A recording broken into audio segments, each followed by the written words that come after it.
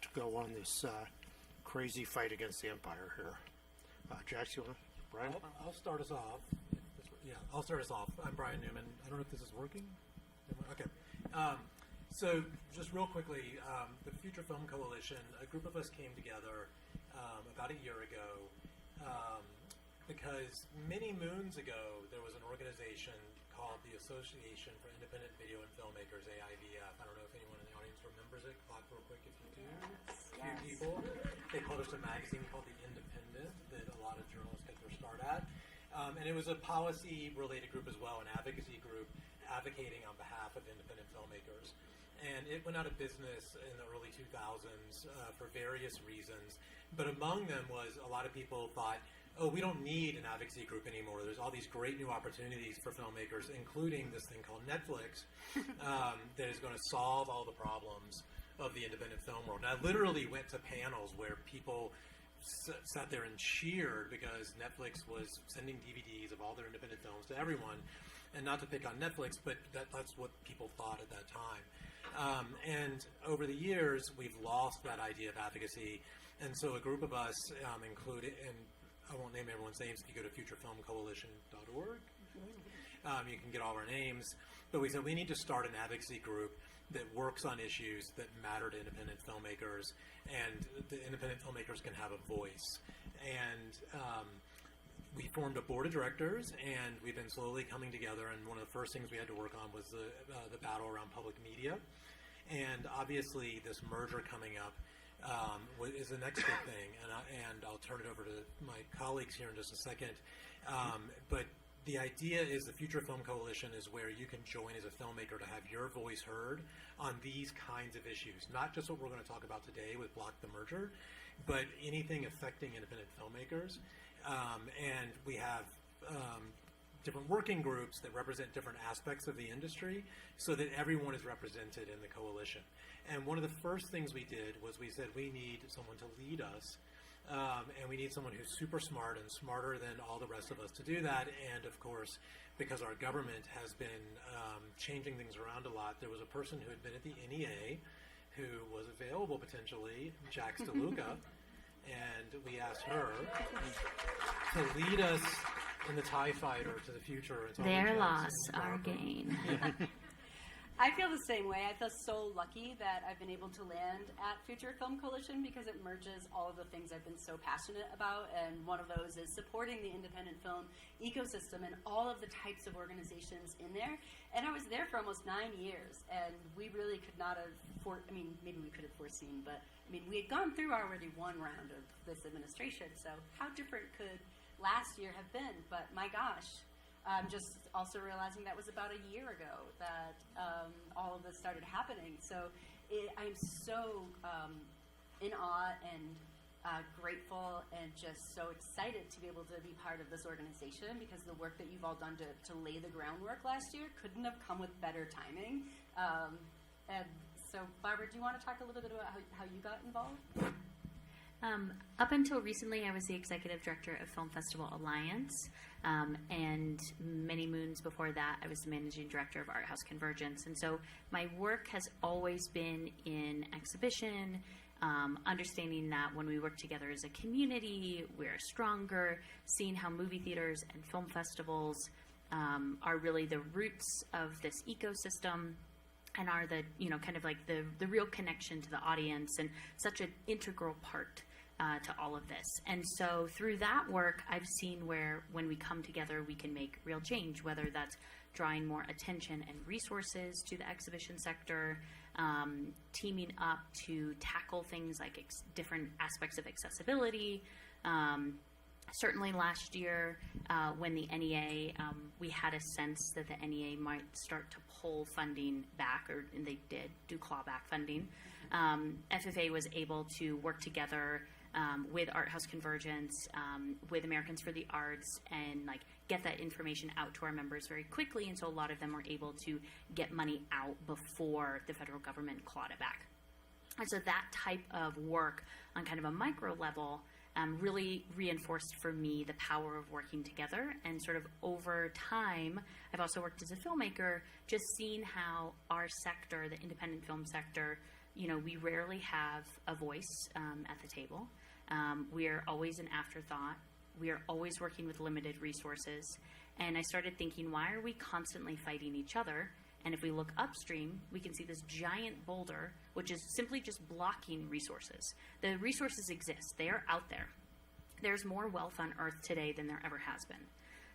But it's just a matter of pulling it to our sector. And so starting to talk with other people about how might we expand beyond and really come together. So Future Film Coalition is not just filmmakers, it's exhibitors, it's marketing and publicity people, it's critics, it's artist support organizations, distributors, kind of really bringing everyone together and understanding that if any one of those areas is not functioning functioning well, it impacts the entire system, right? I mean, it really is like an ecosystem. Like, you learn about ecological ecosystems in elementary school, and it is like, if the frog goes away, it's hugely impactful. Well, this is one of the things, for our tagline for Future Film Coalition. It is independent voices, collective power, and kind of reviving the elements of what AIVF had. I know this from being inside the government, this part of the film sector has not had someone working to shape the language, the shared language for this entire field. People in the entertainment industry, they have lobbyists. We don't have one lobbyist that represents the independent film sector, the industry. So that really is what we are aspiring to do. And we have over 200 members. We have some amazing branch organizers, and we're kind of soft launching right now to figure out how do we run a coalition that can do collective decision making together, and how do we make sure that we're representing this organization and this sector in a way that can help secure policy protections for this field. And so that does relate to blockthemerger.com. You'll see on some of the tables. We've just launched this campaign as of today. And so, yes. So Thank you, Christy. Yes, they're over there. We'll also be at the Solidarity House, and we'll be on a few other panels. But the whole point of this is, and the Ankler's written a lot about this, media consolidation is not abstract. It determines who gets seen, who gets paid, who decides what stories reach the public. So our goal is to help protect indie film by collecting stories. And the thing about this is we've talked to people who have worked in the antitrust review and the regulatory side, and we know what type of stories they need. And we've been working with Free Press and the American Economic Liberties Project. Not Barry Weiss's Free Press, Yes. just to be clear. The other, oh my gosh, thank you. I mean, for we that are bipartisan. distinction. We are looking to merge across the aisle, but, Just not one that collective gasp when I'm like, and thank you. Just, the name Free Press, it's a great name, but not that one. Right, not Barry Weiss. We're talking Craig Aaron. We have a representative from Free Press here. But they did a teach-in with us and the Independent Documentary Association and Art House Convergence, and we did a teach-in. That was the first step. And then from there, over the holiday break, I was working with Marjan Safinia and Kirby Dick and a few other people, and also Art House Convergence. And we've just been having this working group just kind of expanded, and Marjan got blockthemerger.com.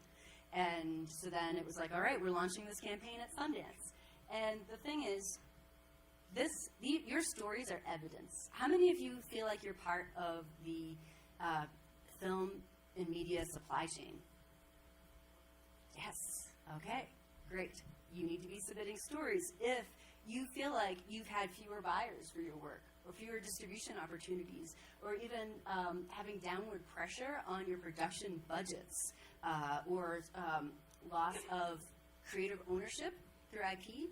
And these are all things we just need to be collecting evidence. Now, we're not against Netflix, we're not against Paramount, but we're against mergers in general because we know that it's had harm for this field and for audiences.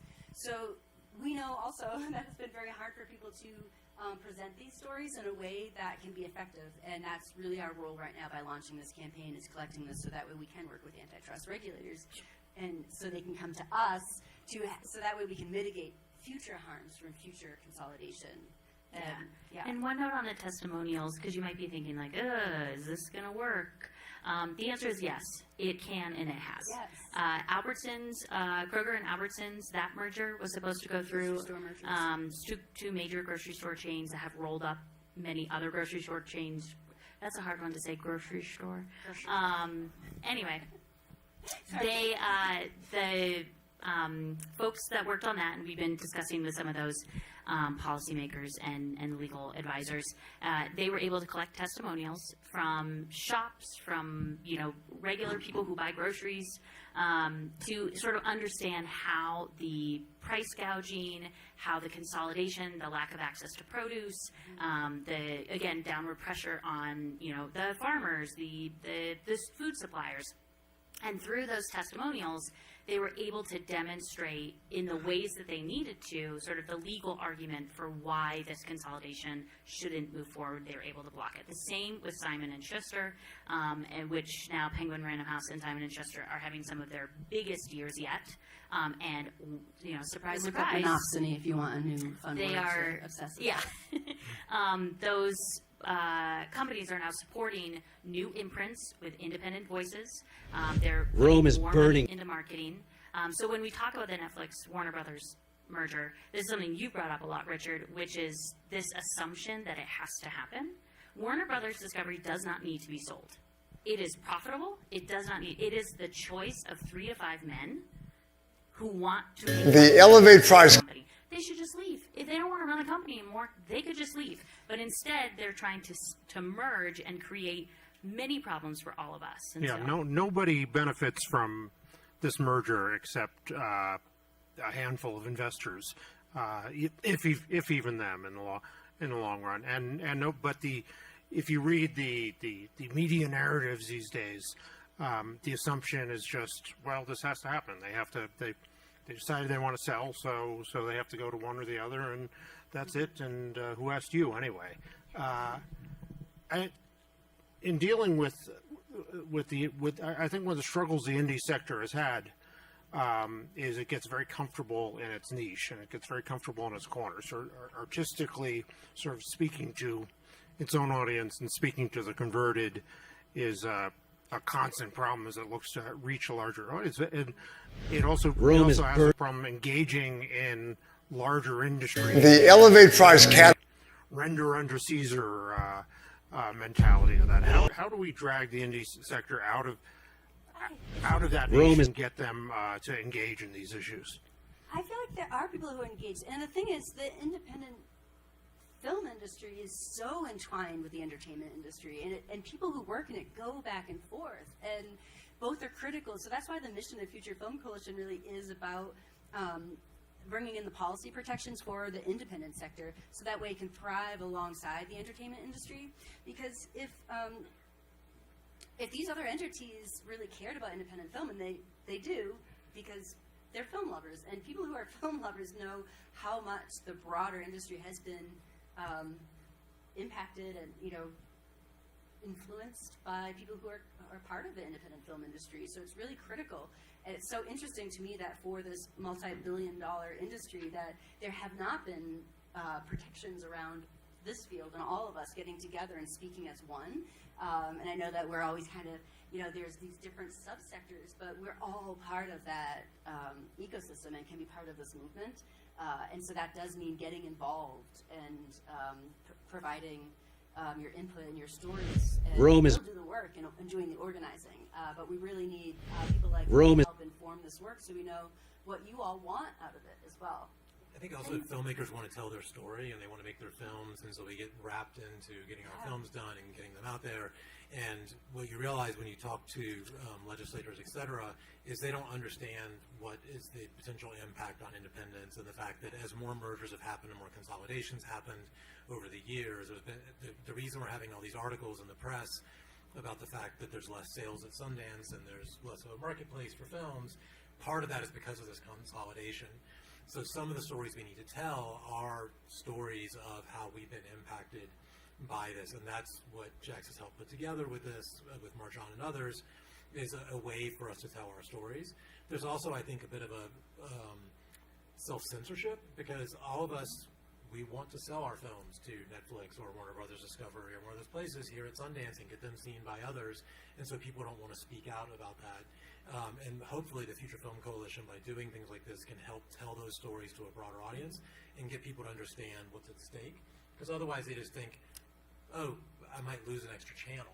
They don't think about all the facts below that of all the people that are So we're impacted. collecting too will be collected anonymously if you would like it to be. I mean, they'll all be just aggregated. We're really using it to help identify the patterns, so that way we can start putting out statements like alongside Cinema United and WGA, and that's kind of that's exactly it. Is we want to be a mouthpiece to help help this field.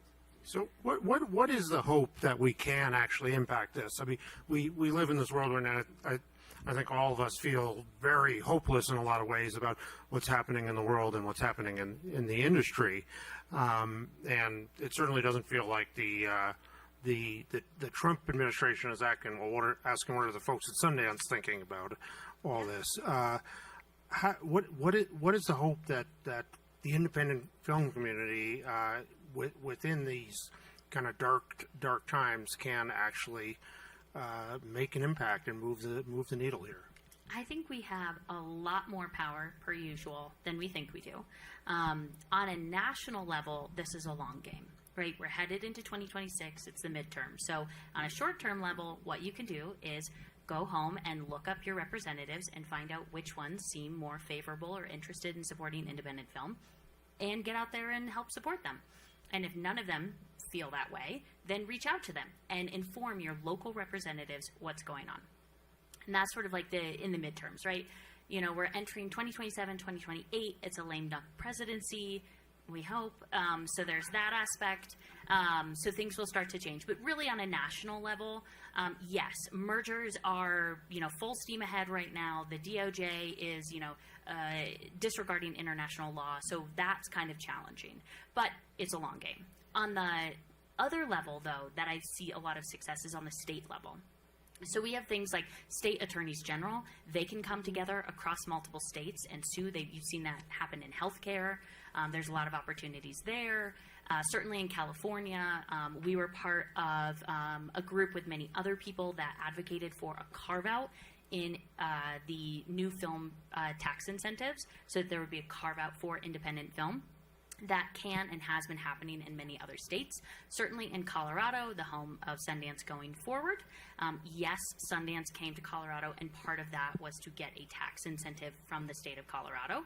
But a bonus of that Sundance was able to influence, along with the others, was to get an additional carve-out for the other film festivals in Colorado. So these are all things that are replicable. You can look at the state of Illinois. There's a number of things going on there. And so part of the additional work that FFC is doing is pulling all of those other opportunities together, those state opportunities, local, regionals, policy interventions that we can facilitate ourselves and push on, but also communicate out to all of you so you can have a checklist of like, how can you actually influence what's going on? And as we all know, the more that you influence locally, the more it changes globally. And so I think that really is what we're focused on, is activating all of you. And yes, is it a whole nother job that you have to do on top of what you're already doing? Yeah, but hello, the universe. We want to make it easy for you to engage. We've been helping people file FCC comments, and in that process, it is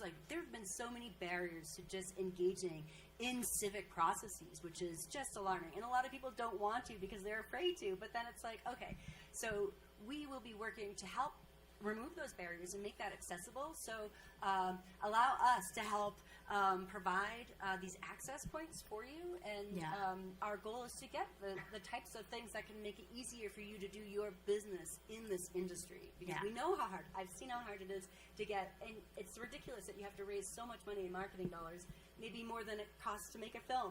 So why don't we have subsidy carve-outs that are coming through digital revenue taxes and digital advertising taxes and other types of mechanisms? So we will be doing that type of research to kind of test out these different things. What can be done locally? What can be done at the state level?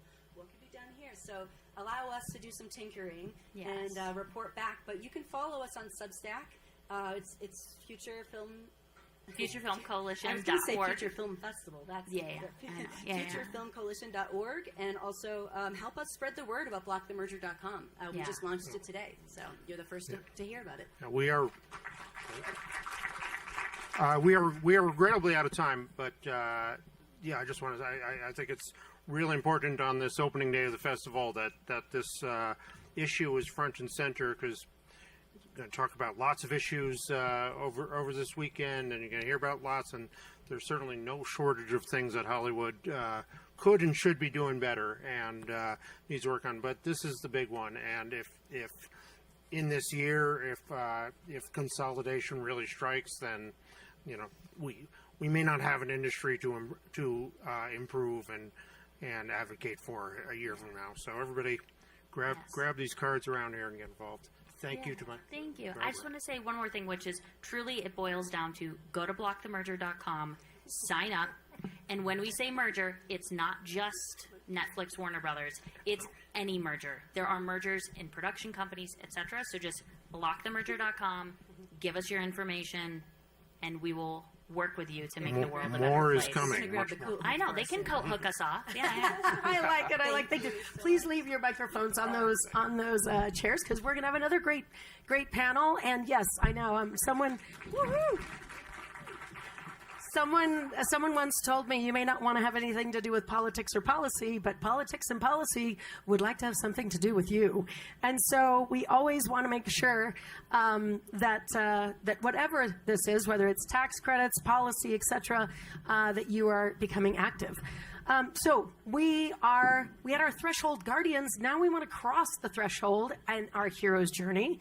And to talk about that, going into the gap and expansive thinking, we're going to welcome up Celia Askinovich, founder and editor-in-chief of Switchboard Magazine, Nicholas Bruckman, founder of People's Television Inc., Christy Marchese, founder and CEO of Kinema, and our moderator is Renee Jones, who is partner and chief of impact at United Talent Agency and also an advisor to the Impact Lounge. Please come on up.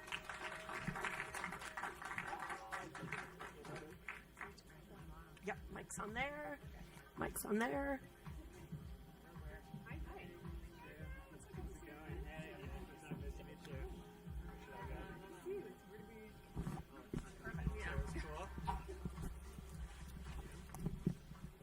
Very bright. Hi, good morning, everyone. Good morning. Good morning, good morning. So many fun Impact friends here. I love it. It's like reunion time for sure. Thank you, Heather. I mean, what you've built is incredible. And through UTA Foundation, we're so proud to be supporting all your efforts at all your festivals and things. So it's wonderful to be here. I'm thrilled to have this panel, and my brain is kind of spinning, to be honest, because between last night's conversations and this morning, there's just so much to unpack. And our three panelists here today also have worn so many hats in their careers. It's also, been so interesting to get to know you and read about you because, unlike me, I've been at UTA since the inception of the foundation in 2004. So you all have moved around a lot. And I think it's just you're very entrepreneurial, and you've really tried to, as we talk about our topic, identify opportunities. And in this rapidly changing environment, I think it's just so important. So before we jump in with some of the questions, I'd love for you all just to take a minute to kind of level set with everybody to talk about your current role and what you're working on, and then we can dive into some of the questions. So you want to kick us off? Sure. Hi, I'm Christy Marchese, and I'm the founder and CEO of Kinema. And we're a global streaming and screening events platform helping independent filmmakers distribute direct to audience through events and streaming. Is that brief? Perfect. Love it. My name is Celia Aniskovich. I am the founder and editor-in-chief of Switchboard Magazine, which is a digital, long-form nonfiction, although starting next week we will also be publishing fiction, publication that serves as an IP generator for film and TV adaptations. So people option our articles as well as the short films that we acquire 4 of which this year were Oscar qualified. We won the Critics' Choice. I like to brag about. Congrats! Talk about independent filmmaking, beating Netflix and HBO in our first Critics' Choice appearance. We were very excited about.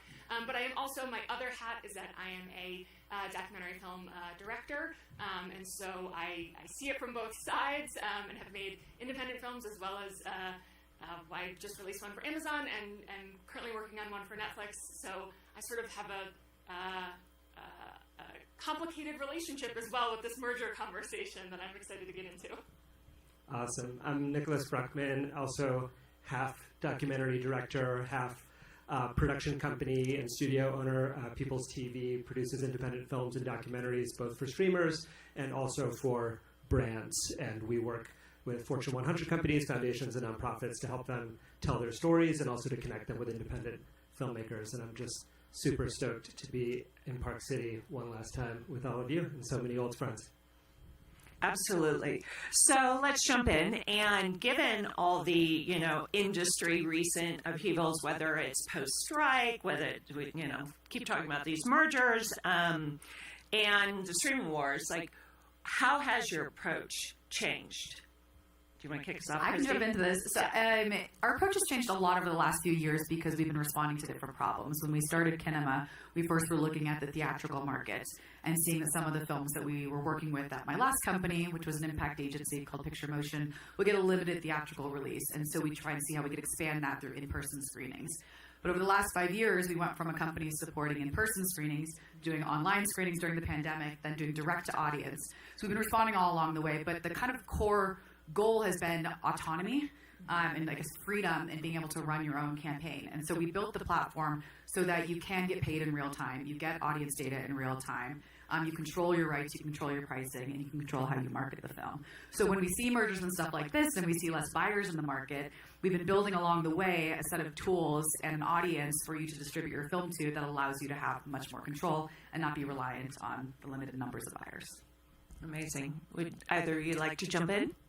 Sure, yeah. I think, to your point, for us, not being reliant, not being dependent is the biggest thing. And I think we think a lot at Switchboard about access and ownership. I am, as a documentary film director, 3 of my films got lost in the HBO Max merger, gone forever, written off as a tax write-off, no one can ever see them again. And that was sort of my wake-up call of, that's not my film. I don't own any part of that. And so Switchboard, not only do we publish these articles that turn into things and the shorts, we have a 50-50 profit share model. Every dollar that comes in gets split with our writers, with our filmmakers, for the adaptations that come out of them. We want to sort of put that back in their hands and say, you should have control over how your story moves, over how it's presented. But also, we really see it because, look, a lot of independent filmmakers come to us and say, great, but this short, I'm making it because I want to be on Netflix. And we don't want to say no to that. And so we also, we help them set that up as a calling card. And we use that in a way that I think, allows them to look in both directions and not just say I have to pitch straight in, but let me create something that demonstrates that I can do this. On my director hat side, I'll say I have a film that I just put out on Amazon called Merchants of Joy, which is about Christmas tree salesmen in New York City, which is very fun, and it sort of came to be because of a Sundance meeting I have, so lovely to be back here. But I think what's so interesting is I tell people the story of Christmas tree salesmen in New York City. Most people don't know this, but all the trees sold in New York are sold by one of 5 people. And so it's this kind of benevolent mafia, and everyone says, well, of course Amazon bought that. That's a no-brainer, Doc. And I say, well, I spent 3 years maxing out credit cards, and I can tell you it wasn't a no-brainer. But it became very apparent to me very quickly, talk about impact too, that there was a story here of these 5 families that was so impactful, that spoke to so many people. And I said immediately, we're not going to pitch this out. We're going to do this independently. And we got independent financing. And we were able to then bring it to a streamer. Artist Equity, Ben Affleck and Matt Damon's company came in. They're now working on a narrative adaptation of the documentary. So this idea that they can't work together, I also think is important to challenge, that the mergers and everything that's happening are awful. And I think we can't stress them enough that this could be the end of a lot for people. But also I think the people that work at those places are people like us who want to see good films made. They're not, the couple shareholders that are going to benefit. And I think we can find ways to work with each other. Yeah, totally agree. I had the very lucky experience early in my career, with my first film being here at Sundance, a film called Valley of Saints. It won the Audience Award. I was in my mid-20s. Congrats. Some of the people in the audience were there a long time ago. But what I was lucky was that after I was on stage, I walked off and I thought, okay, cool, like I'm either just going to get my next, it was a total art house movie. We shot it in Kashmir, in the Kashmiri language where no movie had been made, and I was wanting to tell stories about underrepresented people who'd never been on screen, kind of, before it was cool. And we had the realization right away that actually that type of independent success does not necessarily open the doors to financing of those types of projects. And really early on began thinking about what are the ways to make the sheer economics of independent, mostly documentary, but also narrative financing work. And I try to be very transparent. I mean, I think my audience is mostly young filmmakers as opposed to industry people trying to understand how I've navigated being a doc director, running a production company, making a film every couple of years since. And in the last 3 films I've made, all of which have had some kind of sort of indie paper success, a South by or Tribeca premiere, a Emmy nomination, a PBS broadcast, a streaming license, all of that money often only adds up to $300,000 to $500,000. And there's obviously a lot of variations in that. And of course, 5 or 10 of the movies out of this festival will be bought for 1.5, which is probably still their whole budget. And so the question for me really fundamentally is, where does the other $800,000 come from? Maybe 500. These numbers are obviously fungible, but I think it's important to talk about them directly. And the solution that I've come up with and have been developing with my team over the last couple of years and have worked with some folks in the audience with is getting a variety of other impact stakeholders, brands, foundations, and nonprofits to fill that gap. And so, talk more, and I'll be speaking on a panel Sunday more specifically about that. But that's where I think there's a great opportunity to bridge impact and solve that literal gap of money that I think is what's breaking the film industry right now. Well, speaking of our session Into the Gap, and I think, here we are at Impact Lounge, and Impact has been core to all of your careers and kind of your guiding, North Star. So I'm curious, what's hidden in there right now that excites you? Because you're touching on it, Nicholas. And is it the brand aspect, or what is it that you think is a real opportunity for folks to really think about, that we have the old model, the new model, but what's in there that we should, unpack a little bit? Sure. Well, I'll just start with the brand piece. And yes, that's part of what I've been focused on. I don't think it's the only element, and I don't necessarily want, to be here in Boulder next year and every movie is brought to you by Bank of America. I don't think that's necessarily the world we want to live in, but I do think 100% basically every brand, and I know, Christy works in a big holding company and can speak more to what those conversations at the Fortune 100s are having right now. But all of them are looking to connect with folks in deeper, more meaningful, non-influencer, non-content creator way. Everything that's happening, in my opinion, with AI and social media algorithms are obviously driving people towards a pendulum swing of wanting longer form authenticity and to have audiences and platforms like this that they simply cannot buy. And so, as a way of example, we worked with the brand Oatly alongside Brian Newman, who spoke on the last panel, doing the amazing Future Film Coalition work, to do a totally independent investigative doc-series that was, for them, cheaper than the Super Bowl commercial. They did do a Super Bowl commercial the previous year, but it was 4 half-hour episodes of TV that premiered at Tribeca and got amazing earned media, and also makes them look cool. And I think there's a lot of nuances in how we did that successfully, and there's a lot of bad examples of branded content and entertainment, and a lot of discussions happening at Sundance. But I think it's really promising, and I think if they're navigated very carefully on a very elegant tightrope of creative control and authenticity, that can be one of the solutions to the many challenges that people have been talking about today. I also think the gap that we're seeing, at least at Switchboard, that really excites me is finding your audience. That a streamer has to speak to 20 million people. So there is, someone brought it up earlier, there is an element of just whether it's lowest common denominator or whatever it is, they have to hit metrics, and their algorithms telling them something.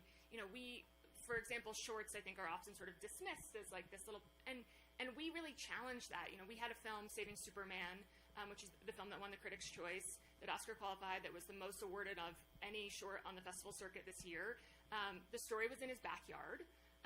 It was about an autistic man in Indiana who dresses up as Superman in his July 4th parade every year and had sort of became this cult hero. But he could make the short. And so he made it. It's stunningly beautiful. The team, we were able to connect with Brendan Fraser, who has an autistic son and is from Indianapolis as well. Wow. He joined the film. He went on the Kelly Clarkson show to talk about this film and Jonathan, the protagonist. We have 300,000 views and counting on this YouTube short that we released via Switchboard. Again, beat out Netflix and HBO with these huge campaigns, and we reached the audience that we wanted. We weren't trying to reach everybody, and so it's being used in schools, it's being used in companies, it's being used everywhere. And so, you know, whether it's that or a short we had that Oscar qualified but didn't move forward, that found funding for their next feature through the audience, that, you know, someone saw it and said that this reminds me of my home, and this reminds me, you know, I think I'm excited that we can speak, again, not just to the masses always, and find success in finding our audience. I think building off that, technology has allowed us to be able to connect to audiences more directly. It's how when we build the platform, and so filmmakers can build that email list, start to build that direct relationship. But technology has also created some bad things. And so I think one of the opportunities we see is in the stories you're telling. So on the negative side, you have the TikTokification of storytelling that's pushing towards vertical dramas to keep you flipping and keep you engaged. And the storytelling quality is maybe a little bit lower than a standard it could be. If anybody listened to Ben Affleck and Matt Damon on Joe Rogan, not that I expect this room to be big Joe Rogan fans, but if you listen to it, which I do recommend, they talk about how the notes they're getting from Netflix are, say the plot over and over again, say the title over and over again to remind audiences because they're probably on a second screen, or take that budget for the big explosion in the third act and put it in the first so you get people kind of watching earlier and count those minutes. That's changing how stories are being told. But I think the opportunity there is to kind of go back to what makes really, really good storytelling, and that's where I can bring up my favorite topic, which is heated rivalry. So if anybody's seen it...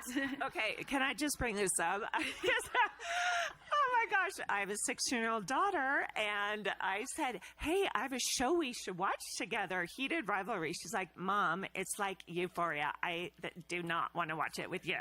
And I'm like... Okay.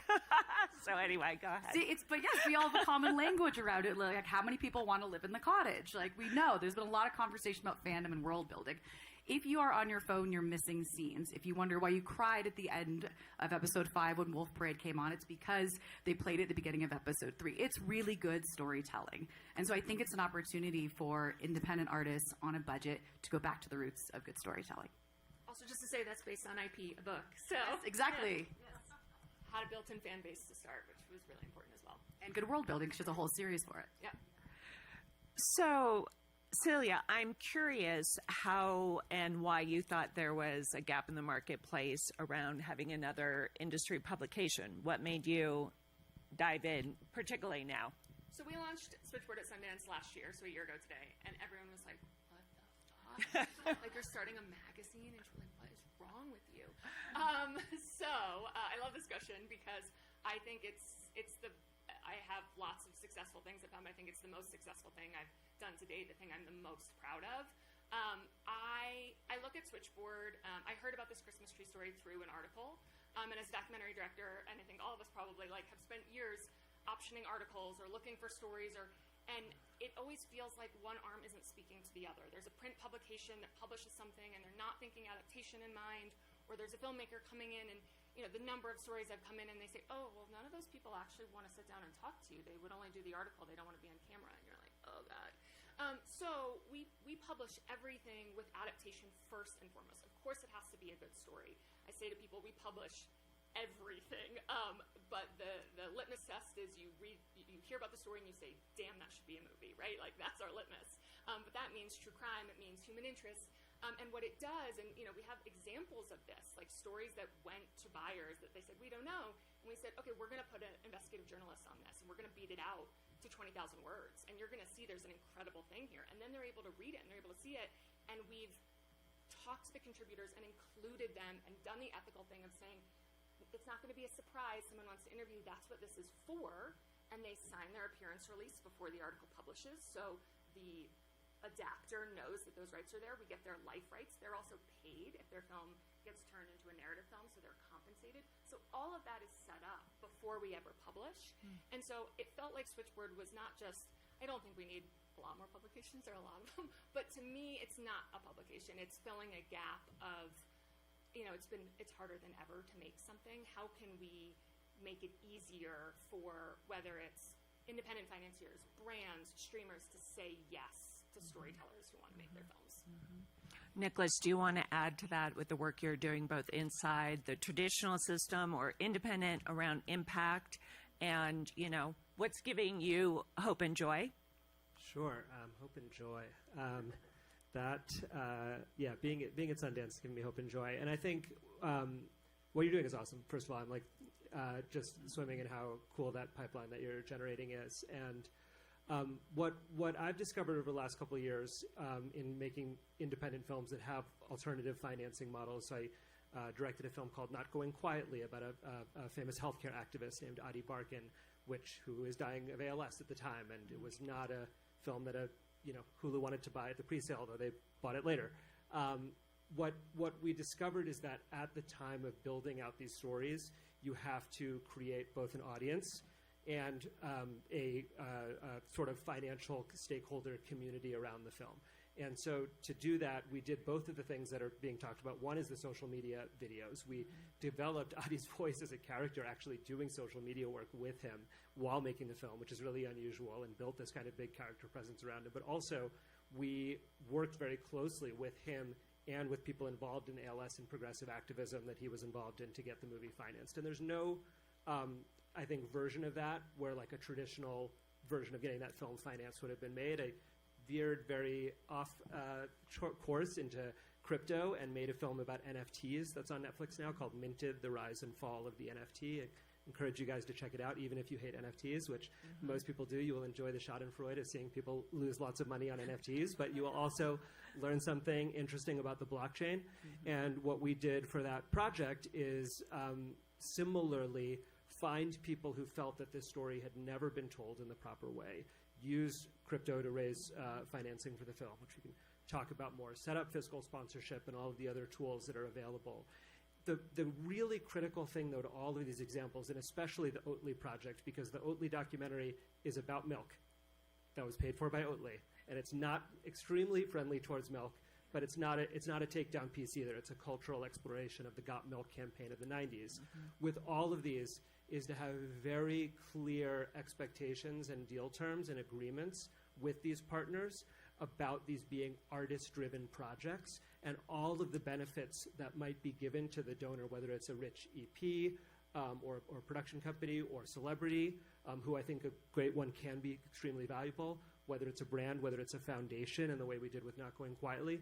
Really, really clear agreements that the project is going to be artist-driven and not to cede editorial control, with the exception of possible legal or other kind of things around it. And if you do that, I think the outcome, the positive outcome for the funder and financier is way higher than all of these kinds of projects which turn into soupy promotional mess, or they're ads for crypto or ads for plant milk or rah-rah activism stories. And so that is what I really want to impart on people today trying to explore these partnerships, is that you can engage them ethically while retaining your artistic independence and not feel like you're giving up on the art because you've brought in these types of partnerships to make the project happen.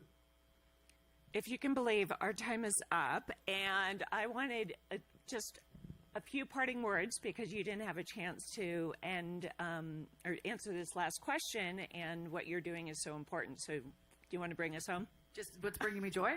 Well, joy in what you're doing, Like yes. heated rivalry? Like, do I bring that up again? Yeah. Okay. We can talk about that separately. I will say it's the artists in the room, the creatives.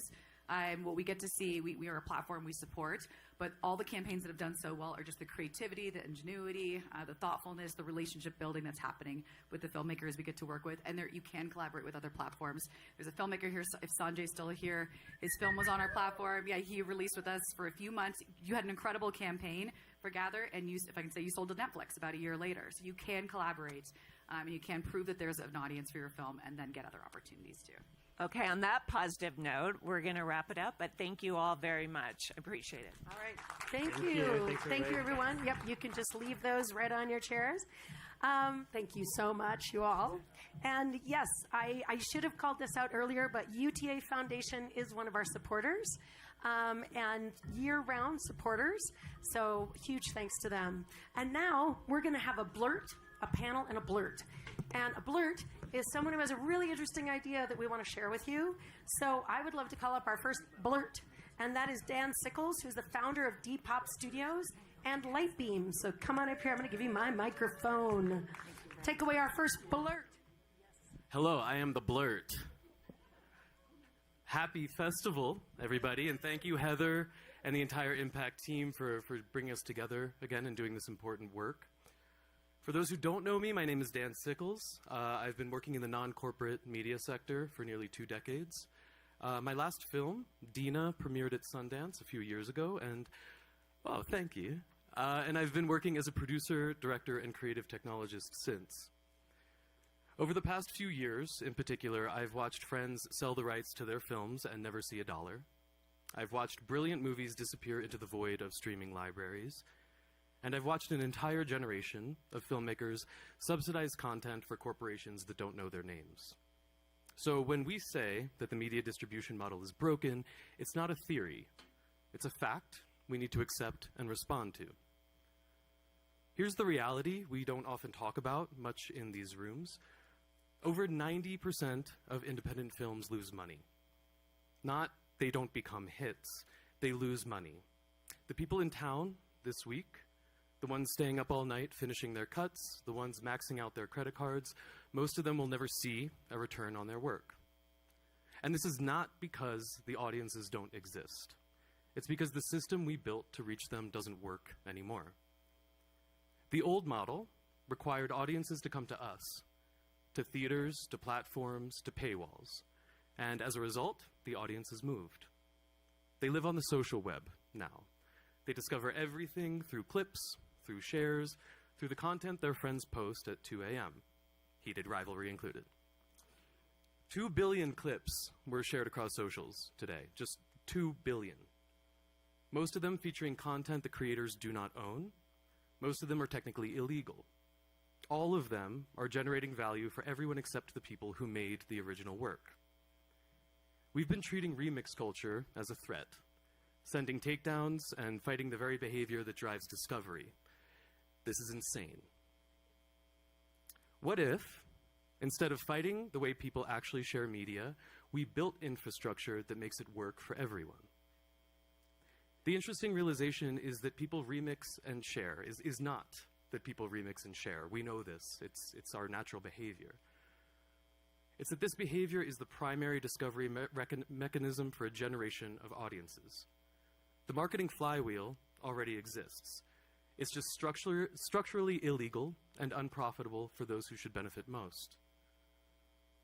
You're going to hear a lot of pitches throughout the next few days, and a few from emerging platforms that are unfortunately repeating the same mistakes of the past.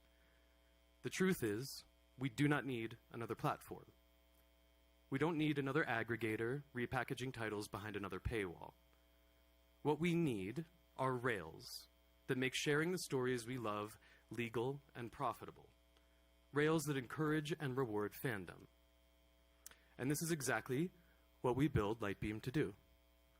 Can I get the first slide, please? Lightbeam is a new standard that turns every authorized clip into a traceable, monetizable, shareable unit. Rather than trying to control or constrain distribution, we're supercharging it by permissing the behavior that's already happening. When someone shares a moment from your film through Lightbeam, 3 things happen instantly. Next slide, please. The person sharing gets credited as a promoter. You, the rights holder, get data on your audience from across the social web. The audience gets a direct path to rent or purchase the full content. Lightbeam essentially turns your media into its own storefront that operates everywhere online. Not locked behind a platform, not dependent on an algorithm that doesn't care about you. Your film, your audience, your revenue. We've spent nearly 2 years building this with some of the most respected names in independent film. Our first distribution partners are live on our app, and we're proud to say that the protocol works. Next slide, please. Incubated by the Sundance Institute, Lightbeam is already working with partners from Magnolia Pictures to MoMA Film to Topic Studios to A16Z. And we've been live for less than 2 months. Thanks. What excites me most about this moment, though, isn't the technology. It's who's in this very room, it's who's at the festival through this week. This is a community who actually understands what's at stake for a vibrant media landscape. People who have been fighting for this ecosystem their entire careers. We built Lightbeam because we believe the next chapter of media distribution should be written by creatives and producers, not just platforms. And we want your fingerprints all over it. We're hosting this week, all week, at Lightbeam House. Come see the product, come meet my team, come tell us what we're getting wrong, and come help us understand how we can build better together. The infrastructure that will define how independent media reaches audiences is being built right now. We'd rather build it with you than without you. Come find us at Lightbeam House. That's LITEBEEM house.com. Thank you all for having me today.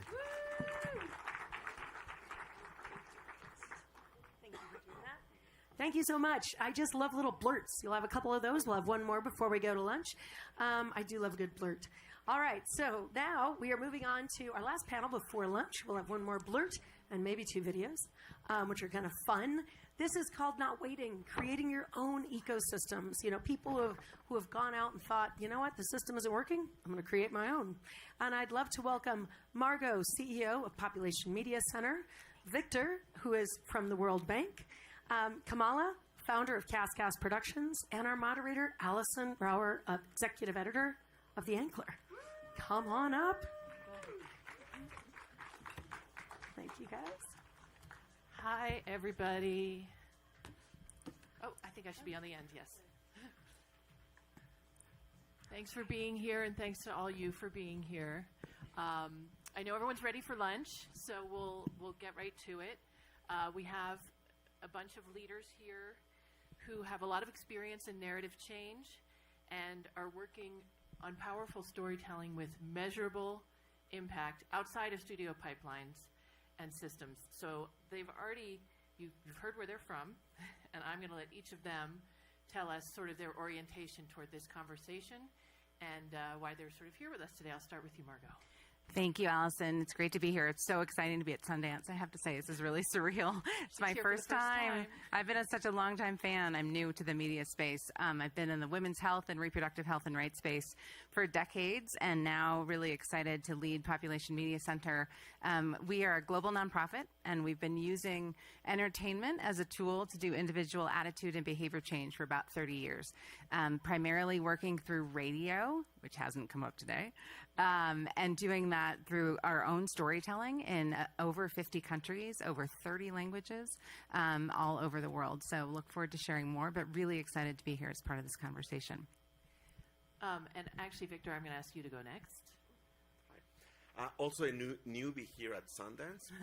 I lead the World Bank's research program on entertainment media for social impact, where we are strengthening the evidence base that soap operas, movies, gamified apps are much more effective than traditional investments like PSAs, information-only formats, that research shows that while effective in raising awareness, are not very effective in changing attitudes and behaviors.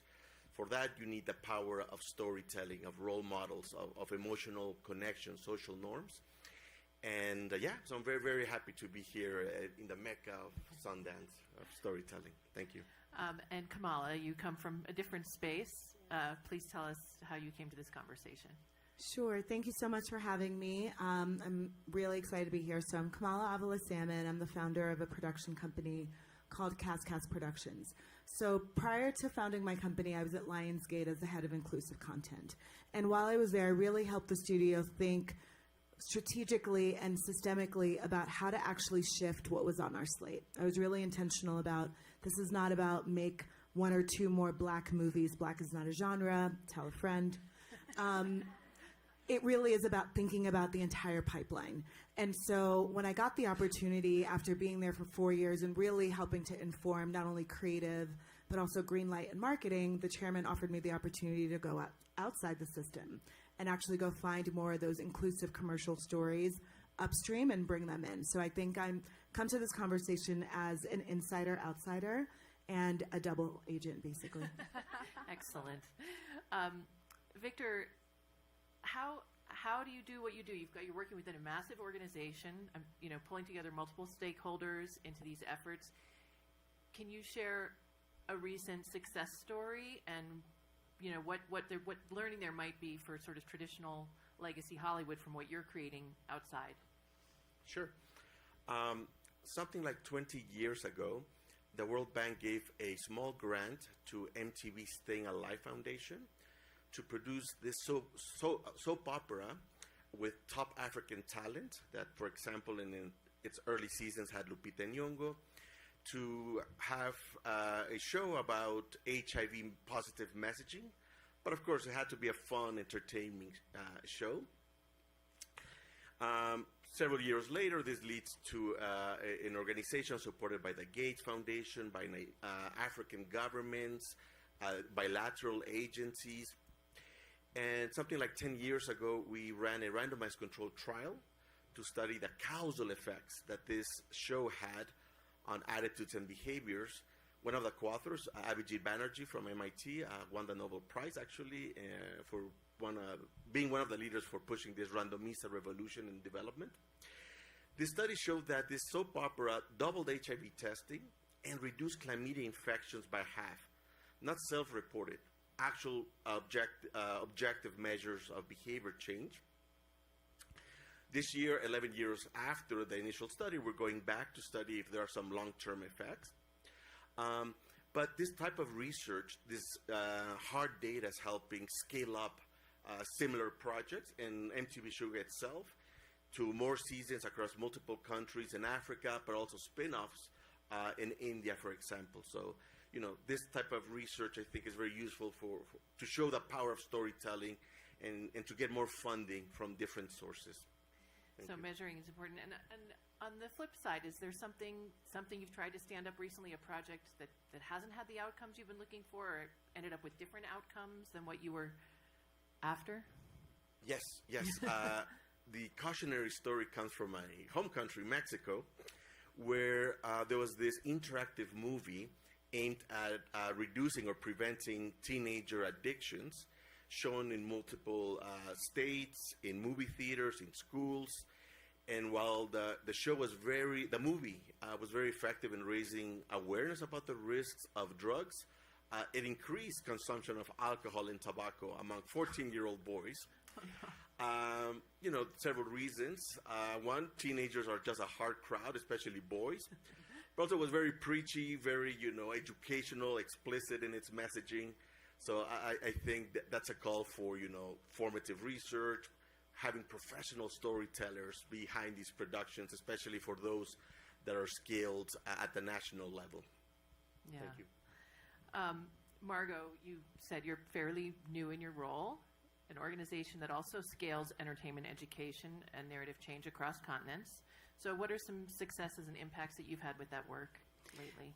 Yeah, I'm new to this role, and I'm new, as I said, to media. I've done women's health work my whole career through policy. I was at a foundation as a program officer. For all of you who interact with program officers, I was on the nonprofit pharmaceutical side. There are nonprofit pharma companies out there, and now I'm on the media side, and I've really gotten so excited about the idea that I used to think of the last mile as that how do you get a physical product from like a clinic to a person. And I really, truly believe the last mile is how do we change hearts, minds, attitudes, behaviors, stigma. The services and products can be there, but if nobody's there and they don't feel the self-efficacy to actually use them, it actually doesn't matter. So really thrilled to be here. PMC does what I have been calling, this is not scientific, a soup to nuts approach to production. We have a research team that goes to communities and researches the issues in a community. So this could be gender violence, child marriage, the family planning beliefs of a community. And then we hire writers, we train writers, we hire actors, we produce the show. I have recording studios in Zambia, Nepal, Niger, West Africa, Ethiopia. And then we buy airtime on radios, we distribute the show, and then we do the research, as Victor's talking about, to see if it made an impact. That is, as you can hear, we can talk about this maybe in another time, a really expensive endeavor, but it really does create shows that are locally relevant, resonate with people in lots of different languages. So just to cite a couple examples, one of the sort of soup to nuts variety, we had a show that just finished last year. It was a long-running serial drama in Niger, so very similar to the work that Victor's describing in the soap opera model. On the radio. I don't know how many have followed news about West Africa, but Niger had a coup in 2023, right as our work had been funded by UNICEF. Many NGOs were asked to leave the country. We negotiated with the government and changed slightly some of the issue topics in the show, got to go on air, and really had some amazing results with what we learned after this drama. By the way, it gives people like really good content to listen to in the evenings. And some of the data showed that there was, and this isn't going to sound that significant, but I'll tell you why it is, a 12% difference between the number of people who listened to the show who really rejected the idea that child marriage actually protects girls. 12% doesn't sound like a big deal, but in a country where 3/4 of women are married before they're 18, this is a country of 30 million people. You can do that math and figure out that that actually is quite a big deal. And another example, just quickly, that's different, and we were talking about this a lot last night, and I think this is sort of where PMC is thinking about moving. We have a partnership in Mexico with Televisa, which many of you probably have heard of. It's a big studio in Mexico. Big audience. We're collaborating on a soap opera. We're working on our 4th soap opera and have integrated into just one family of that soap opera. So it's not every storyline. Stories about teen pregnancy, STI, and some gender violence. And then we have a team that measures the impact. Did it actually move the needle? Did it make a difference? And just to throw out some numbers that I think this audience cares about, that show is getting 6 million viewers a night in Mexico City alone. It shows here in the U.S. on Univision, so you guys can look out for Papás por Siempre if you have Univision. I know there's probably a lot of cord cutters here. I still have cable. But Univision was getting like 9 million viewers. So I think just the scale that we can get to with that kind of work is really exciting, even if you're trading off on having just one of our storylines as like the impact storyline as opposed to the whole show. And you talked about you hire writers, you hire actors. Are you finding people, obviously locally you're finding actors, but when you work with writers and producers and developing these projects, are you looking for people within the industry or people with social impact background, and how do you sort of square that? So I think historically we haven't. By the way, these are not people who look like me who are doing this work. This is all led by teams that are from the countries in which we're working, including researchers.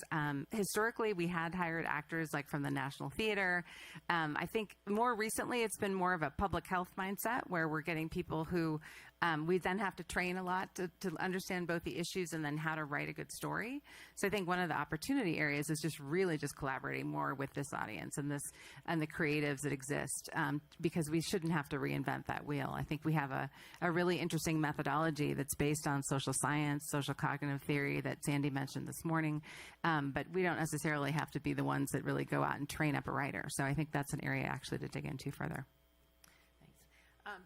Kamala, you are insider, outsider, and I'd love to know, obviously you had a good experience at Lionsgate and, were able to have impact there, but what can you say works really well within the existing system and pipeline, and what are you learning from your work in the last couple of years that could improve that pipeline or just create different ways of getting there? Yeah, it's a good question. So I think going inside traditional media and working at a place like Lionsgate, where I was invited to be a part of the Greenlight Committee, it was really fascinating to see how they think about what they're ultimately going to invest in.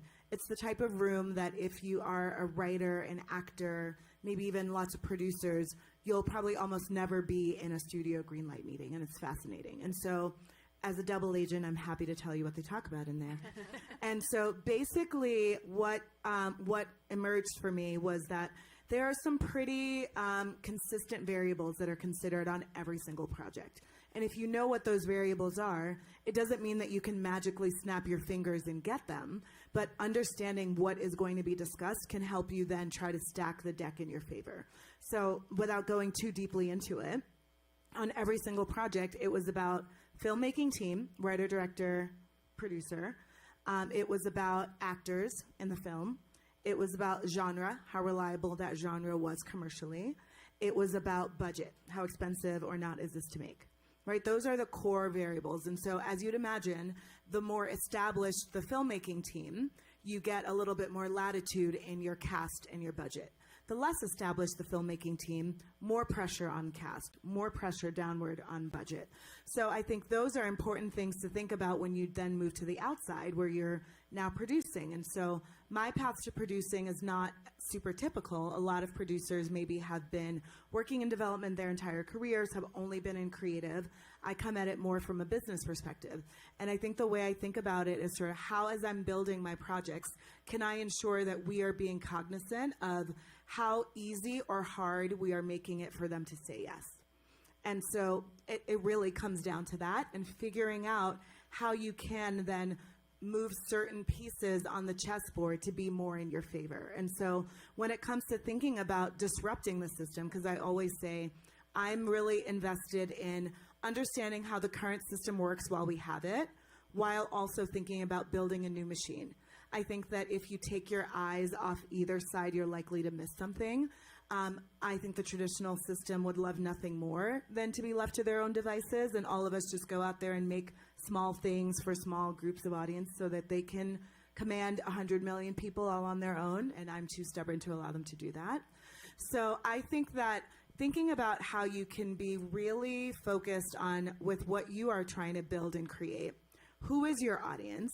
How are they currently being reached? Who is meaningful to them? Those are some of the insights that I think don't always exist inside the traditional system. The people that get to decide what is consumed, what is made, and then later marketed, we're talking 5 to 8 people, which is terrifying. And they are really not like us. Let's just say that. So I think where we can be helpful to them is if you can bring with data your insight about who your audience is. And just one other tip, your audience is not everybody from ages 2 to 90 of all races and no audience, right? That tells me you don't actually have an audience. It's not everyone, it's someone, right? And think about sort of where is your evidence that those people can be reached, have been reached, should be reached, and then help them think about how to get there because they would like to make the money. They're just their assumption. They start from a place of why it can't work, right? Where I approach from a place of, well, how could it work? So, and it is working. I think you have a film. I think your first film on this deal is coming out this year. Yes, and it is. It's genre. And I want to hear a little bit about the film, but also why genre is a good opportunity for telling stories that can drive narrative change. Yeah, absolutely. What is it about that? Yes, so our first film is called The Gates. It is a thriller. It's directed by a first-time director of color, and I'd built a program at Lionsgate for first-time directors of color to make their first studio-backed feature. So it's a project called The Gates. It's about 3 young black men that are going to a party on the other side of town. When the highway breaks down, they decide to take a shortcut through a gated community, and hijinks ensue. So I think the reason why genre, and in our speak, what we mean by that usually is horror, thriller, something like that, is so helpful is because it is commercially reliable. It is something that audiences have proven that they continue to enjoy watching. They talk about the twists, the turns, the suspense, the horror, the fright. These are very primal feelings and emotions that when people feel them, they want to say, oh, this thing made me jump in my seat, or this thing, really surprised me. And so when you take something that already has an audience, and then in that you really think about what intentional messages you're trying to embed in it, again, going to what Jared said earlier in the morning, without letting that overwhelm the entertainment proposition that you have to deliver on, I think you have a lot of opportunity to embed and sort of blend in the veggies with the chocolate or whatever it is. But I also just want to say that I don't think there is such a thing as messageless content. There is no such thing. Every single story has a message in it, multiple. It is telling you who is worthy, who is not, who is lovable, who is not. So your favorite action movie that you think has no messages has just communicated to you again that like only white men can save the day. You didn't know that was the message, but it's in there. And so I think that like we can be intentional across every single genre. Yeah. We have messages in rom-coms. We have messages in comedies. We have messages in everything. And what you were saying before about who's your audience and reaching your audience took me back to what Victor was saying about why one project succeeded and one maybe didn't. Is that you did create in Africa this type of storytelling that was very impactful with who you were trying to get, and then maybe the form of what you did in Mexico didn't meet the group you were really trying to talk to. And you spoke as well, Victor, about measurement. I know measurement is really important. It's amazing that you're able to have randomized controlled trials for this type of work. I know that's a expensive and time-consuming proposition, and but I think that's probably important for all of you. Is how do you measure your impact? I mean, obviously there's data and numbers, but how do you also measure your impact, and what are you looking for, Margot, in that? To us, measurement is almost everything. I mean, we're supported by philanthropy, as it's come up many times today that philanthropists are often looking for outcomes that are somewhat different than a traditional industry partner would be. So it's built right into our whole methodology. I will say that we have to lead, though, with entertainment. I mean, that's the whole secret sauce, is you have to be entertaining. So, we have sort of a 70-30 balance on being entertaining. 30 then on the broccoli, whatever we're calling it. So I think, it's everything. I think that there are metrics that we haven't looked at, which is, can you change, I'm thinking about our partnership with Televisa. One exciting outcome of that has been even the actors have been using their social channels to talk about the issues in the show very organically. And so we're not really measuring that impact, but that's impact. That's a big deal. And so I think we've been traditionally measuring sort of these changes in actual individual behavior. But there's so much more upstream that you're talking about, Kamal, with narrative change, with these broader things that are affecting all of the issues that we all care about. So I'm excited to think more collectively with new friends like Victor and others to think about how do we use innovation, other techniques like AI to measure impact. Is there something new in this arena for you, Victor? Yes. So we do randomized controlled trials, impact evaluations of specific shows. But in the last few years, we've been expanding the AI portfolio in our department. And right now, a partnership with USC and UPenn, we are doing a project called Mapping Gender Norms in Media, where we're training AI models with human annotators from different cultures, from different countries, to pick up what's being portrayed, especially gender norms, in different, in thousands of movies, social media, films. And it's super interesting because it allows, for the first time, to quantitatively, that's a hard word for me, quantitatively measure trends across time within an industry, right? Because now you can compare hundreds or thousands of shows within the same genre. I like that word. Within an industry, say Hollywood, Bollywood, Nollywood. But also you can benchmark across different industries, right? Hollywood versus Bollywood, what messages are being portrayed. And this could serve also as an advocacy tool, right? For organizations like Women in Film and others to create scorecards to show the realities that are being portrayed in TV, films, etc., and hopefully promote behavior change at the industry level. Thank you. I like ending on a positive note about AI. I'm sure we could go on and talk about AI for a long time, but we have reached our time. Thank you all so much. We could go on Thanks, for another Allison. hour with this group, but it was great to hear from you, and have a great Sundance, especially you first-timers. Thank you. Thank you. Thank you. Thanks, Allison. Thank you, everyone. Thank you. Thank you. Thank you so much. We'll just have you up this way. So we have a last blurt before we go to lunch. I'd love to welcome up Jen Greenstreet, who I've met recently, at least online on Zoom, with Just Like You films. And I think a lot of you will like the very adorable, touching film that Jen is going to show us. So Jen, very nice to have you. Welcome to Sundance and welcome to Full Focus. Yeah, we can. Okay. Yeah. All right, so before we get up, we're just going to go straight to the film.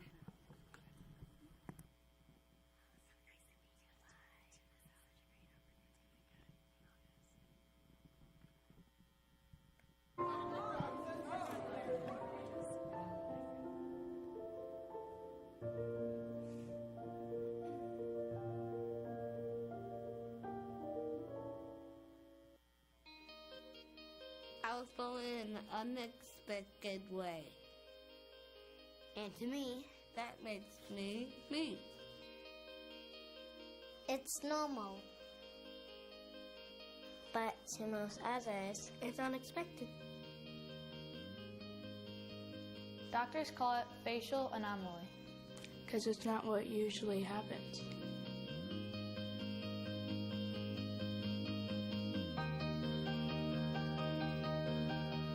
I was born with a cleft lip and a cleft palate. I was born with a port wine stain. I was born with facial paralysis. I was born with lymphoma.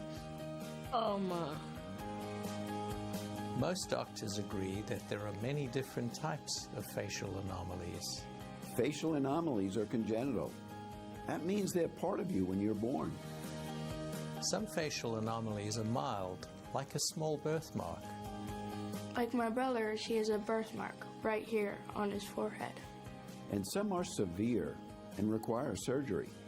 Like mine, I had 7 surgeries before I was 9 years old. I had 2 surgeries before my first birthday.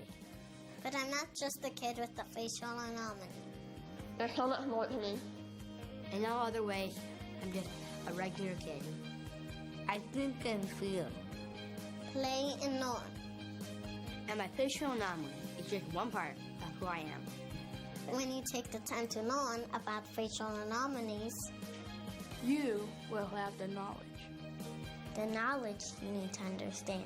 Understand. Understand that some kids have a facial anomaly, but they're still a kid. Just like you. Just like you. Just like you. Just like you. Please help us educate the world about facial anomalies by watching and sharing the film Just Like You, Facial Anomalies. Because when we know better, we do better.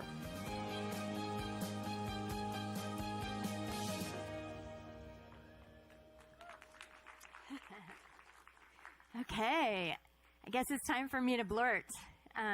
Thank you so much for having me, Heather, and thank you for watching this trailer, which, by the way, we are celebrating the 10-year anniversary of that short film. And that one was Oscar qualified and distributed by AMC Theaters in all the major markets alongside the movie Wonder. So that was exciting. So before I blurt, I'd love to just ask you a question. This is one of our 15 films in our library, with 4 more currently in our slate. We have short documentaries, feature documentaries, feature narrative, and speaking of impact through gaming, we even have a virtual reality short film that I'm very excited about. So I'm curious to ask all of you, we talked about how we just all want to feel something when we watch movies, and I'm just curious, watching that short trailer, did anyone feel anything? If you could just raise your hand, let's go back to school. Thank you. And also, if you connected or with something that you didn't expect to connect with when you watched that trailer, that I'd be curious to hear from you by a raise of hand. If you'd raise your hands, that'd be great. Okay, thank you. Well, that's what we call it, Just Like You Films, the empathy engine. And it's been at the heart of our work for the last 20 years. My name is Jen Greenstreet. I'm the founder, CEO, and filmmaker at Just Like You Films. And we are a nonprofit and film studio. And we are women-led, Oscar-qualified, Emmy Award-winning nonprofit and film studio with a mission to create a kinder, more compassionate world through the power of storytelling. We've all heard the saying, where attention goes, energy flows. And right now in our culture, so much of our attention is being pulled down on small screens, on phones, which ironically I'm doing right now in my own small screen. But long before stories lived on screens, they lived human to human, around fires for evolutionary purposes, for social utility.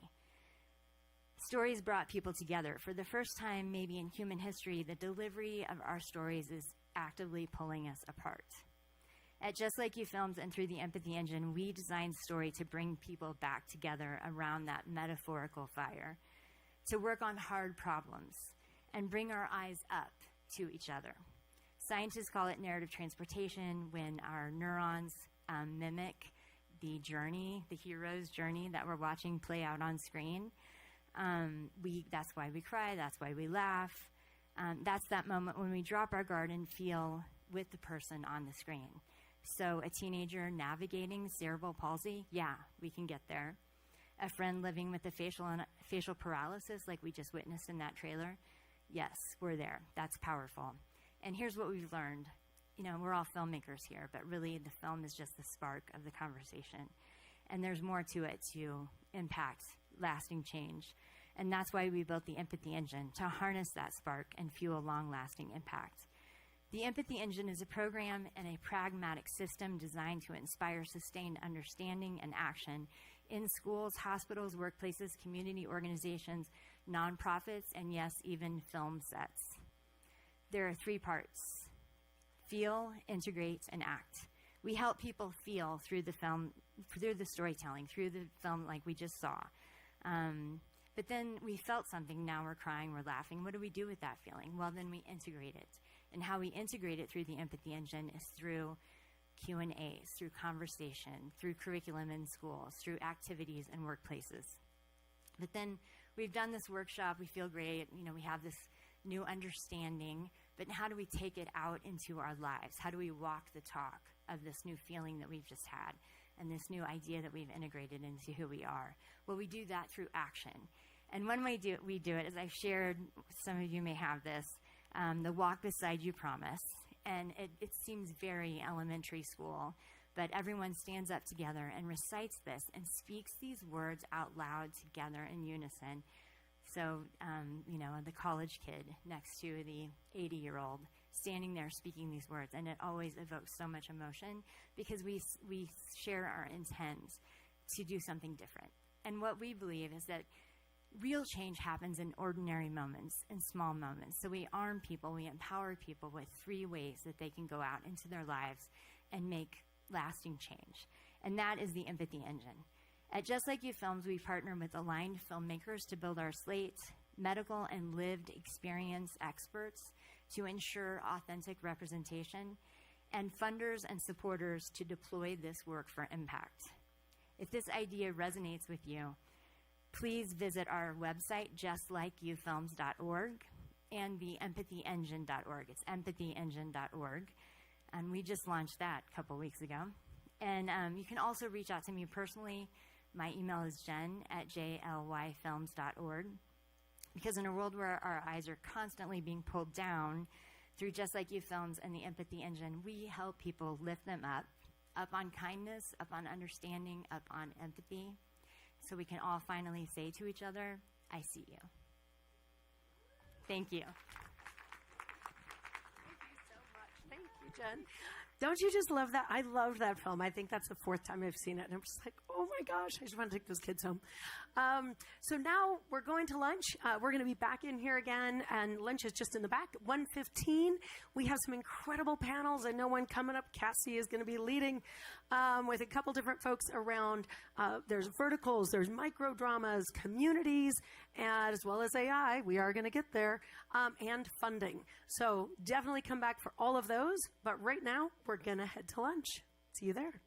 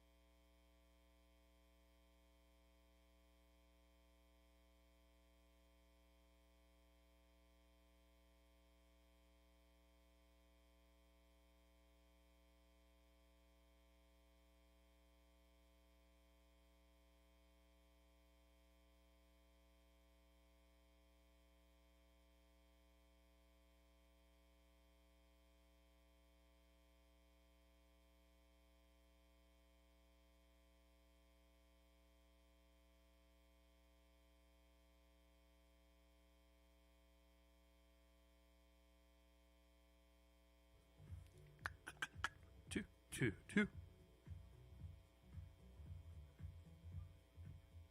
2, 2.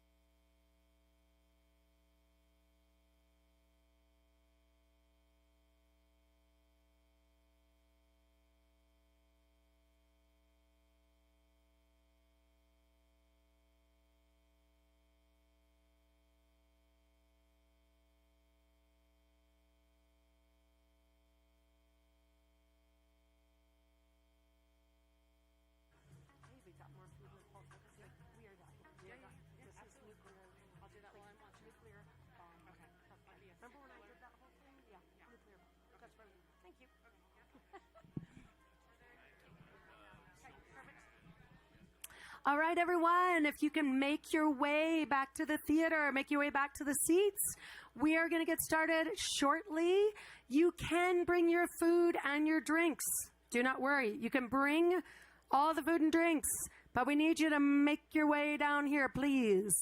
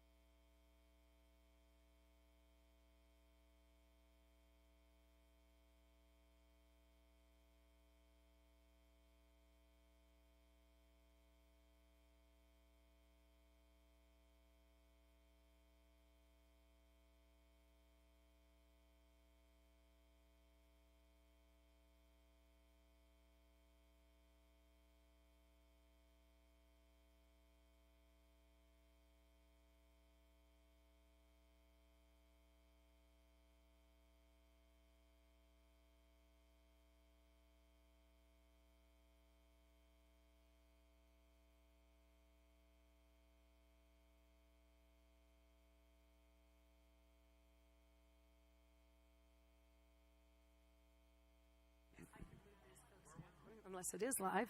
Oh, it is live. All right, people up here, I see you. I'm actually walking up here. All right, we want everyone up here to go down into those chairs. Mark, Saba, you can help move those people right down. You can take food. You can take your food down to your seats. Do not worry. We want you to take your food down to your seats. And we've got some incredible panels coming up. So, Gabby, you can help move those people in front of you. Yes. Yes, you can move them. Amazing. Thank you, thank you, thank you. Awesome. Thank you, guys. Thank you, everyone.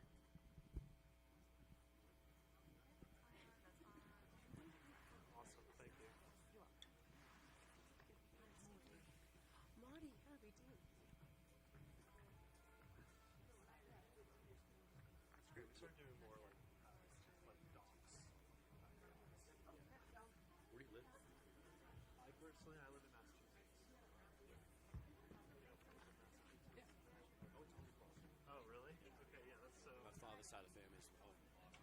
Really? So, oh, yeah. Yeah, so you're very, that's right, that's exactly where I live. All my summer I came back. That's where I came from. That's where I was yesterday. Yeah. It's great. They have like, raising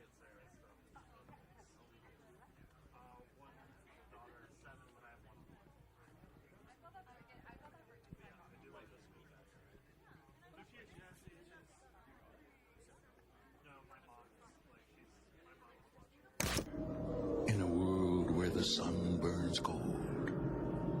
In a world where great risks can bring extraordinary rewards.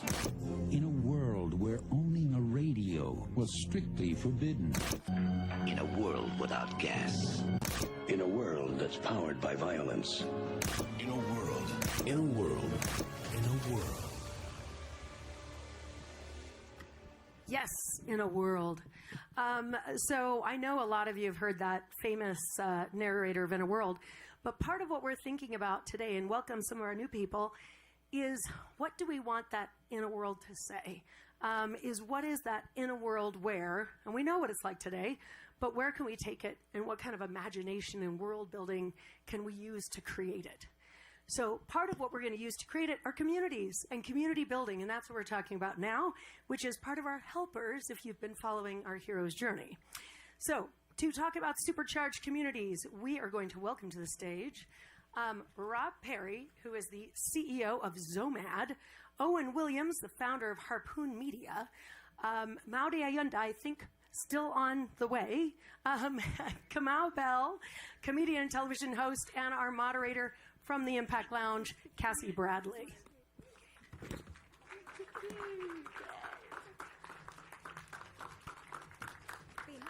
Brilliant. Come on up, guys.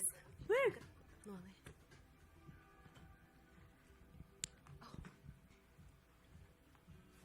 Fantastic. Yeah, anywhere you like. Amazing. Oh, I'm so honored to be sat here with this incredible panel.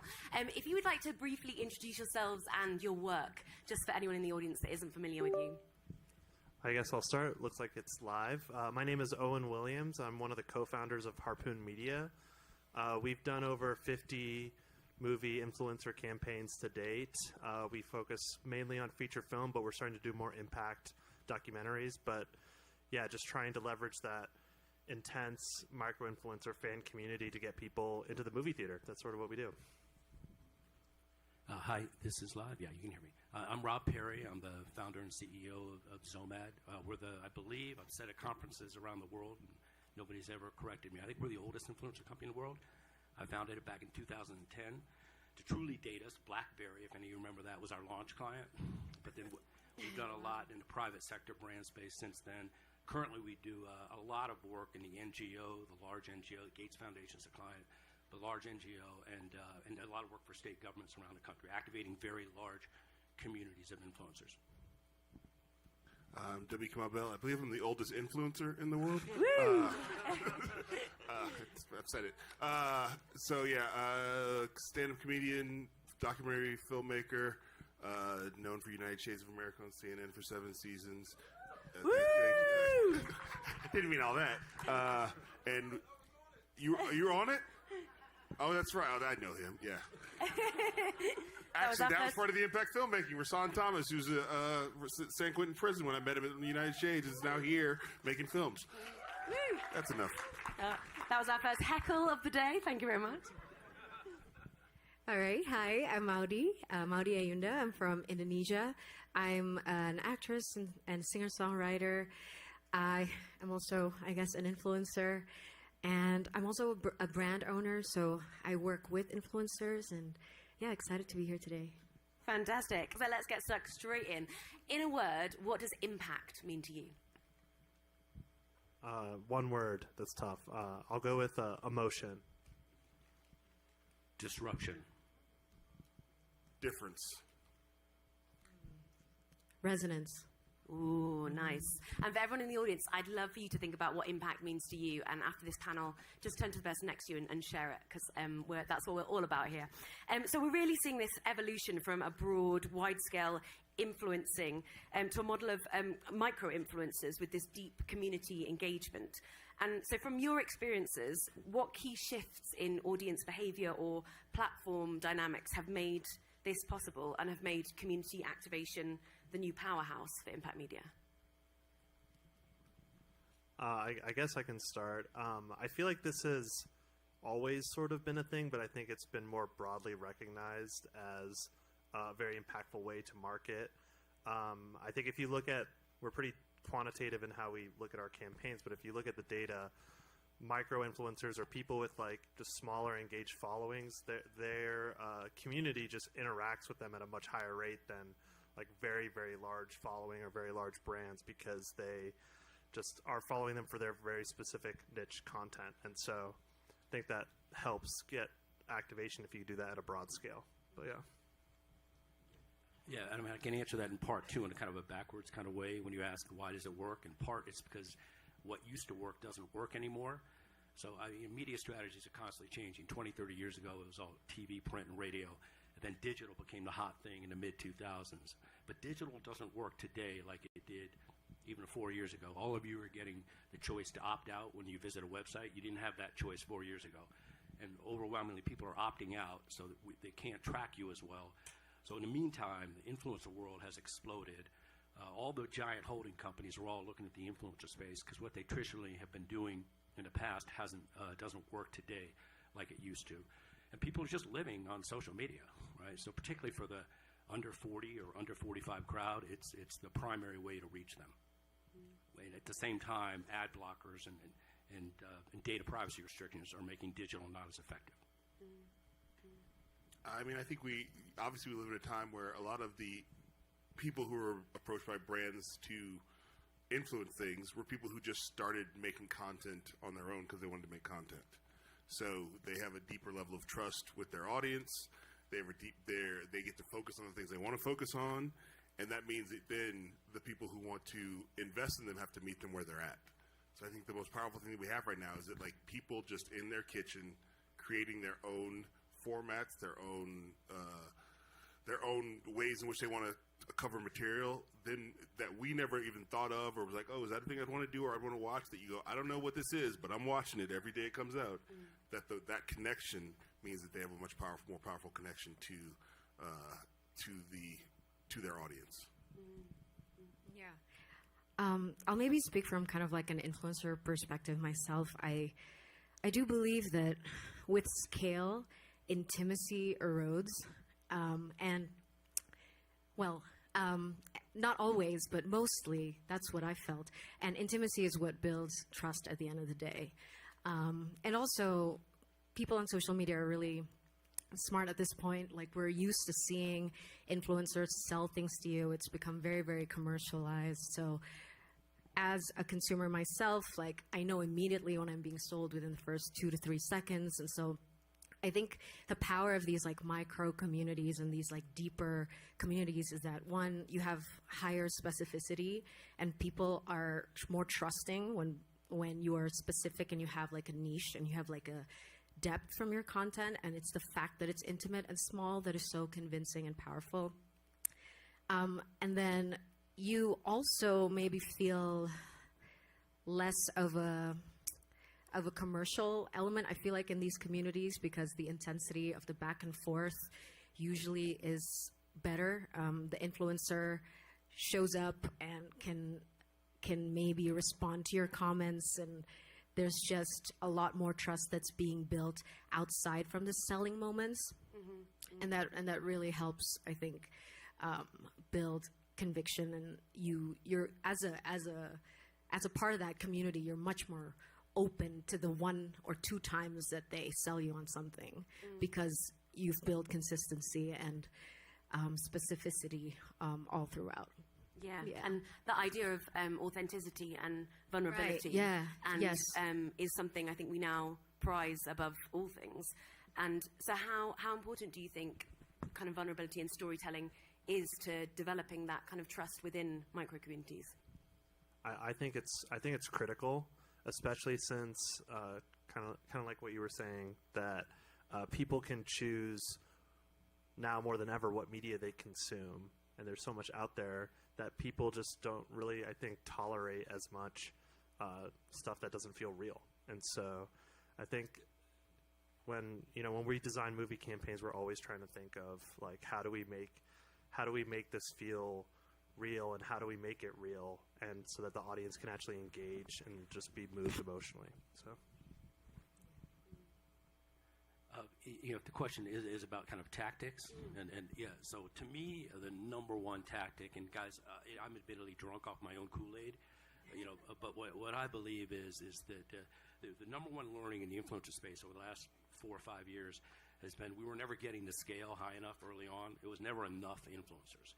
So what we see across the board is whenever we can activate enough influencers that we're reaching the target consumer with at least 4 different people who he or she trusts and follows. So somewhere between 4 and 7 is the sweet spot, and that's when you see change. So before we were just launching a couple of macros, and you weren't getting that scale. So it's about getting enough influencers that the typical consumer is going to see content from multiple people who they trust and follow. So it's all about architecting these very large campaigns. So the scale has gone way up. So we're busy kind of educating all of our clients across the private sector, the public sector, government, politics, all about the critical importance of getting that really high scale, and then you're getting a diversity of the storytelling.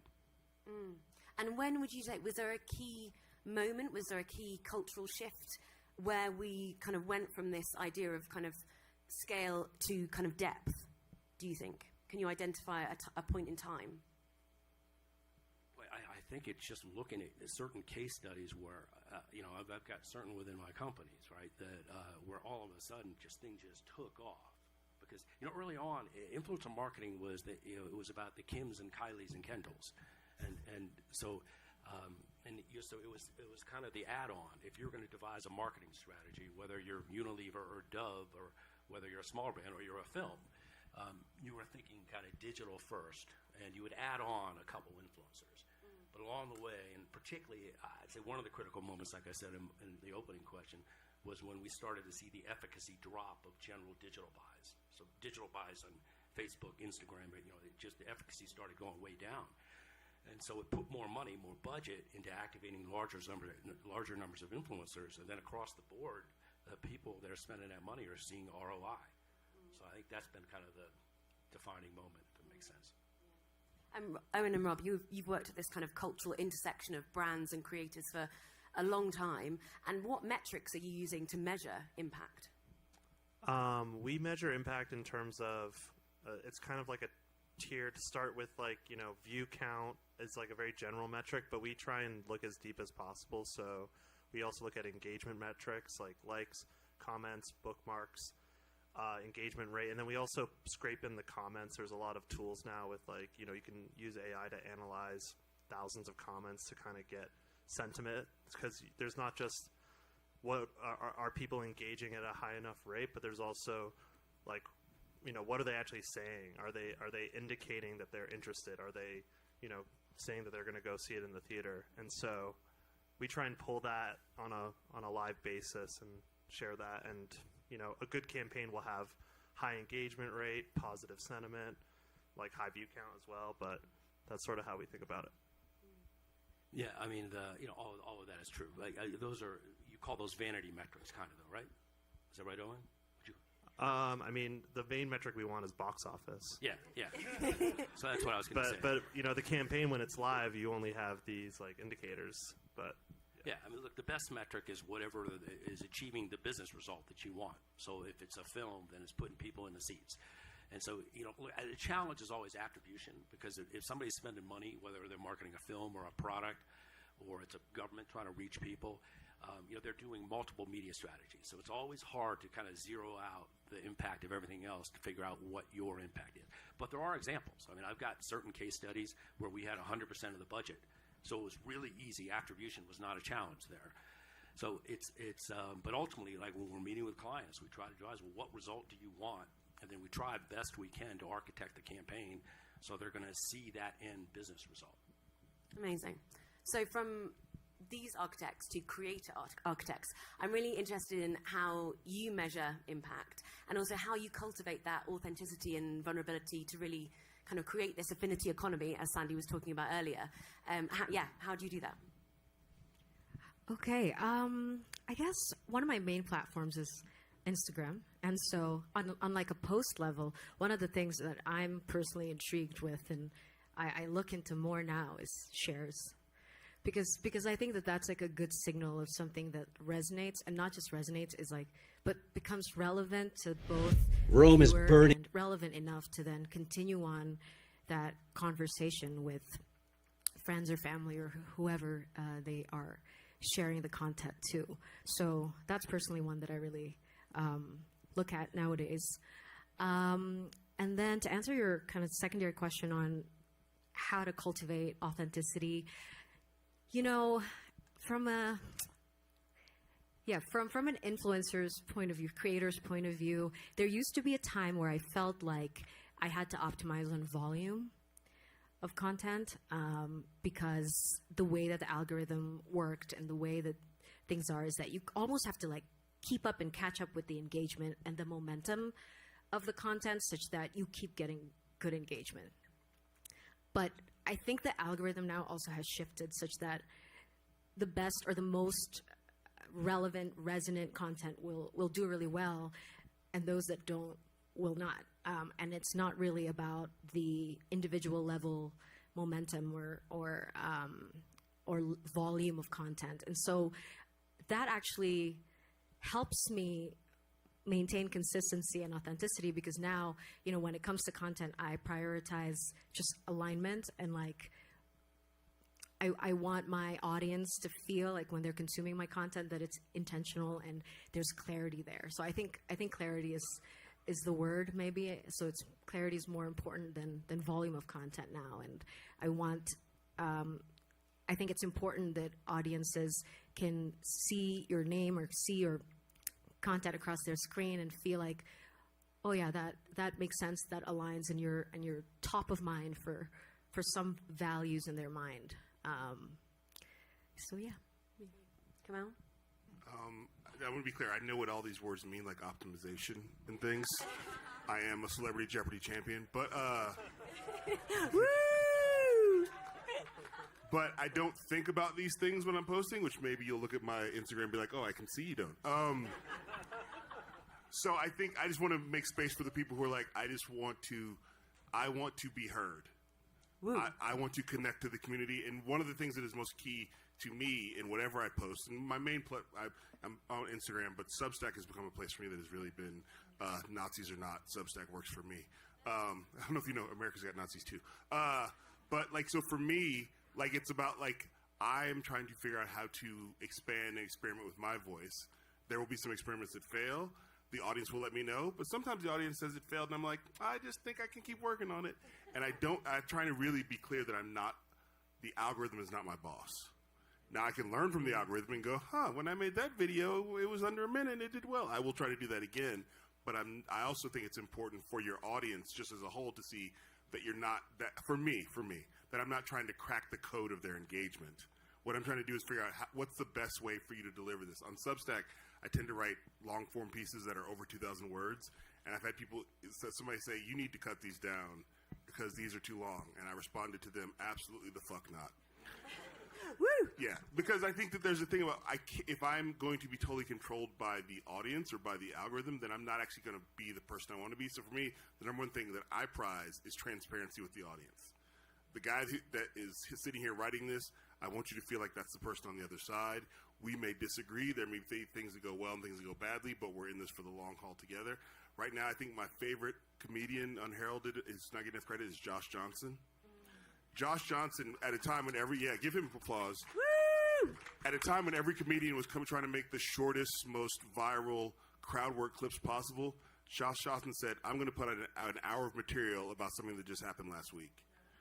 And on top of that, he's very transparent. He will put up a thing with his tour dates and say, I need you to click like on this and write comments so it will spread. And the audience goes, we will do that. And you see people writing, I am putting a comment here so the algorithm will. And so for me, I look at that and go, that's what they appreciate about him. He's being transparent, and he's not doing what the algorithm says. And yet, in the last year, he's become one of the hottest comedians in the country. And looking forward then, where do we think this creator evolution is taking us? You know, we've gone from broad scale influencing to these engaged micro communities to fill the blank. I think it's just going to become like more of a mainstream activity, and there'll be like broader brand acceptance of like these sorts of activations and strategies. I mean, I don't know if you guys saw this like thing I saw on the internet where the Dr. Pepper people bought a jingle from an influencer for $2 million. Do you guys see that? So there's stuff like that where brands are just really sinking their teeth into stuff in a big way, and I think that that's just going to accelerate. So. Yeah, no, I have a very strong opinion on this. It's going to go a lot deeper and a lot broader. So again, it started with the Kims, Kylies, and Kendalls, and the future is about activating hundreds, thousands of smaller influencers per campaign. I mean, you're asking about micro, but nano is hot. Nano means you have under 10,000 followers. And so a lot of these campaigns we're architecting now will have hundreds of nano influencers. So it's very close to UGC. And about getting enough, again, high enough in enough volume, enough numbers that you're creating that really high frequency. So you're hitting the target consumer with content from multiple people who they trust and follow. So the budgets are just getting there, but I think you're going to see it go a lot deeper. But like these people are still critical. I mean, you've got 30 million followers or something?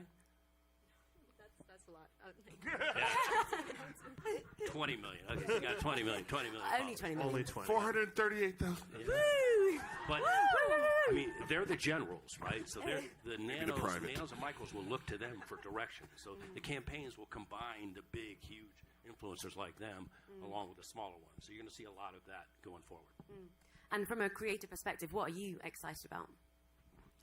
I'm excited about finding platforms that create intimacy for my audience because, again, Instagram isn't one of those for me anymore. It feels a little, I guess, just a little bit more distant in nature. But my YouTube videos and my vlogs, and I have some smaller kind of community channels as well that I find myself also being attracted or being drawn to more and more, and we also really missing kind of creating intimacy and more just kind of authentic, real moments with my audience. So I think that's what I'm going to keep going and keep doing.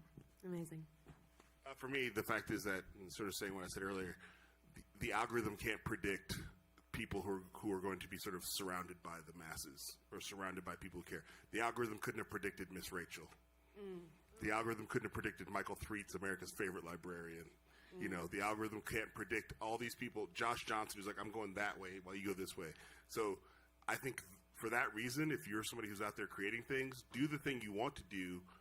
Be a student of what you're doing. Be a good critic of what you're doing. But do the thing you want to do. And if it is worth a damn and you're worth a damn, things will happen. They may not happen. We can't all end up being Kyle and Kim's and as much as like every night I go to bed. But as you say, there's room for all of us out here. But I think transparency and authenticity is the number one job. Amazing. Well, that is the perfect note to end on. I could chat to you all day. But I think transparency, authenticity, we have our own micro community here. So get to know each other and be change makers together. But thank you so much. Give it up for our amazing panel. Woo! Thank you. All right. Thank you so much. We've got a couple more panels, which are hopefully going to be really interesting to you. This next one, I am kind of obsessed with this idea. And just like they said, I love that, Kamal. Just do what you uniquely do. And I think one of the folks on this next panel told me a story last year. I stalked him on LinkedIn because I'm like, this is so cool. You created a TikTok show and then sold it to Amazon, but wouldn't let him take it off TikTok, which I thought was really cool. And that brings us to, what's this? Content goes vertical. Verticals and micro dramas are now a $1 billion market. They just started. They're worth $1 billion. So we need to learn about what this new content looks like. So I'm going to welcome to the stage Adam Faze, Tina Randolph, Contagious. I need to make sure I say your name right.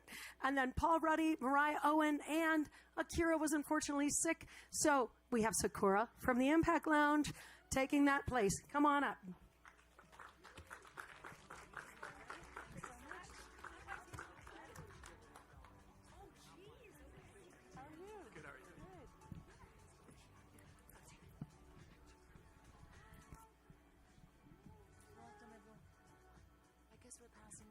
Okay. Good afternoon, everyone. I'm Sakura Amon with the Impact Lounge. It's great to have you here. I'm going to start off with a question. What is the biggest drama right now that we're all discussing? You might be thinking heated rivalry, or maybe it's the Beckhams, Blake and Taylor. It's actually a drama between two arch rivals, Haley Kaplan and Candace Mathis, in Real Short's microdrama called True Heiress versus Fake Queen Bee. This is an 85-episode binge made for your phone. Episodes of True Heiress have been played more than 420 million times since they debuted about a year ago, which is a signal to all of us that microdramas are no longer a fringe format from the COVID era. So today, our panelists are going to be talking about this topic with us, and we're going to be talking about what audiences are watching, why they're watching microdramas, and how these series get made, cast, and scaled. Adam, beginning with you. Why don't we pass? Oh, you have a mic. We all got mics now. Let's introduce, if we can go down and introduce yourselves. I'm Adam Faze. I run a company called Gymnasium on a different side of vertical content, which is making a lot of unscripted programming, predominantly for TikTok, Instagram, YouTube Shorts. So free to watch, but usually made in partnership with brands. My name is Tina Randolph-Contagenis, and I am with Eris Talent Agency and Eris Entertainment. And we were the first agency to create a dedicated vertical department officially about a year and a half ago, but we've been working in this space for about 3 years. Hey, I'm Mariah Owen. I'm an actor filmmaker with my production company, GTE. We are newer to the vertical space. We focus primarily on scripted features, but we do a lot of branded content as well, and so are experiencing a lot of vertical demand with our brands. And I'm Paul Ruddy. I'm the head of casting at Overflow, which is one of the top vertical platforms out there right now. Thank you. Adam, let's start with you. I want to ask you, could you explain to our audience what is the difference between vertical content and the kind of content that's repurposed for our phones? I mean, that's a great question. I think it starts with literally the way that these shows are often filmed. Like when it comes to our slate specifically, we shoot our shows vertically. We also shoot them on Sony FX3s, and it's camera you most likely would never find on a film set. We just came off of making our most recent show, Girl Room, which is a very serious topic of investigating disgusting women's bedrooms. And then we renovate them with Amazon Prime. But this is a show that, like in any other era, would have been probably a half hour on Comedy Central. It's just that people aren't really watching Comedy Central anymore, nor are they funding this type of original IP. And so when we're going and making a show like this, what's really interesting is, unlike a lot of these sort of unscripted TikTok man-on-the-street formats you might find, it is pretty similar to a TV show in that it's a real renovation show. And renovation shows are really not easy to make. We do have about a 15-person crew that's both either helping on the production side or on the renovation side of making these homes special. But really, when you're looking at the key people in the crew, you know, our director is 24 years old, and at the end of the day, the main place where we are releasing this content is TikTok, Instagram, and YouTube Shorts. So it really goes down to the production itself, I think, is the big difference. And Paul, Adam just talked about casting. From a casting perspective, tell us what changes are actors making and when they're telling their emotional stories in 30 to 60 seconds. How is it different from traditional scenes? It's probably the closest thing to soap operas that we have out there. It's a little bit of heightened reality, but when I'm casting any of these, I'm looking for the same thing I look for in any genre, which is authenticity. So the plot lines, and you can tell from the titles of some of these, they're kind of crazy. I just was discussing with a group of friends earlier that I heard a description of these, and I think it's really apt. They said if TikTok married soap operas and had a baby and fed it Red Bull and gave it a credit card, you'd have a vertical. Don't forget the Jerry Springer part. And add in Jerry somewhere in the mix, Jerry Springer. But casting is casting is casting. Whether I'm doing theater, film, television, or these, and I'm trying to find the best actor that can bring this to life. So when you're casting, are you looking for an actor to make an impact within the first 10, 15 seconds of their audition? That's been the case all along, and it's this is something we've talked about since really the advent of self-taping 6 or 7 years ago. But that was always the case when we were doing it live in the room. You know when you know. And it's usually within the first 10 to 15 seconds if they make the right choices, if they understand the character, if they understand the content. And that's not to say we don't go and look at other beats in the scene to see if they've hit those as well. But with these in particular, it's a lot of, as I said, heightened reality, where you have to really make bold choices in the beginning and grab our attention, or we're going to move on. But that's, as I said, that's the case with most casting. If casting directors are going to be honest, or producers or directors, you kind of know it when you see it. So, Mariah, along those same lines, what else can we learn from traditional filmmaking, from traditional film and television, and how it applies to microdramas? That's a great question. I think most importantly, we need to focus on story. I think for myself, coming as a traditional filmmaker into this space and learning more about it, being really curious of how are we going to preserve the, and not to get too precious about it, but preserve storytelling and cinema and something that is just as engaging as it is thought-provoking. And I think that's something that we're really focused on. We're working on a poetry series, actually, that will be shot vertically that I'm excited about, and trying to find different ways that we can shoot it. I think we're still exploring some of those options, but I think if it moves us, that is something we're definitely interested in pursuing. So that would be my best answer. I don't know if that's the most articulated, but just really focusing on the story first versus just getting people to watch it. Can you expand on that a little more? Tell us about how vertical storytelling is actually creating new ground and innovating. I mean, people are watching it. It's people are watching it. There's a lot of money, circulating within it. Almost, it's an industry within an industry. So I think, in a time in our industry that's really turbulent, we should actually be looking to these things that are positive. People are working right now. This is obviously a really beneficial industry and section of our industry that's important.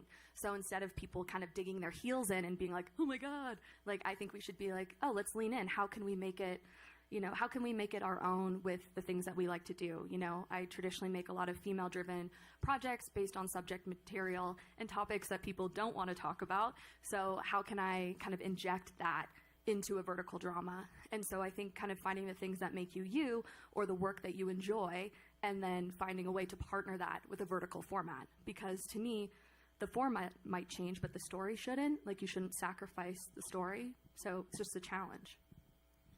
And Tina, if we can transition over to the idea of how microdramas are here to stay. Yeah, and I want to clarify just kind of on everything that we're talking about. So first of all, the microdrama business, not just shot vertically, but microdramas being like the soap operas that Paul was talking about.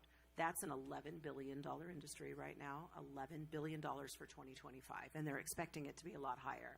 So in that aspect, it is a very soapy thing. The target age group is 30 to 50, somewhere in there, right, Paul? 30 to 50 Midwest women. And they're the ones that are just the same people that are watching soaps, that are reading the romance novels. And so that industry is what's taking over what we're seeing in Hollywood. So, for example, on the breakdowns, the place where they post all the different acting notices, on any given day, well, let's just put this.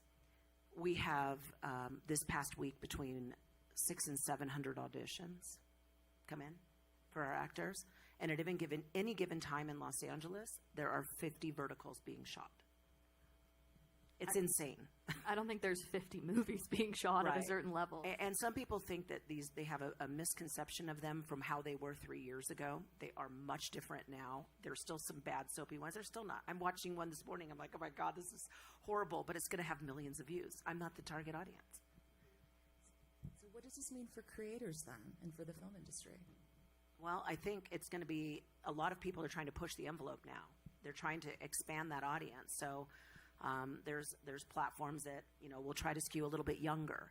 But now they're realizing that those younger people don't have the money to pay for these, because this is based on, you get a subscription or you buy coins. And each time you hit a paywall, you put more coins in, right? And so by the time you're done watching a movie, it's a full-length movie chopped up into many pieces. You've spent anywhere from $20 to $50, depending on how it's set up. So I think that as they're expanding the audience, they're going to need to figure out different ways. We see some apps that are now bringing in advertising, so that, as we were talking about today with our group, it's bringing back traditional television almost, to where you have advertisers.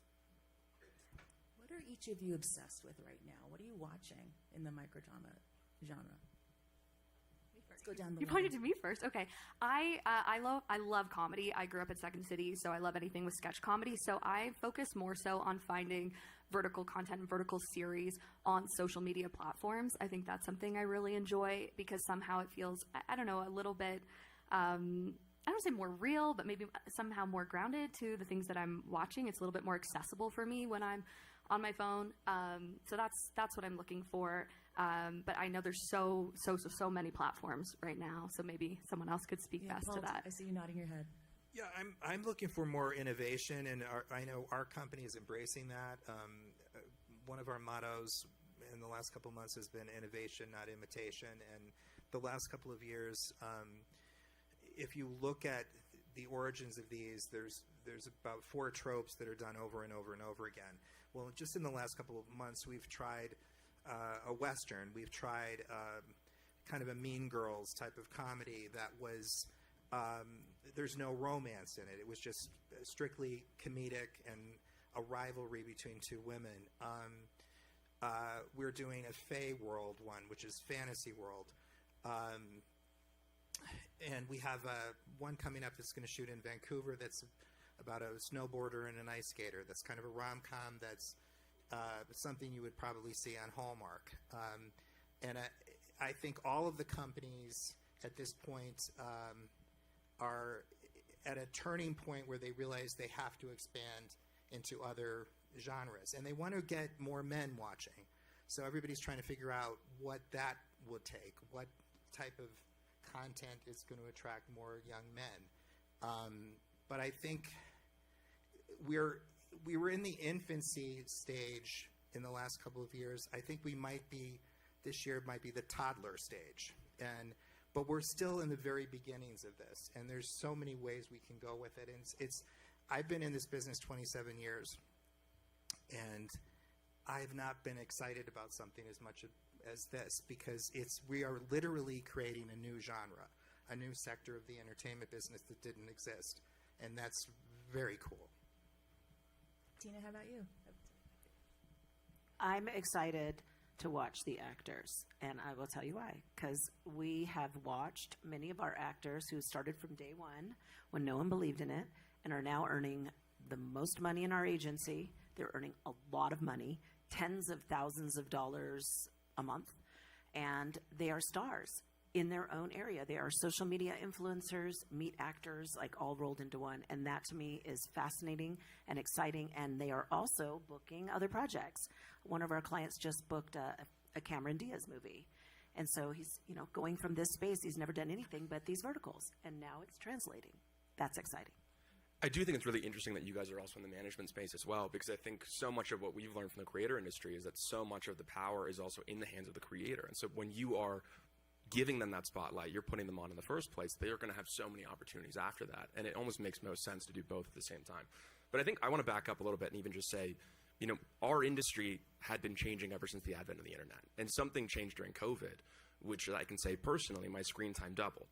And a lot of that was spent on these short form video apps, whether it's TikTok or Instagram or YouTube Shorts. And when I think about each of us on stage or any of us that are in this industry, I see people that really care about the entertainment industry, wanting to make sure that it sticks around for another 100 years, and are trying to see what is working and what can we do to experiment on these platforms. And so I always say to people, don't look at what is working today as if that's the only thing that will ever work. These things only worked in the first place because someone tried something that everyone else said was not going to happen. And when I think about the filmmakers that I look up to the most, whether it's like the French New Wave cinema era or the Easy Riders Raging Bulls moment, like these are filmmakers that most people in traditional Hollywood at the time scoffed at and said, you're breaking every rule. That's not how you make a movie. That's not what cinema is. And now we revere them as some of the greatest filmmakers of all time.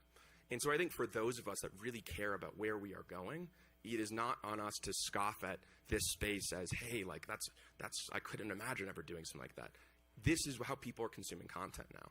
And we can't just expect them to go back to the ways that things were before this moment in time. We are increasingly mobile. We're having increasingly bigger screen time. And it's our job to figure out how to protect storytelling on these types of platforms. Since they're not going to the movies anymore. Exactly. Well, and to add to that, I think if you look at the history of Hollywood from in the last 100 years, every time there's been a major change, there's been resistance to it at the beginning, and people have scoffed at it. And whether it be, let's go back to the advent of television, and Vast Wasteland is what it was called. And God knows we all embraced that. When we went to VHS and DVD, there was resistance to that from the studios. And then streaming. People didn't get on board that quick enough, and we've learned how wrong they were about that. So I think this is sort of the next frontier that we're trying to figure out, and we're bringing more and more creatives into this space. There's more traditional television and film people coming into this. There's going to be a couple new American-based companies that are starting in this space in this coming year. So, and to add to what Tina was saying, it's nice to be able to pay actors a living wage. And these are paying very well. There's a lot of misinformation out there about these, that they pay very little. I can tell you that is not the case at all. There's people that have quit their day jobs that are working actors. I did a panel recently. We had an actor on it that has clocked in over 3,000 hours on set. He's an NYU Tisch grad, and he said, I've learned more in the last couple of years than I did in all the years of school and all the acting classes I was in. That's amazing. As we wrap up, Adam, I want to hear from you. If everyone should download an app and watch one microdrama, what do you want them to watch? What do you recommend? I would say, look, I'm still more in the unscripted space, and I think what's really exciting, though, is apps like TikTok are starting to build that functionality in the app, and that is where the large young audience is, and I'm excited to see what that does to the microdrama space. Exactly, and they have their own app as well. But yeah, I'm mostly spending my time on TikTok and Instagram. So everyone download TikTok if you have I think they have it. Have you heard of it? I would say Flareflow, but Paul's going to say it. So I would say Gamma Time, which is one of the U.S. apps. It's funded by the Kardashians, and it's going to make a lot of waves this year. I'm coming at it from a branded perspective more because I direct branded and commercial. I would say keep an eye on brands that you really love, because the majority of brands right now are also starting to have in-house production teams, and brands are having a huge demand for everything to be shot exclusively vertical. So I'm excited to see what that partnership looks like. I think we're going to see branded series shot in vertical, all that fun stuff. And yes, I am going to say Flareflow. But I'm biased, but I would have said this if I didn't work with them. I think we have one of the most creative, collaborative, talented teams that I've worked with in all the years I've been doing this. And there's an excitement in the office when I go in, and I think we have great things ahead. So if you want to get a sampling of the content, our app is the one to go to. Thank you to all of our panelists for this great discussion. Thank you. Thank you. Thank you. Thank you. Thank you so much. And isn't it sad that this is the panel? I really get excited about these new things, but Facebook is probably one of my things of choice.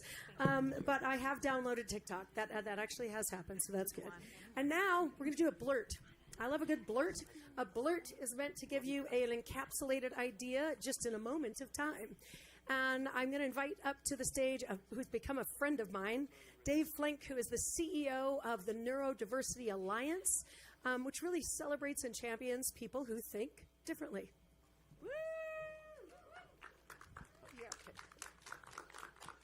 Thanks so much. Thanks for letting me blurt at you. The timing of me joining you right now is perfect because what I've been asked to talk about is rule breaking. And we've just heard a number of examples of things we thought were rules, and in fact, we need to break them. So in order to do that, I'm going to ground set us a little bit. You need to understand one thing about me, really, which is that I'm often in trouble. I kind of exist in trouble. I'm not a troublemaker. As somebody who's dyslexic and ADHD, there's a number of rules you may not know if you're not part of the 1 in 5 that we all kind of accept. And when you're dyslexic, you break them a lot. So for instance, in college, I wanted to throw my best friend Dave a surprise birthday party. You've ever done this, right? You want it to be a big secret. So I sent a note out to all of my friends, and I said, please come. You know, Dave's going to have, my name's Dave, his name's Dave. He's going to have a the big secret party. I didn't know, right? Everybody showed up. I don't know. My friends are so weird. They still came. And at the end, somebody said to me, that email was hilarious. I said, nothing funny. I went back and read it, and of course, I don't know why they wanted to see Dave's secret. It was, anyhow. But, later on, what that meant is in my professional life, this showed up again and again. The organization that you heard mentioned, I started out of college. I had nothing to write about in our first newsletter. So I wrote that we had new lawyers. This was exciting. We had representation, Landsman and Funk. I sent a newsletter out to everyone. And, of course, misspelled Funk's name. He wasn't thrilled about it. I tried to argue that I was consistent, which I super was, and they dropped me. So I'm a part of the 20% who are neurodivergent. And I've been in conversation with the 80% my whole life. And I believe that's where magic is. So I want to talk to you about eggs. That's actually what I came here to chat with you about. Not these eggs, hang with me. These eggs, dinosaur eggs. So quick pop quiz. Who knows when we found the first dinosaur egg? No paleontology fans. Wow.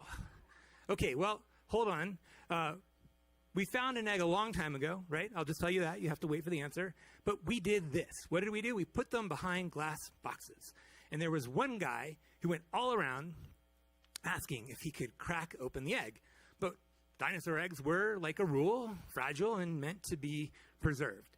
So we went a very long time, from the 1800s when we first started finding dinosaur eggs, to 1983 when we found the first dinosaur embryo. Who knows where the embryo is? This is an easier question. Oh, come on, people. Inside the egg, 1,000 points for you. They're worth nothing. And why did this guy, Jack Horner, have the courage to break this rule? Well, he, like me, is dyslexic. And essentially, unlike me, my mom would be proud, I passed school. I went all the way to college. Jack failed. At the very end, they gave him a C minus, minus, minus, so that he would never come back. And then he became so obsessed with dinosaur eggs, he grew up in Montana, that he was like, all I want to do is crack them open. And everywhere he went, they said no. So finally, he had to go to his home in Montana, find himself a dinosaur egg, crack it open. When I asked him why he was willing to do that, he said, I've been breaking rules my whole life. This just seemed like another one. I was also aware of super glue. So in that moment, do you know what happened? It was a watershed moment in science. Literally, there was not enough ink to write about this. And so much so that if y'all are now we're bringing it to something you maybe do know, if you're fans of Jurassic Park, he was the character of which the story was based on. And in fact, he's such a rule breaker. Another rule breaker, maybe, okay, who made Jurassic Park the movie? You all are so nervous. It's okay. It's Spielberg. Yes, you're going to get 10,000 points to the man in front. Still worth nothing. I'm so sorry. Steven Spielberg said, Jack, come be the consulting paleontologist as I make this movie. I want you to be that person for me. And if you don't know, Spielberg's also neurodivergent. So you can imagine two neurodivergents in the same place. Big trouble. He's making the movie, right? Jack, because he's just a wanderer and has neurodivergent tendencies, starts wandering around. That's not acceptable for those of you who spend a lot of time on sets. You know who is head of the hierarchy? The director, the producer, right? Not Jack, right? And finally he comes back and says, this whole thing is wrong. They're shooting the raptor scene. Y'all remember this scene? Iconic scene. Now, they were going to shoot it with snake-like tongues kind of shooting out. And Jack said, look, I don't know anything about movies, but I do know that, raptors way more similar to birds. They wouldn't have had snake-like tongues. They're not like reptiles. So I'm breaking the rule on this, and I'm telling you, if you want to, do this right, they need to be mammals. They need to blow hot air. And I'm sure, if we can be like Jack and like Steven Spielberg and have the courage, we can break rules too. So he broke the rule, Steven broke the rule, and now they made this scene that all of us remember. So there's 3 rules I want you to take from these stories. Number 1, be a pro-social rule breaker. Jack wasn't trying to cause trouble. He was trying to do something good for us. We can all break rules if we're doing it for the betterment of others. 2, give get-out-of-jail-free cards. When you see people breaking rules, ask ourselves the question, well, maybe we should challenge the status quo. And 3, finally, and probably most important, if you know one neurodivergent person, you know one neurodivergent person. And in fact, if you know one person, you know exactly one person. So if you don't take the time to actually ask the questions, to find out about each other, you'll never create something amazing. So I'll end you with this last scene so you can all be scared.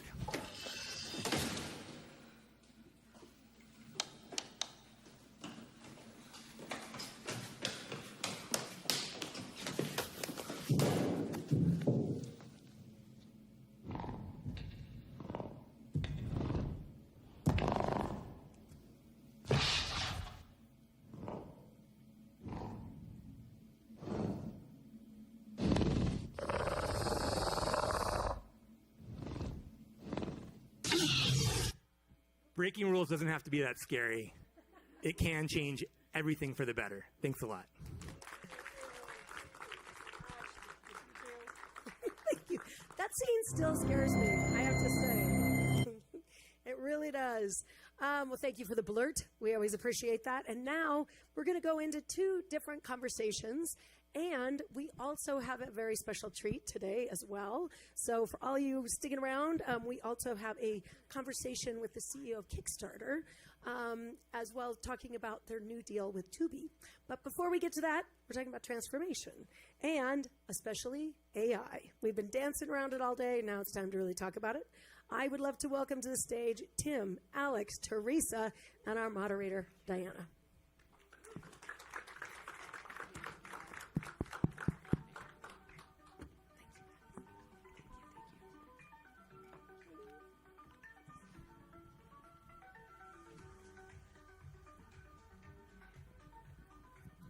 Okay, glasses on. Hi, everybody. Thank you for being here. This is, in my opinion, going to be an amazing panel. These are three very different perspectives around artificial intelligence.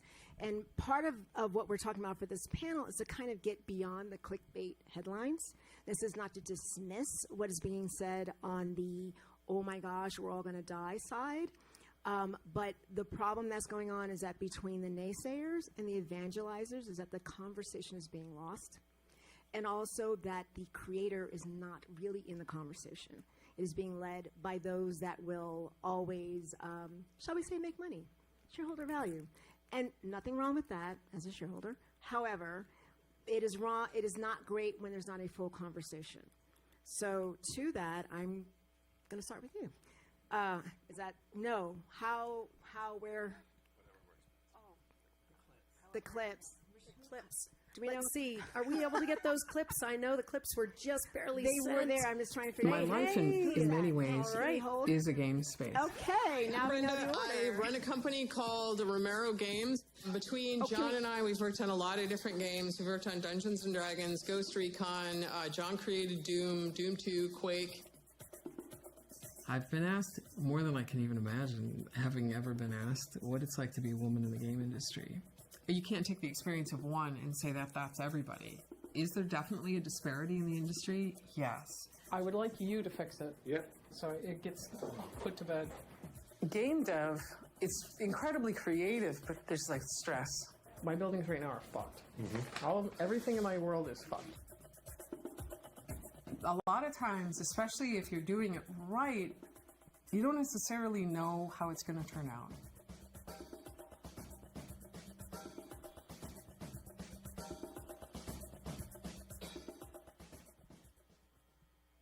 So what's great about humans is that we can bob and weave when things go perhaps not to script, and AI cannot do that. So let's keep that in mind. So it's my pleasure to introduce Teresa Long, who director, producer, and educator, transforming experiences and story with emerging tech.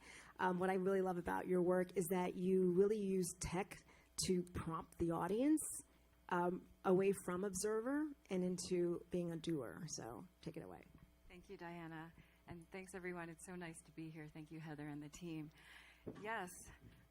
So this was one of two clips that we're going to see today and have a very brief conversation about, the type of practice that I do and why I use AI for good. So that story that you saw, the clip is from Game On, and Brenda Romero is one of the few video game and board game designers who's been designing over 30 years. So she makes board games about difficult historical topics, and she also makes video games that are fun and entertaining. I worked with her when we were working on a game for The Walking Dead and for Breaking Bad. But this panel, right, does that AI in the Cave bite. So what I've been doing in my practice, so for example, this film will be out hopefully later in the year. but I've been prototyping it by taking clips and going into schools and after school and on weekends and dealing with both intergenerational audiences as well as high school students. So these are students who are interested in games, right? And sometimes we think people spend so much time on their screens, but what I'm trying to do is both use physical games as well as digital games. So one of the things that I'm doing is I show these clips and then we talk about, well, what kind of game would be meaningful to you, right? And then the students will band together, or the intergenerational audience, and they'll make serious games. So they made a game, no joke, about inflation. And they made a game about the pressures of being in high school. I mean, can you imagine these students who didn't know each other, and they're coming together to make this game? So the use of AI for the next set of the prototype is to vibe code with them. So we'll have these types of themes, right? And they'll be able to create games if they don't have programming experience, or if they do, they could work together to make these games. Maybe it is about inflation. It is about something that is near and dear to their heart, that is difficult, that's harder to express, but they could do it through a game. Do you want to show your next clip? Yes, please.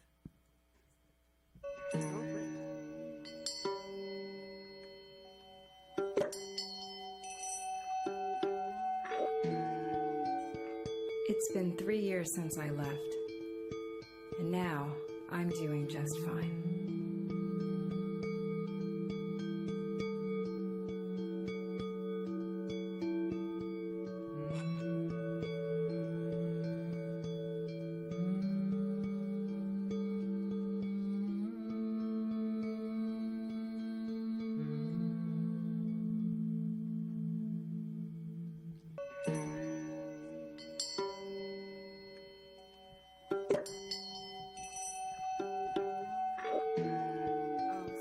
It's been 3 years since I left. So the clip looped.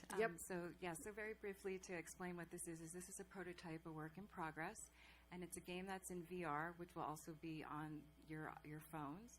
And content warning: it's about intimate partner violence. So we're not looking at survivors' faces, right? Their stories, but we're seeing their stories through objects that were broken in the relationship, and now they're being healed, right? The object is being healed through virtual kintsugi, that art of mending, right, with virtual gold. But you're not just healing yourself. The object, it's a metaphor for healing yourself. So the idea through AI, this isn't generated through AI, this is done in Unity. But the idea is that we're going to use AI and prototypes so that you can vocalize, right, from voice to image, so that there will be other objects that can be conjured up magically, things that I will not have thought about, that the nonprofits I've talked to, that they have not thought about. It'll be up to the individual, right? And that will be beyond art and healing for other survivors as well, and allies. So that's a concrete example of why we can use AI for good. Thanks. Great. Thank you. So we're going to move from a creator-producer perspective and into also a creator-producer, but also an ecosystem builder. So Tim Kashani, CEO of IT Mentors and co-founder of Apples, plural, and Oranges, with his wife, Pamela Winslow Kashani. What I really love is that Tim is also an engineer, which I think is amazing because I can't add magical elves turn my computer on still.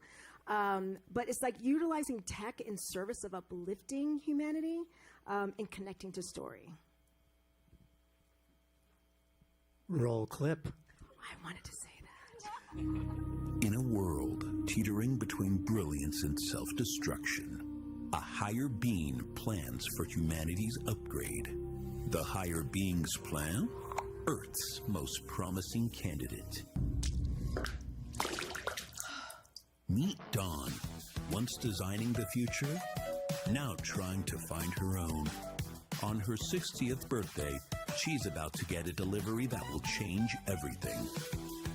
When Dawn opens that package, she's not just unwrapping a gift. She's unlocking her destiny. Now she's humanity's unlikely ambassador in a cosmic redesign project. But not everyone's thrilled with the human touch. Meet Vega, an AI with an attitude and its own ideas about perfection. As Dawn and Vega clash over the future of humanity, a ragtag team of higher beings engineer humanity's upgrade. Together, they must navigate the challenges of creating Earth 3.0. They'll beam up celebrities, activists, and world leaders for out-of-this-world consultations. With the fate of Earth hanging in the balance, can Dawn prove that being human is the ultimate superpower? Or will Vega's cold logic redefine life as we know it? Earth 3.0. United we stand. Divided we scroll. Coming soon to a reality near you.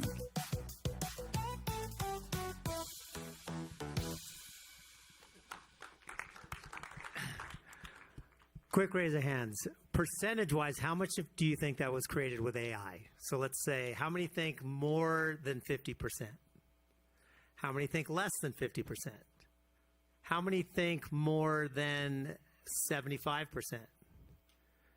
Okay, well, the actress is here. Stand up. That's Pamela Winslow-Kashani. So now that you know that there's an actual human, how many think below 50%? Oh, you're too good. It was 100%. We filmed Pamela on stage and got a lot of the stuff, but then when we were cutting it together with some of the other things, it just didn't look as well. So with the actress's permission, we trained a model so that we could mimic the actress in AI. Another question on here. How many of you have heard of the term the alignment process or the alignment, AI alignment issue? Well, you're going to hear about it a lot if you haven't, which is that we're trying to align AI with human beliefs. There's a term called artificial general intelligence and artificial superintelligence, which is what all of the big AI companies are running towards head first, head down, in the sand, in there, you know what, which is computers doing at least as good and then much better than what humans are. Well, the problem with the current alignment principle is it says, let's teach AI the values of humanity. Well, humanity hasn't gotten it perfect to begin with, so I don't want to teach it where we are today. Our goal is to teach it where we should be going. And if the two can grow together, we look at AI as a teenager right now. If we can symbiotically collaborate and work together in a way that uplifts both, then we've won.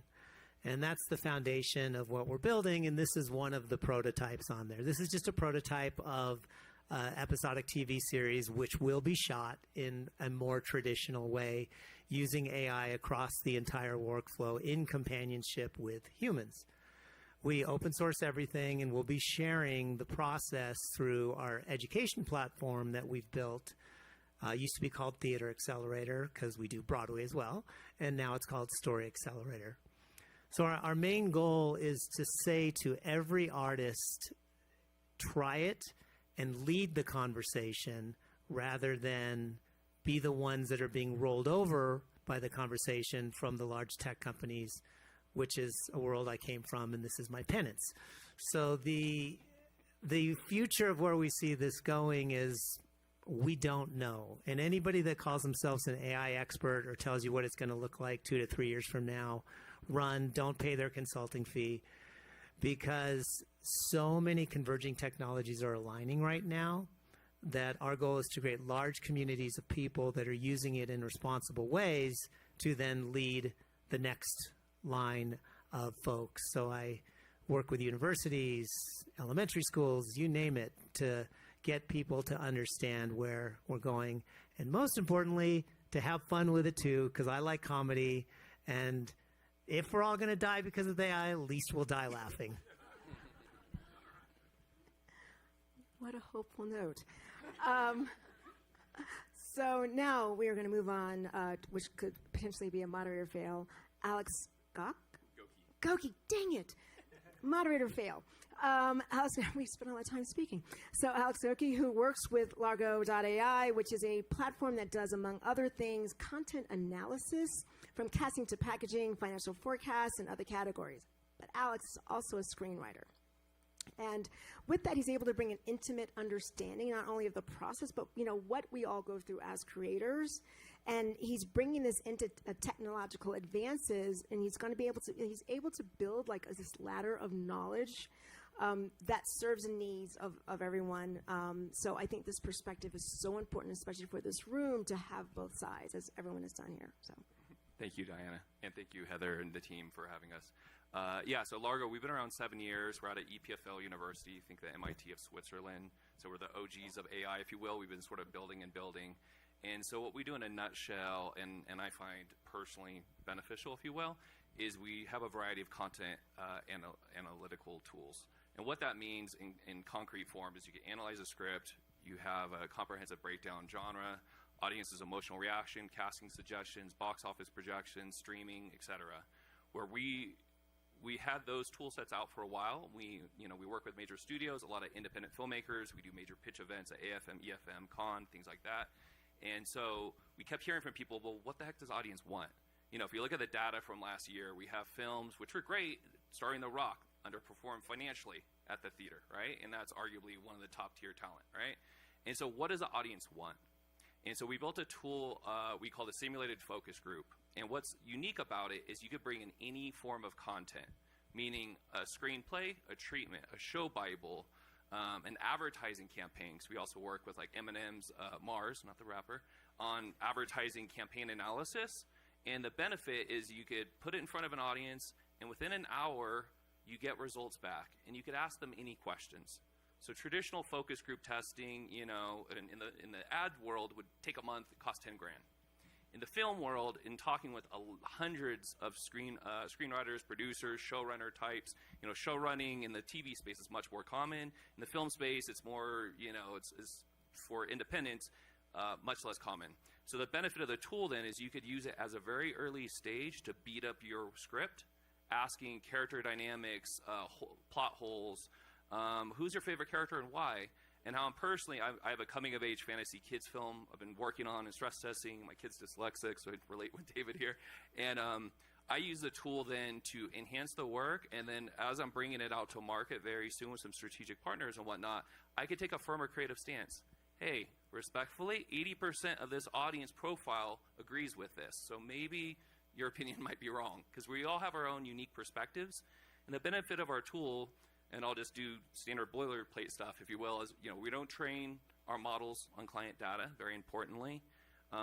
We listen to the marketplace, and we're constantly developing new tools, ultimately to preserve your creative intuition, your creative insights, and it just becomes a sounding board, right? So I've even had like Oscar award-winning screenwriters who poo-pooed us a year ago, and then I show them this tool, and they're like, this is great. If I bring a script to 8 of my closest friends, half of them won't read it. The other ones have their own perspective on it. They don't like an immigrant story. They don't like this. Now I could ask myself provocative questions that beat up my work. Now the other side to this coin with the focus groups is then, I come from the cinema world. I worked 11 years launching new movie formats, things like that. I have 6 patents in that space. I know the theater chains intimately well. There's struggles right now. Leaving aside the merger, what's going on in that world, how as an independent filmmaker are you going to get your word out? And I've heard like the universal thread today, yesterday, and so forth is, well, what does the audience want? You could build something in a vacuum and go release it, and there's room for that. There's a reason for that. But using a tool like this, you could have upwards of 90% accurate feedback from an audience to stress test your idea, and treatment to screenplay to finished film. You could test it to a trailer, and then you identify, hey, this is the expected gender audience type who's going to like it, and then you could formulate a marketing campaign that's going to capitalize on exactly that audience. If you're really going to be hands-on in the theatrical world, then you could go to the cinema chains and say, hey, which locations have this exact data? So this really empowers you from a creative standpoint to a marketing standpoint to a distribution standpoint to getting investment standpoint. So from like our packaging side of things, our clients, like it really fast tracks some of their ability to raise funds. Because when you take the projects to market outside of the pre-sale world and you go to private investors, these people are investing in biotech and real estate and all data-driven industries at the end of the day. And all of a sudden, you're speaking their language, right?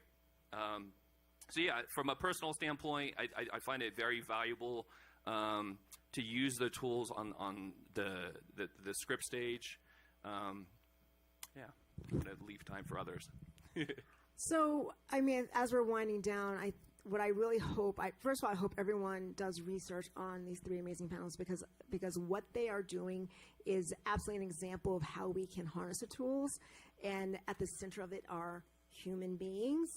And I will say, like, from my perspective, I've worked in tech for a long time. I come from storytelling. I was part of the team that was at Lucasfilm with Star Wars and started ILM Lab. And what was always so important is, like, what is the story? And how are we connecting to and reaching audiences? How do we convert the audience into community and engage with them? But also what I think all three of you really show is this ownership over your process, ownership over the tools, ownership over what you're working on, which is something that I'm speaking on Sunday, which is about the ownership into this next era of entertainment. And I really appreciate having all three of you on this panel because I feel like you are absolutely examples of that. Thank you. Do you have is your clip here? We missed the cutoff for media assets. So I will say, happy to meet with anybody, answer any questions, and show, don't tell, right? Afterwards, I can show you materials. Please. We put our scripts in his tool yesterday, and it was fascinating because I've been doing this ad hoc on my own with different large language models, and the simplicity of what comes back. And like any creative, you look at it, and of course you agree with the stuff right away that it likes, and then the stuff that it doesn't, you have to take a look at, and we were joking back and forth in email on it. So it's another part of the equation, and it dovetails on the earlier panels that are talking about just storytelling. There's sometimes a preciousness, especially something at like a Sundance, where it's like, well, that doesn't really count because it's not. If you're telling stories that are making people feel good and be the best versions of themselves, it counts. Well, thank you, everybody. Thank you for attending. Thank you All so right. much. Thank you. Thank you, thank you, thank you. Thank you, everyone. Thank you for all of that. And AI, does AI on the cave bite? Anyone know that that reference to the hero's journey? You go into the cave. Yes, but that is true. Yes, that is Plato as well. And the hero's journey. See, everyone's just going to look at you now, since you already have 10,000 points. That's it. Okay. While we have a little interlude, I thought...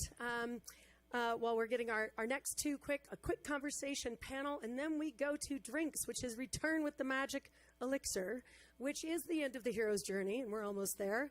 But I thought I would be doing a disservice if I did not acknowledge the person who really started. I give credit for starting my film career, which started right here when I was an intern. I was a volunteer in the press office in 1994 at Sundance, only a couple years ago, of course.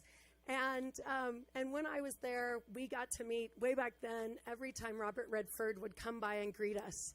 And he was just such a lovely person. And I loved his vision, loved his dream. And then I went off on my own career, started Caspian, a production company, and I got to work with him again in Oxford, which was just an incredible experience. And the man lost his shoes all the time. Very weird. He would just leave his shoes places. So one of my best memories was him going, Heather, where are my shoes? But you'll see around the Impact Lounge this time we have renamed our rooms. Hopefully you'll know why. To the Sting, the Natural, this is the Kid, and we have the Whisperer.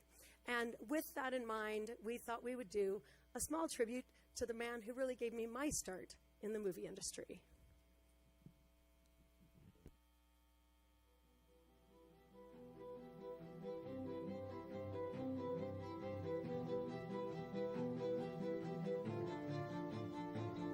Now I believe we have two lives. What do you mean?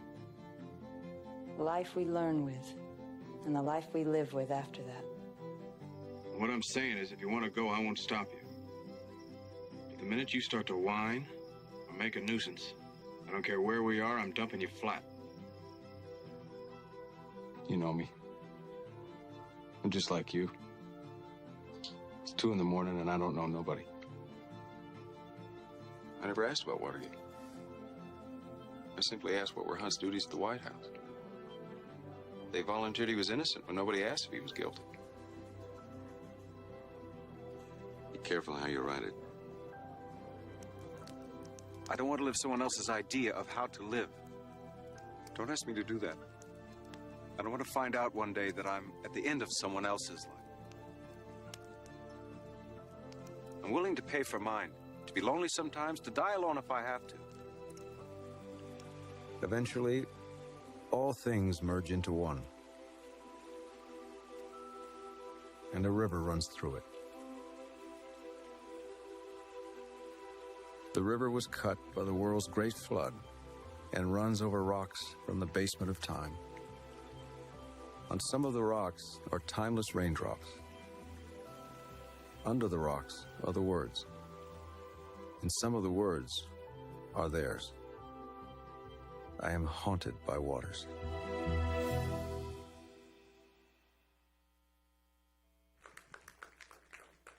Doesn't that just give you chills? I mean, I just, yeah, having met him several times. Anyone else here have any personal? You meet Robert Redford a couple times, and during Sundance, yes, exactly. He was always around, and it was a really neat, special time and experience. Well, with that, I know that there have been apparently a couple plane delays we have heard about, so a couple folks are not able to be here yet, which we know, and I forget where they were flying in from. But we have heard that Taylor is in the building. Taylor, Kickstarter, are you in the building? Were you able to make it in? Maybe not. Maybe not. All right. Well, with that, then, maybe we'll just move on to our funding panel. And same thing. I think Nina hasn't been able to arrive. Is that right? Oh, good. All right. Okay, good. Awesome. Because we've heard about a bunch of delays. Fantastic. So then I'm going to move on to our funding panel, Funding Creatively. We're going to call it the Magic Flight, because funding does give you flight. And so I'm going to welcome Nina from Media Impact Funders. I believe Craig is in the building. Where Craig, come on up. And then I also know Felipe. Come on up. We're going to talk about money. Who doesn't like talking about, who loves talking about money? I mean, I know we want to create art, but we need the fuel, right? We do need the fuel. And Nicole, I think that was the other flight. Doggone these flights. So I think her flight is delayed. So I know, I was like, it could be you and me talking about money. How about that? Is it you and me talking about money? We did hear Craig and Felipe. Hey, Felipe, all right. Well, you know what, Felipe?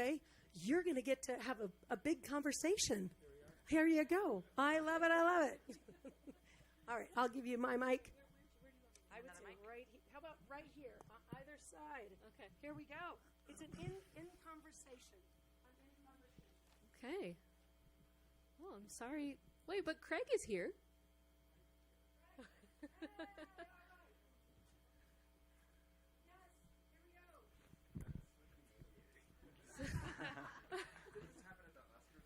you go, Craig. Here you go, Craig. Sorry, everybody. Oh my God. You said 3:30. No, that's what Heather said. Just blame it on him. Yeah. Okay, well, hi everyone. It's nice to be here. I'm very sorry that Nicole couldn't make it. She's, a critical piece to this conversation, but that's okay. We'll make it work. I am Nina Sachdev. I'm the Deputy Director of External Affairs at Media Impact Funders, which is a network of grant makers who support media and journalism and doc film and all other kinds of media platforms and media types in the public interest. So it's nice to be here. With me, I have Craig Sitchie, the Executive Director of the Social Impact Fund, and Felipe Estefan, who's a fellow at the Shorenstein Center at Harvard University. So yes, we're going to be talking about money. We're going to be talking about creative money, mechanisms that sit outside of traditional funding, because we know that capital exists, sometimes sitting in donor-advised funds, which Craig will talk about, and value exists, non-cash assets that live inside of projects, which unfortunately you won't get to hear about because that was what we were going to talk to Nicole about. And of course, intent exists on the filmmaker side and the funder side. But the challenge is that the structures don't always line up in a way that moves the money quickly, easily, and to the places it needs to be. So what we're going to do is look at where funding for media already lives, and how filmmakers can sort of unlock some of that capital. And also we'll hear from Felipe about how funders can expand their toolkits. And again, I just want to say this isn't really about replacing traditional funding. This is just sort of looking at what already exists and how we can use it more creatively and strategically, and connecting those pieces a little more intentionally. So, Craig, I'm going to start with you. Could you just give us kind of just like a 1-minute overview of where you sit in the ecosystem?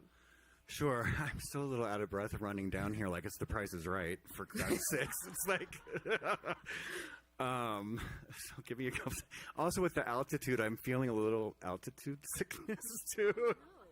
Basically, I'm a hot mess today. So the Social Impact Fund is an organization that I run, and I've been running this since it started in 12 years ago. And what we provide is what's known as fiscal sponsorship. We're a nonprofit organization that agrees to use our tax-exempt status to help launch and elevate and operate charitable projects that need that tax-exempt status. And so we started with one project, which was John Legend's Show Me campaign, which is still with us today. And fast forward 12 years, I have about 65 charitable initiatives running at Social Impact Fund, and we cater to a lot of folks that are rooted in the entertainment and creative communities and change makers, from sports and athletics, as well as some brands, fashion houses, etc. and stuff. And we're here to be basically that nonprofit entity that their donors can contribute to. So maybe we should start by asking if anyone kind of needs an introduction to what a donor-advised fund is. This is a term we throw around a lot, and I don't know, who's in the room. Does anyone need, like, Craig to explain how they work? Do you guys know what a donor advised fund is? I can explain it really quick. So like I described what a fiscal sponsor organization does, where we're like the home base, the legal home base where donors can contribute, and we're the legal entity that helps pay their programmatic expenses, and we make grants to other nonprofits. We're that legal entity, that home base for these projects. Otherwise, they have to get on their own. A donor advised fund is along the same principle, where instead of setting up a private foundation, which is a foundation that a family might set up or a corporation might set up, a donor advised fund is basically a grant making tool, so you don't have to set up your own entity. So your donor advised fund, you're the advisor as to how your donations are going to be granted out, but the organization that you house your donor advised fund is the nonprofit that you donate to as a donor, and then they take those funds and grant to groups that you recommend to them and stuff. So it's a short cut to setting up your own foundation if you're just going to be making grants and you're the only donor. And there's billions and billions and billions of dollars sitting at donor advised funds. And I can go on soapbox about how to unleash some of those funds and everything, but yeah. Well, that's the question. I think that's the question, is how are filmmakers unlocking these dollars, and what are some of the challenges in getting those dollars out the door? So that's a very good question, and I don't have a good answer for you guys, and I'll explain why. Like I said, a donor advised fund is set up at another nonprofit, and the donor advised fund practice is for the benefit of the donor. And so when the donors are recommending to their home organization of where they'd like these funds to go to other nonprofits, a lot of the donors wish to remain anonymous, and they tell their sponsoring organization, hey, if you give $50,000 to the Boys and Girls Club, I don't want you to tell them that I'm the donor, because legally the donor is coming from the organization that holds their donor advised fund. And so I know it's getting in the weeds a little bit, but what's challenging with filmmakers or with any nonprofit organization that receives funds from donor advised funds, oftentimes it's very challenging to find out who those donors are, so you can have further conversations for additional support later and such. So there's a privacy element that donors can enjoy by having a donor advised fund, but it's also challenging for nonprofits to know who those donors are and to cultivate those relationships and such. Filmmakers included, documentaries and that sort of thing. So on the flip side of that, what are some things that help activate DAF holders? What role does education and other kinds of things? Well, that's exactly what it is. And so a lot of times organizations that receive funds from donor advised funds, they do know who the donor is, and so organizations might offer these host organizations to set up like donor convenings around a particular topic, and they might tell all the people who hold donor advised funds, like, hey, we're doing a convening around hunger, and if you're interested as a donor to support organizations in the hunger space, we're going to do a convening and introduce you to some organizations that are doing that really great work. And those oftentimes help donors decide where to give their funds and such. That's one way. And then also just networking with your existing donor base and trying to get those people to expand the networks that they have into your world too and stuff. And a lot of those people have donor advised funds that you might not already know about. I wonder if you might just take a minute or two to explain how you work with Nicole, because I feel bad that she's not here to represent Charity Buzz, but you work with her. Could you maybe just explain a little bit? Do you guys know what Charity Buzz is? Charity Buzz is a fundraising platform that is, Renee, where are you? Is Renee in here? Oh, is Charity Buzz, is it an auction or is it a raffle? It's an auction. So, yeah. Renee, come on down. So Charity Buzz it's an online platform that a lot of organizations will use to create special packages that donors can bid on. And the winner will receive, a lot of it is experiential, a lot of it's, walk-on roles and fancy dinners with top talent and such. And then everything that's raised through that auction goes to a benefiting nonprofit and such. The way that we work with Charity Buzz is that since we work with a lot of top talent in Hollywood, Charity Buzz will put together a package that they can then promote for people to bid on. And then we're the nonprofit, if needed, to set something up on our side to receive those charitable dollars that are raised and stuff. So we can bridge a lot of the activities that Charity Buzz comes up with to the nonprofit projects that are eventually being benefited from those funds. That makes sense. Thank you. Okay, so there are a couple examples of kind of non-traditional or creative ways to unlock capital, but there are still gaps in how funding leads to long-term impact. So Felipe, with your work at Shorenstein, based on the research that you've done, what are some of the biggest gaps that you're seeing in funding? Good afternoon, everybody. Are you here? Yes. I'm gay and Colombian, so I like a call and response. It's great to see you all. I'm Felipe Estefan. I'm a film investor and producer, and for the last 15 years or so, I've been working in international cooperation and in private foundation where I led a global program on narrative change. For the last year, I've been building a new impact investment fund that is the result of some research that I've been doing at the Shorenstein Center at Harvard. But basically, in that research, one of the things that we looked at was the funding flows that were coming into this space. And I think that one thing that was really helpful for me as I thought about that was that those of us who are here and care about social impact often hear about the power of stories. And stories are incredibly powerful. But for me, what was helpful was to think about the power of stories more in the context of narrative power as a system of power, just like economic or political power. And when you think about narrative as a system of power, then you start arriving at conclusions that are also true for other systems of power. And it is that narrative power is not equally distributed.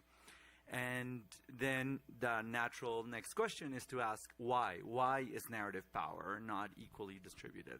And there are a number of obstacles, and certainly some of them are becoming more pressing and more urgent, and they relate to tech. But I've been looking at two in particular. One is around information, and the other one is around money. And so when it comes to information, which I'll do first just so that I get to your question around money and spend more time there. many of us have worked on films sometimes for many years. I was very lucky to be an executive producer on Apocalypse in the Tropics, which is on Netflix, and was shortlisted for the Oscars. And that film took 5 years to make. And I'm really excited that it got out into the world and that Netflix bought it. But I will never know who watched that movie.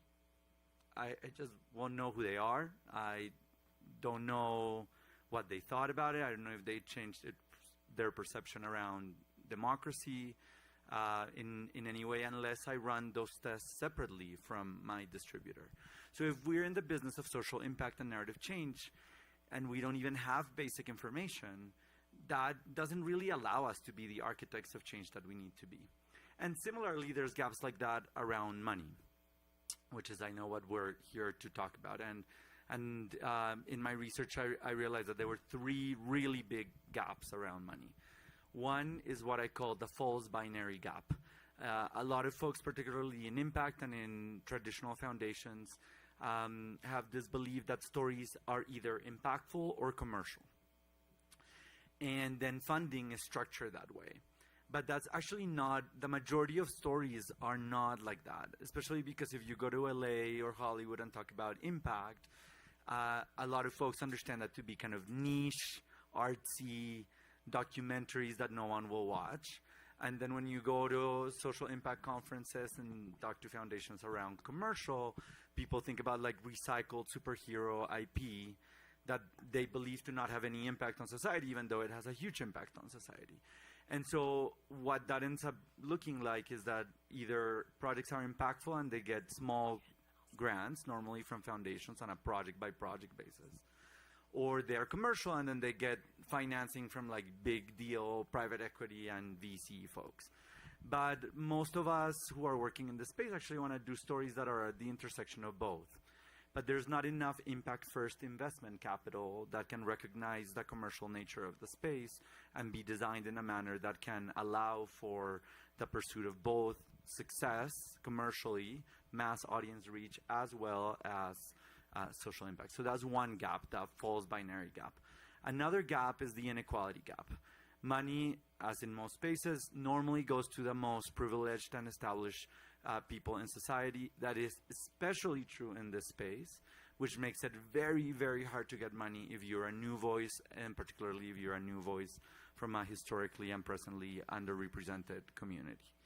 And finally, it's what I call the infrastructure gap. As I was saying, most of the money goes to projects, not to the actual organizations and the what I call the narrative infrastructure that enables the creation of those projects. And that is bad business, and that is bad for social impact. It's bad business because storytellers can't actually build independent storytelling ventures that can take a slate-based approach to the production of content and think about efficiencies and hire people and pay them well and allow them to go on parental leave and allow them to go on vacation and allow them to be paid while they're sick. They're going project by project, but it's also bad for social impact because then you can't actually think about a slate of content that can complement one another in the pursuit of a long-term vision for impact that doesn't just come from a single movie. It comes from many movies and many different types of content coming together. So I think what we have here is a realization that the way that the funding, particularly on the impact side, has been coming into the space is insufficient. It does not allow us to meet this moment at all. But it doesn't have to be this way. There are a lot of things that are being done now for foundations, for example, to look at their mission-related investments and program-related investment budgets and actually bring millions of dollars that are needed to resource narrative infrastructure led by and telling the stories of the communities that have least received money and that are stories that can be both commercial and impactful. So that is what I'm trying to build. And this just in, Nicole Carlson from Charity Buzz. Oh, thank God.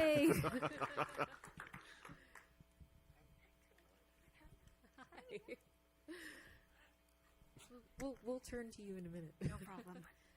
So your research has led you to sort of identify these gaps, and has sort of is a playbook coming to mind about how to address them for both funders and filmmakers, is there something that needs to happen first, or is there like a cascading effect where if you tackle one, the rest will sort of fall in line, or do they all need to happen simultaneously? What does the solution look like?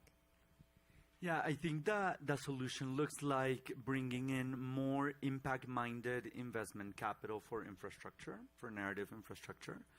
And I think that there's many ways of doing that, because sometimes when we talk about investment or commercial, people think that we are going to lean into kind of extractive capitalism. And that is also not the way that we actually build solidarity and community and spaces for collective storytelling. But it doesn't have to be that black and white. And so to give you an example, when we funded a film called The Territory, I was experimenting with a way of funding it that looked more like an investor, even though I worked at a foundation at the time. And so we gave the money into the equity side of that film. But with the promise that if the film was good and sold and had a good impact campaign, the money that could have come back to us on the waterfall, we could have foregone repayment so that it went to research the impact campaign. And so when that film sold to Nat Geo and Disney Plus, we were able to actually take the earnings that would have come to the foundation and reinvest them into the impact campaign. And it was a very well-researched impact campaign that understood impact not just as the film being seen by more people, but actually what happens as a result of that. And so transformations in legislation, there was even a direct cash transfer into the community that the community decided how to use collectively to build a new media center. And so those kinds of regenerative or circular models or financing are one of the things that is interesting to me. Same thing, for example, with concessionary loans. And so a lot of people say, oh, okay, well, just go to a bank and get a loan if you're a successful filmmaker. It's not that easy. But foundations and investors could actually look at someone's track record and look at their vision and say, I'm going to take a chance on you, and it's going to be at a concessionary rate, and I'm going to be patient about it. And if you pay me back, good. If you don't, then these are all the other mechanisms in which we can continue to work together, either by thinking about models for joint ownership of some of the IP or other types of mechanisms. So I think that from revenue-based financing to concessionary term loans to preferred equity, there to regenerative and circular funding mechanisms, there's a lot of way to bring money into the space that enables impact that we just haven't explored sufficiently before. And as we explore that, it has to be with those three capital gaps in mind, so that the money is actually going to the storytellers that deserve it and that need it, not just so that they do one project, but that they can build lasting and scalable companies, and that they do so with an understanding of how they can reach audiences while driving social impact. But you're also helping to design a new fund, which and its aim is to address some of this design thinking. Do you want to share a little bit about that? Yeah, and I know I'm being very long-winded, but I was trying to be stealth about it, which is why it doesn't even appear on my title that I'm creating a new fund. But yeah, we're creating a new impact investment fund for narrative infrastructure that will focus on underrepresented and undercapitalized storytellers. That is going to be called Curiosity Capital, and it's going to be launched later this year. And it's going to try to give flexible working capital with a 7 to 8 year time horizon to companies that are telling stories, that are developing a slate of content and stories that consider inclusion, social impact, and commerciality all at once. And we'll be prioritizing companies that have a keen understanding of the audiences that they want to reach, and that are thinking about story production from an audience-centered paradigm, very connected to the previous discussion, where they're really considering who is it that I'm bringing along, not just for this one film, not just from a marketing standpoint, but from an ongoing dialogue with target audiences that can be represented and who can also be activated through the content that they're producing. So more on that coming soon. Thank you. If you, I know a really great fiscal sponsor organization that if you need a 501c3 to set that impact work up, I can recommend a really good one. Amazing. Okay, Nicole, thank you for making it. Did you run straight from the plane to? I did. Okay, I did. Well, I had asked Craig to talk a little bit about Charity Buzz. She's going to correct I think he everything did- I just said. I think you did a good job. But if you could give the audience kind of a brief, kind of 1 minute, what is Charity Buzz? What do you set out to do? And then I'll ask you some Great. question. So Charity Buzz is a platform that offers up amazing experiences, unique experiences, things you can't get anywhere else in the world. And all the money that we raise, either in an auction format or a sweepstakes format, all goes to charity. So we have some incredible partners. Obviously, we work with thousands of nonprofits who bring us these great experiences that they might have for a gala. But when you work with Charity Buzz, it really is a whole brand new audience of very high net worth individuals that are looking to donate to these wonderful organizations, but also get something in return. And I think that the most interesting part about Charity Buzz is that there are so many dollars being spent in the entertainment space. People are going to award shows, and they're going to the Super Bowl, they're going to different sporting events and entertainment events. We strive to kind of move those funds into the charitable space because these are the same sorts of things that you could get in the world maybe with tickets, but for us, it all goes to charity. So 80% of what we raise goes to the charity of the donor's choice. And we have a lot of amazing partners that utilize Charity Buzz throughout the year. Like HBO, Warner Brothers Discovery is a great example that every single event, every single premiere, every single show that they have, they just put experiences within those shows on Charity Buzz. At the end of the year, Warner Brothers, HBO can say, we raised $1 million for these 12 charities, and it's a win-win for everybody. CAA is another great example, coming to us last year for all of the fire relief efforts that they did. They mobilized really quickly. They extended an invite to all of their clients, all of their agents, all of their talent. Everyone donated experiences over about 6 months on Charity Buzz, and we raised over $1 million for the fire relief efforts in California. So it's just a really easy and fun way for everyone to utilize the platform to raise for their favorite organizations. So you're basically rerouting things that feel commercial, yes, toward social impact. Absolutely. If you're going to spend $10,000 on those Super Bowl tickets, come to Charity Buzz first and spend it here. What kinds of assets or experiences tend to work for this model? Definitely entertainment is number one, for sure. We love things like walk-on roles, get a chance to be an extra in a movie, sit on set for 12 hours, and someone will spend a lot of money on that. Anything behind the curtain. Grammys is one of our biggest clients, and we always do Grammy tickets. But I always tell the Grammys what sells better than tickets to the broadcast is to come the day before and watch everybody rehearse in their jeans and T-shirts for 8 hours. People will spend a lot more money on that than the tickets. It's the access that they want, something a little bit unique. So what sort of what do filmmakers need to know about Charity Buzz? How do they unlock this? So I feel like filmmakers have amazing access that you might not even realize. You all know agents and publicists, and you're on set, you're talking to directors, you're talking to all of these behind the scenes, all the people that make everything work. You won't believe that the chance to be on set and shadow a director, just watch someone film something for a day, could raise $10,000, $20,000, $30,000. And then you work with someone like Craig, and we route those funds through the Social Impact Fund. So we only raise money for registered 501c3 organizations, but people like the Social Impact Fund and people like Creative Visions, different organizations that work with filmmakers, that's a way to route the money through those orgs and then fund your projects. Thank you. Heather, are we allowed to take questions? Okay. Sure.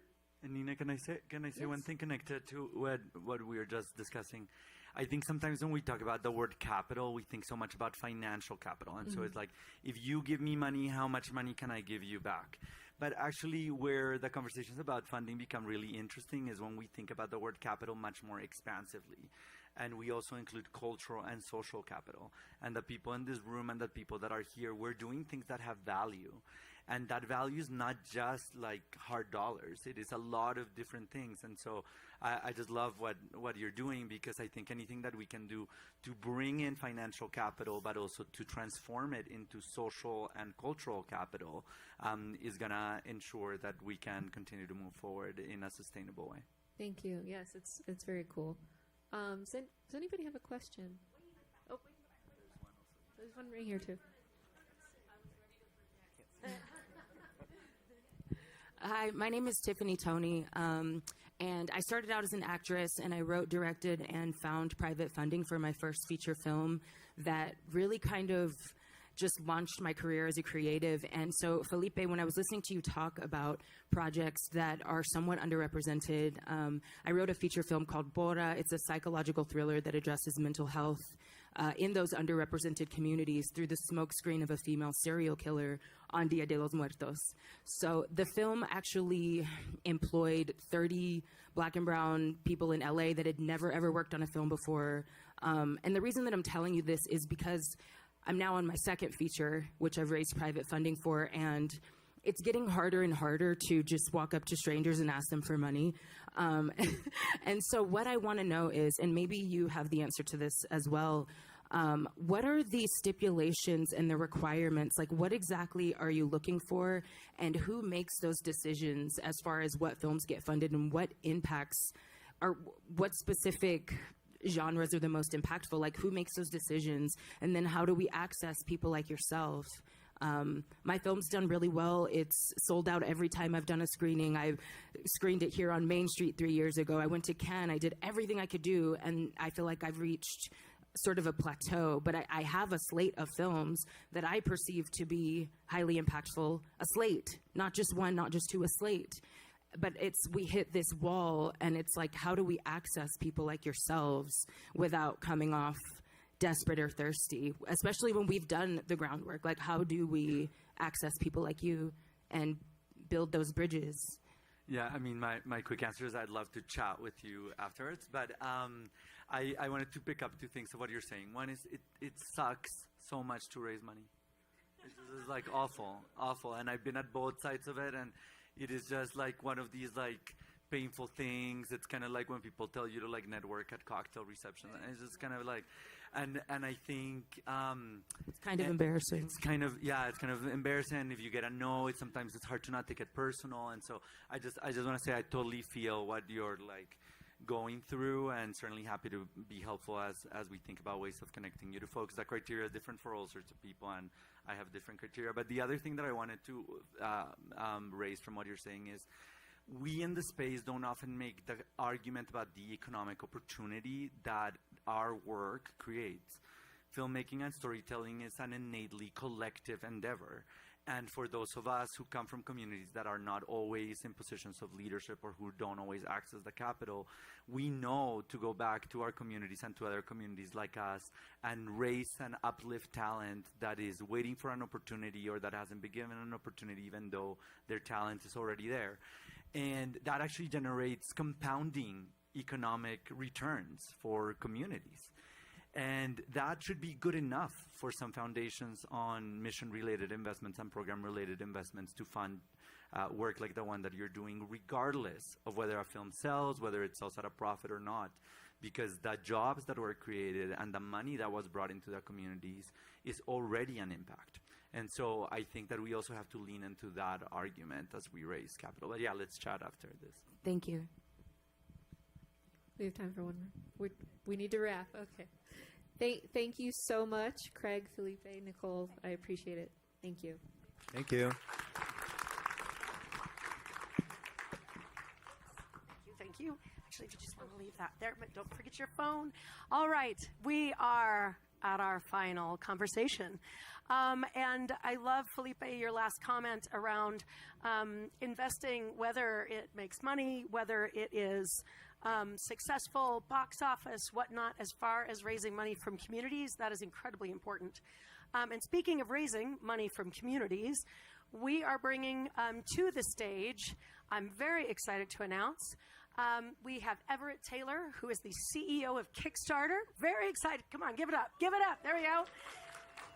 As well as Taylor K. Shaw Omonchanu, who is the head of film outreach from Kickstarter. And yes, and interviewed by Oakla Jones, who's the senior entertainment editor of Essence. And if you know what's happening with Kickstarter and Tubi, again, really interesting models of funding and distribution are happening. So I would love to welcome them to the stage. Thank you so much.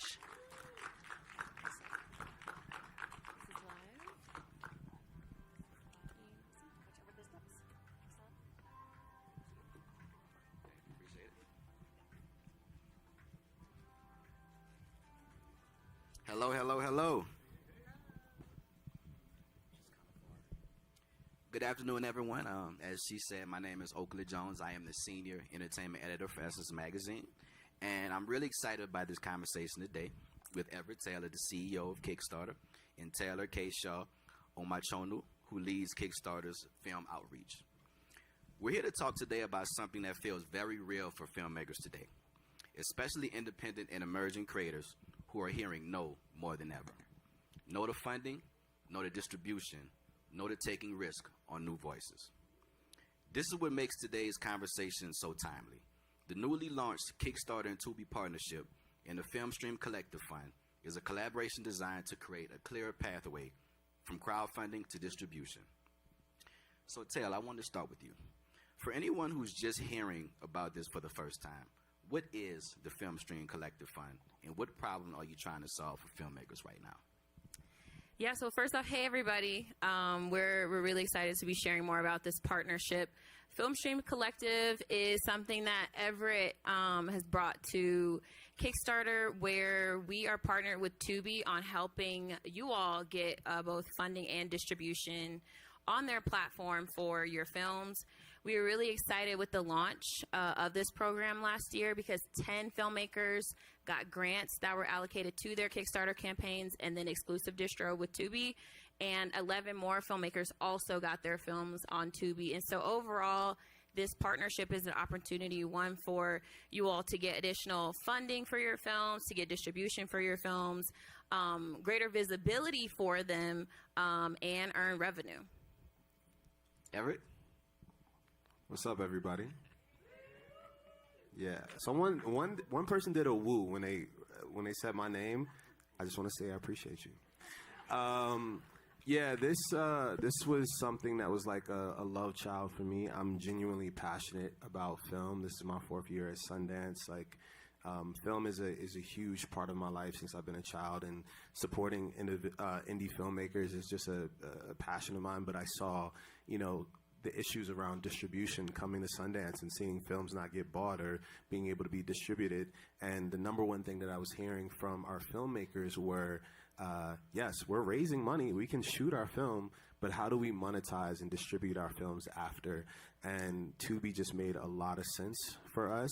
One, their CEO is rock star killer. I love her, Anjali, and they're the fastest growing, streaming platform, right? And I love that their mission is so aligned with Kickstarter because it is free, it's accessible to anybody. So that's something that is really, really important to me, and I think is important to the filmmakers that we work with. And so it was just a natural synergy between Tubi's mission, our mission, and we made it happen pretty fast.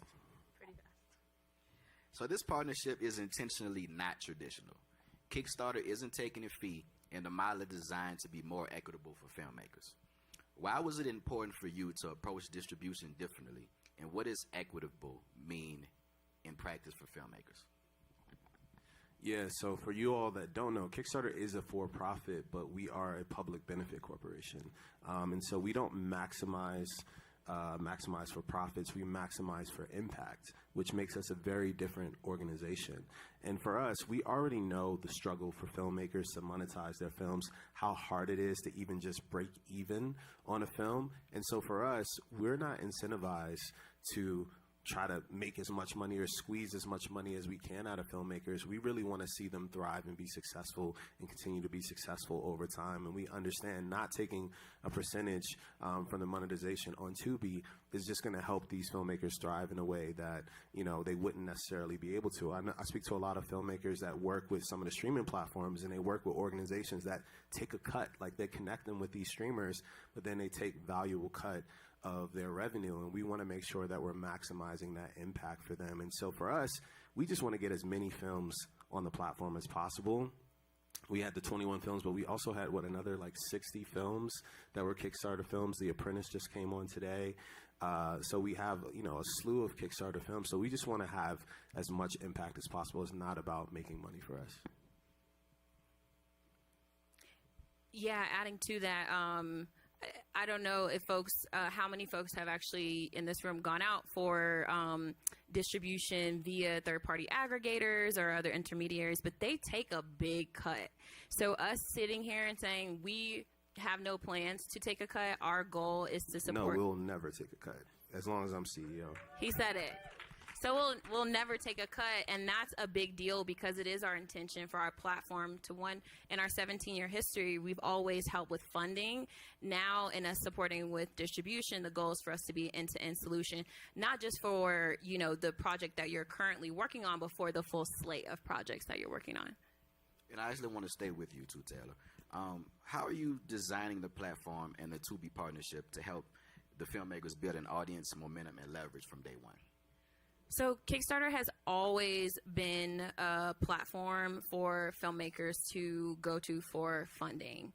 And as the product has continued to grow over the years of our existence, it is the perfect place for you to also build that real relationship and connection with your audience. And today for filmmakers, that is essential. It is essential that you know who the people that you are looking to reach are, and that you have their emails, and that you can keep them up to date on what you're working on so they can support both the current project you're on and the next one and the next one. So that's what the product is designed to do. And the Tubi partnership is great. As Everett said, I mean, Tubi gets over 1 billion hours of watch time from their viewers every month. So that's the type of visibility that we're now exposing our creators to. Yeah, I want to say one thing too. I know for a lot of filmmakers, Kickstarter can be intimidating, right? Trying to raise money is intimidating, but Kickstarter is really committed to being there for filmmakers. Part of me being here as CEO was really building what we like to call Kickstarter 2.0, which is end-to-end creator support. So now we have a slew of new tools from before you launch your campaign to while you're launching your campaign, so post-campaign, helping you with shipping, taxes, for any rewards that you may have. We wanted to build this out to really professionalize the Kickstarter experience, because we know a lot of filmmakers, they may not be that well-versed in taxes. They may not be well-versed in shipping. They may not be well-versed in how to prepare to launch a campaign. And so we are really focused on helping creators be more successful on the platform and giving them the extra tools. And if you don't know what those tools are, please connect with Taylor. She'll tell you what those tools are. But we've been really, really focused on that. And the second piece is that I'm really focused on building community on the platform, because you see it right now with the social media platforms. Like, you post something and like -2% of your people see it, right? In the early days of Kickstarter, I mean, you know, a lot of people used to get funding from Facebook and Instagram and things like that, and Twitter, or whatever the hell it's called now. And that's changing. And so we want to build kind of that social commerce on the platform, that every time you know that you're launching something, everyone who's ever supported you on Kickstarter is going to get a push notification, is going to get an email, is going to be engaged, so you can know that you're tapping into that community every time. And these are the people that actually like you. These aren't the people that just like your photos and don't want to support you. These are the people that genuinely have your back. And I'm pretty sure you guys talk to a lot of filmmakers. When filmmakers come to you for advice, what's the biggest misconception they have about crowdfunding or building an audience? There's a few. I will start with the social media is hyper important. You know, folks thinking, oh, I only have 300 people or 1,000 people that follow me. That's actually really great, because those folks are likely hyper engaged. And as Everett was saying, they probably really like you and want to support you. They know you personally. So that's really a really key piece. Yeah, honestly, I tend to see people with larger followings have like overconfidence. They're like, oh, I have 2 million followers on Instagram. Well, does anyone like you? You know what I mean? Does anyone want to actually genuinely support you? It's about the genuine community that you're building. And the other thing I would say, the biggest misconception about Kickstarter is that it's begging for money. Like, I don't want to beg people for money. Listen, filmmaking is fucking hard, all right? Like, you got to do whatever you have to. You have to hustle and make things happen. And we are reward-based crowdfunding. We're not GoFundMe. We're not in the same, you know, no offense to GoFundMe. People use GoFundMe, but oftentimes that's for, like, bad things happening, or, like, the house gets burned down. Grandma has cancer. Hopefully no one's grandma has cancer. I'm sorry. But for us, it is reward-based crowdfunding. Like, people actually receive something. They can receive producer credits. They can get tickets to your premiere. We're working on our latest project that just launched. We're working with Fandango to help them sell, you know, pre-sale tickets to theaters for their film. So, you know, we're finding different ways to, you know, make sure that it doesn't feel like, hey, I'm just asking for something. Maybe you can give people merch. You can give people early access to the film. So people are actually getting a reward and actually receiving something for backing what you're doing. And to that point, what I say to every filmmaker I talk to, and they're like, I don't want to ask people for money. You are giving people an opportunity. You are giving them an invitation to be a part of what you're building.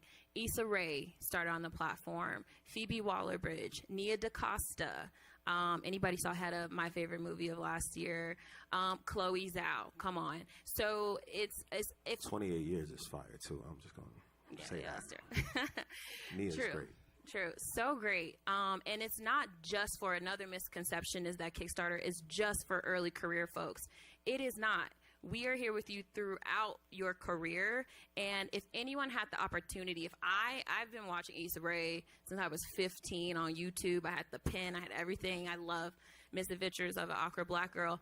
If I had the opportunity to have a behind the scenes look or to visit the set of anything that Issa was doing, I would have taken that opportunity. And everybody in this room is hyper talented and is going to continue to create. That's one thing that I love about every filmmaker I speak with. It's not a question of if they're going to create. It's just about where the resource is going to come from. And that's what we're here for. And so those names that you rattled off, you know, Nia, Issa, Chloe, how does it feel seeing the success that they're having now, knowing that they started on Kickstarter? It feels great. I have the best job that there is, because I speak with so many filmmakers also that I'm like, oh, you're hyper special. And then I try to do the absolute most for them and their success in their film and connect them to different opportunities. Because that's also really what we do. Everett does this a lot personally also, is tries to connect filmmakers to, you know, other opportunities with our platform and really outside of it, because again, we want to support your career. So just to see all of the amazing talent that continues to connect with Kickstarter through running campaigns, there's a film at Sundance this year, Take Me Home. They ran a campaign for the short on Kickstarter. Then they went on to win the Tribeca film grant, $1 million, and now the feature is here. Those stories mean a lot to us. Everett, in your experience, brother, what has been the biggest challenge that you've seen or heard for filmmakers of color? Wow, that's a great question. I mean, first of all, like being in the film industry is just an incredibly tough industry.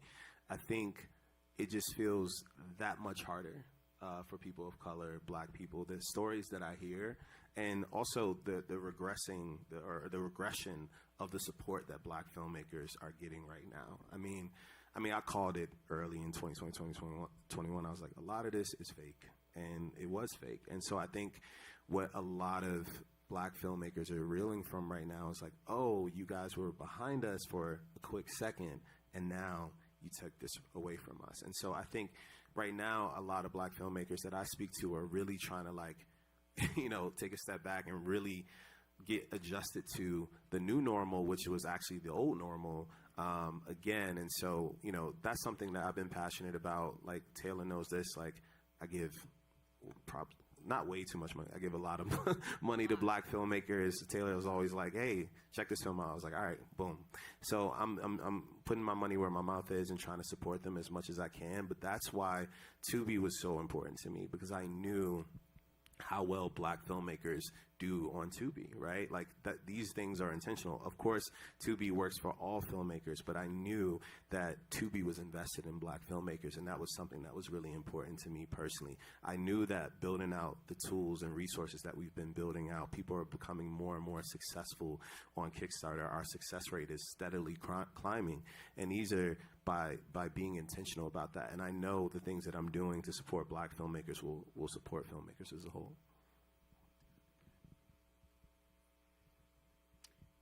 Yeah, and the Tubi partnership, if you all have an opportunity to check out the 80-plus films that have been Kickstarter-backed, you'll see films with Pedro Pascal, Ariana DeBose, Jenny Slate, as Everett said, The Apprentice now with Jeremy Strong and Sebastian Stan. So as you think about, I think for all the filmmakers in the room, as you think about how you get your full slate made, you can always consider for each project, what role could Kickstarter play in that, and then also what role now you have a new partner in helping you get distribution. So, and what role could we be supportive to you? Because we're here.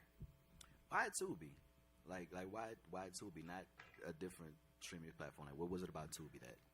Well, one, I truly believe in Anjali, who's the CEO. Like, I think she's a very mission-aligned person. She did incredible work at Vimeo, and then she went over to Tubi. And so we just hit it off, and we were very much aligned. And when I looked at just the progression of Tubi, and I saw how they were growing, and they're a little bit of the underdog as well, right? And like have a bit of that underdog spirit. But I saw things like their investment in Detroit, their investment in black filmmakers. That's something that was near and dear to my heart. I love the fact that, I have family members that love Tubi because they can just access the films that they want, and they have such an underrated library of films, and they were growing so rapidly. So for me, the democratization that I truly dream about, I feel like Tubi really represents that. I think that we also, it was a symbiotic relationship because I think we can bring a lot of quality to Tubi, right? And it felt like something that was equally beneficial for both platforms, where something like a Netflix might be like, no offense to Netflix, I think Netflix is amazing, but they're in a much different position than a Tubi, but also just the audience that they have. I think, Tubi reached over like 100 million monthly users. I think Hulu only had 55 million subscribers annually. So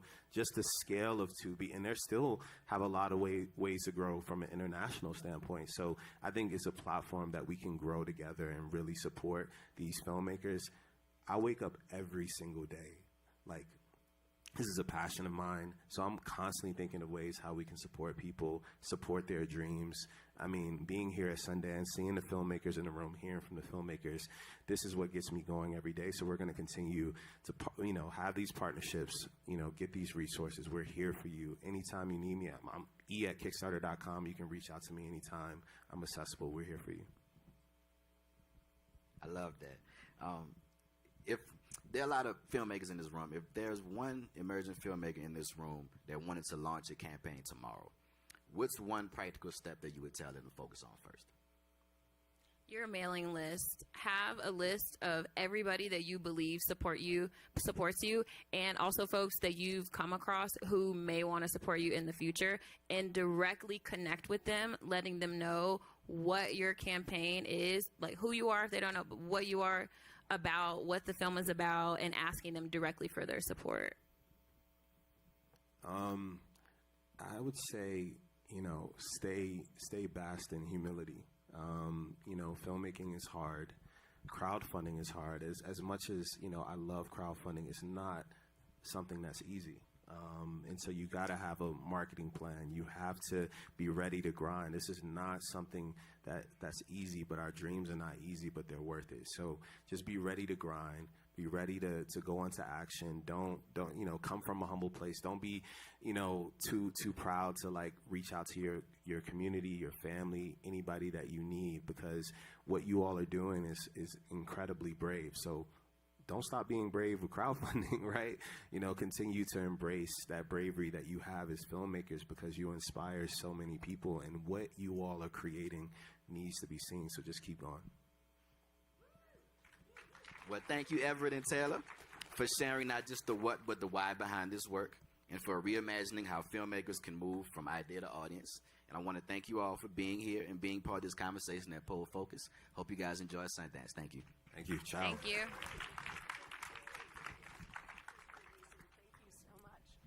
Thank you. And you could just leave those on the chairs. Thank you. Weren't they amazing? Isn't this exciting? Thank you. Seriously, this is so exciting. Thank you. And thank you for your passion for filmmakers and for really putting your money where your mouth is. Exactly. We thought we'd put this up here too. But aren't you guys excited about that? I mean, that's not just money, but it's also a whole model of distribution.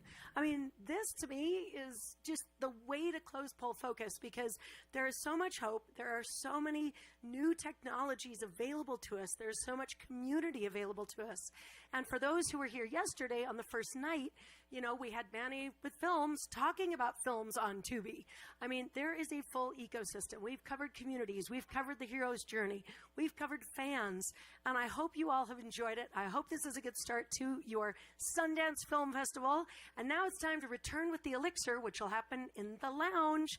And we have a cocktail hour for you in the lounge. Now, one quick thing is, if you plan to come to the Kerry Washington event, which is at 5 o'clock right here, then definitely head to the lounge and we will find you when it is time to come back. But it will be Kerry Washington, a few other amazing people like Kamau Bell talking about democracy. Until then, off to your cocktails. Thank you so much for coming.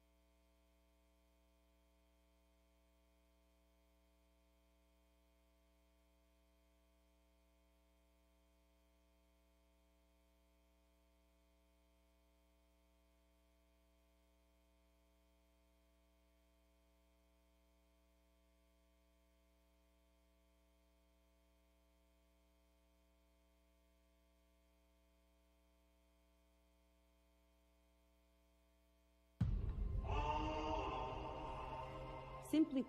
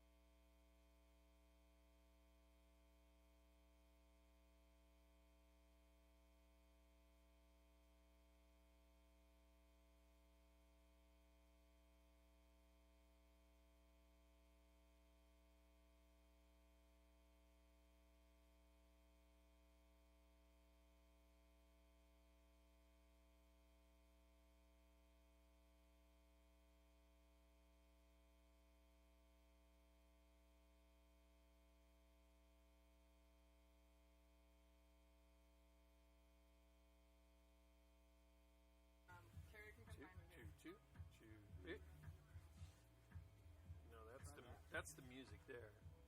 I'm pretty sure. Hey, hey, hey. Hey, Oh, hey. got it. Hey. Okay. Oh, hold on. It's not. Yeah, it is. Three. Oh. Two, two, two. Oh.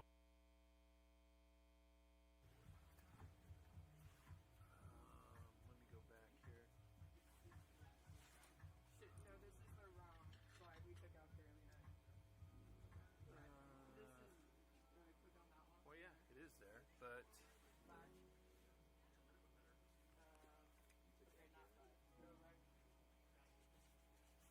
Two, you.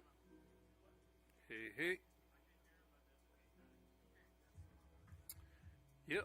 Hey, hey, hey. Two, two, two, two. Hey, hey, hey, hey. Hey, hey. So, I guess you can hear, but it's very static still. Staticky. Oh, maybe it's a cable? I'm not sure. Do you have ground lifts on that press box? Hey, hey, hey, hey.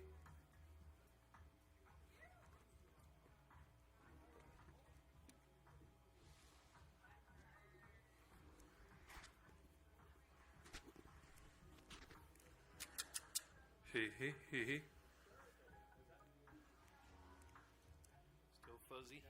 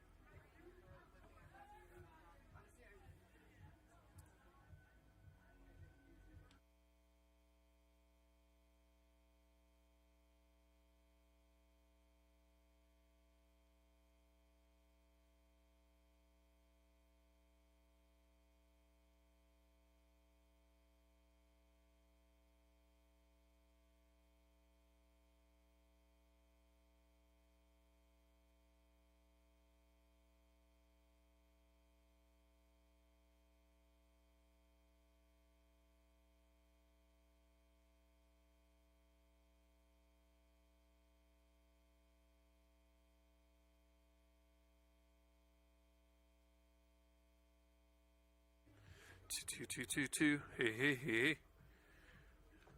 Yeah, yeah. 2, 1, 2, and 2. Hey, hey. Still got a buzzy buzz.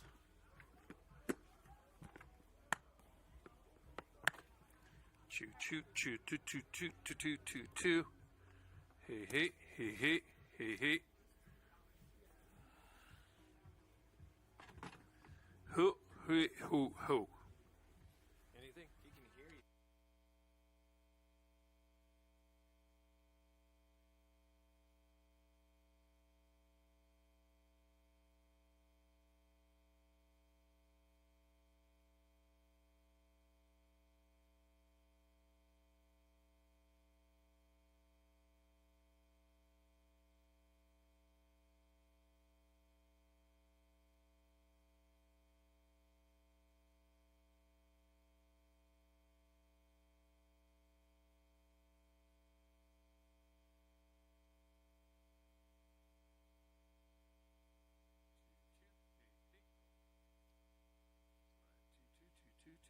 Hey, hey, hey, hey. 2, 2, hey, hey, hey, hey. Mic check 2. Ooh. Hey, hey, 2, 2, 2, yeah. 2, 2, yeah. Hey, hey, hey. Hey, yeah. Hey, yeah. Hey, yeah. Yeah, yeah. 2. Bye.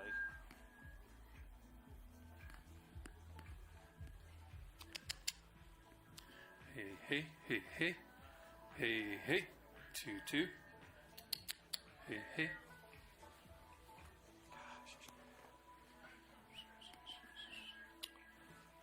Two.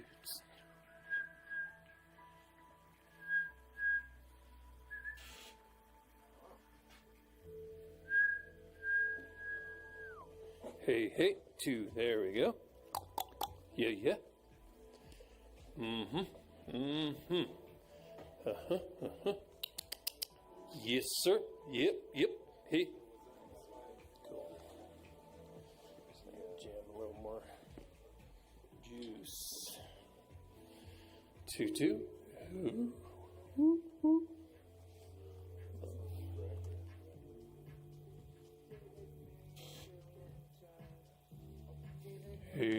2.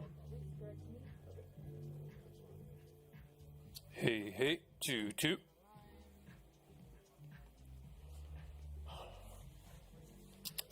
Yeah.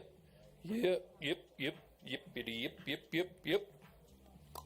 Sibilance. Penny sells seashells down by the seashore. See? 7 times 7, 37.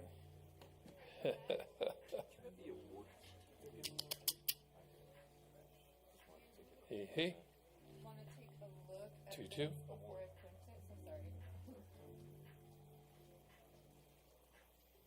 Yep.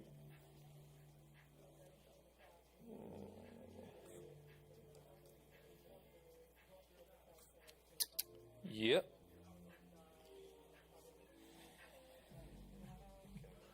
2. Hey. Yep. So, hey.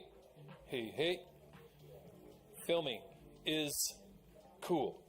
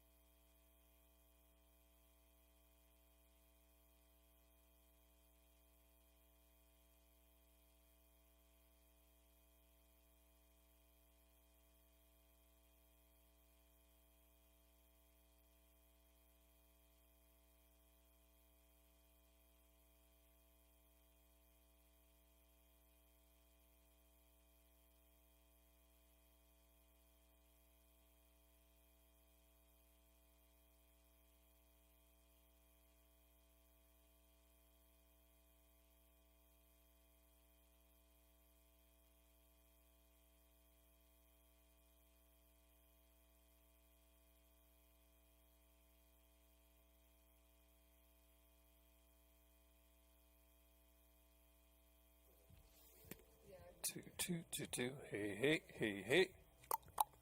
Yep. Hey. Hey, hey, hey. Hey, hey, hey, hey, hey, hey. Hey, hey. 2, 2. Yep, yep, yep. Hey, yep, yep.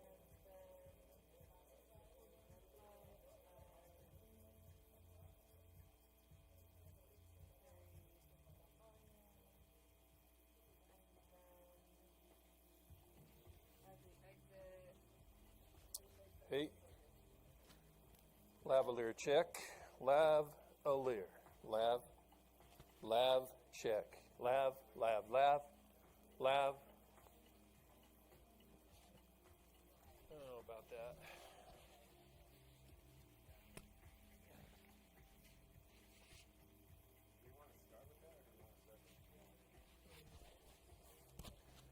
Two. Yep. Hey. Yep. 2. Sibilants. Hey. Hey. Hey. Yep. 2. 2. Hey. Hey. Hey. Hey. Hey. Hey. Yep. 2. Hey. Hey.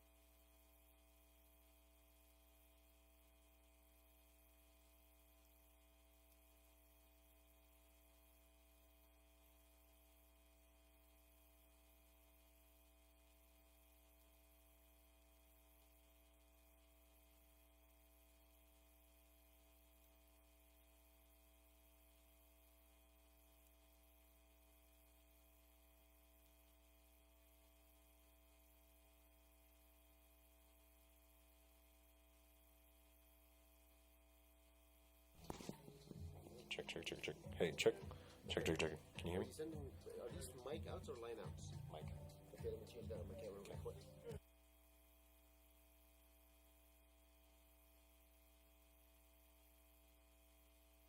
Check, check, check, check, check. Can you hear that? Check, check. Sweet. Okay, awesome. Okay. Yeah, he's gonna check. Check, check. Check, check, check, check, check. Oh. There's there's a little person way in the background. Yeah.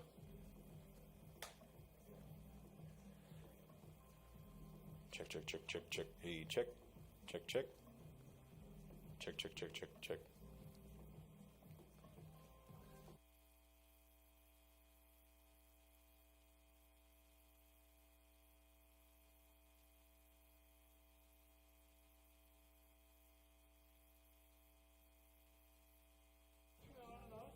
Yes. Okay. So it's on right now. Yeah.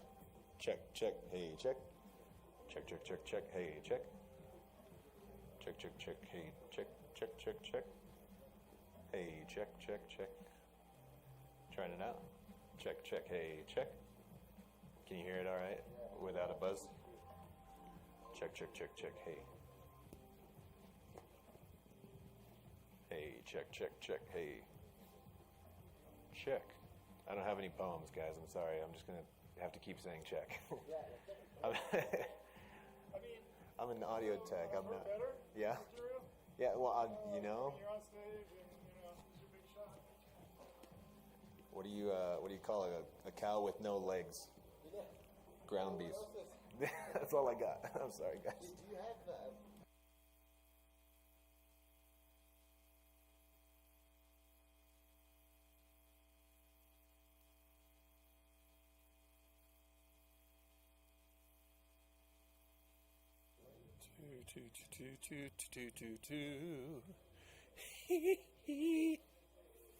Michael Jackson.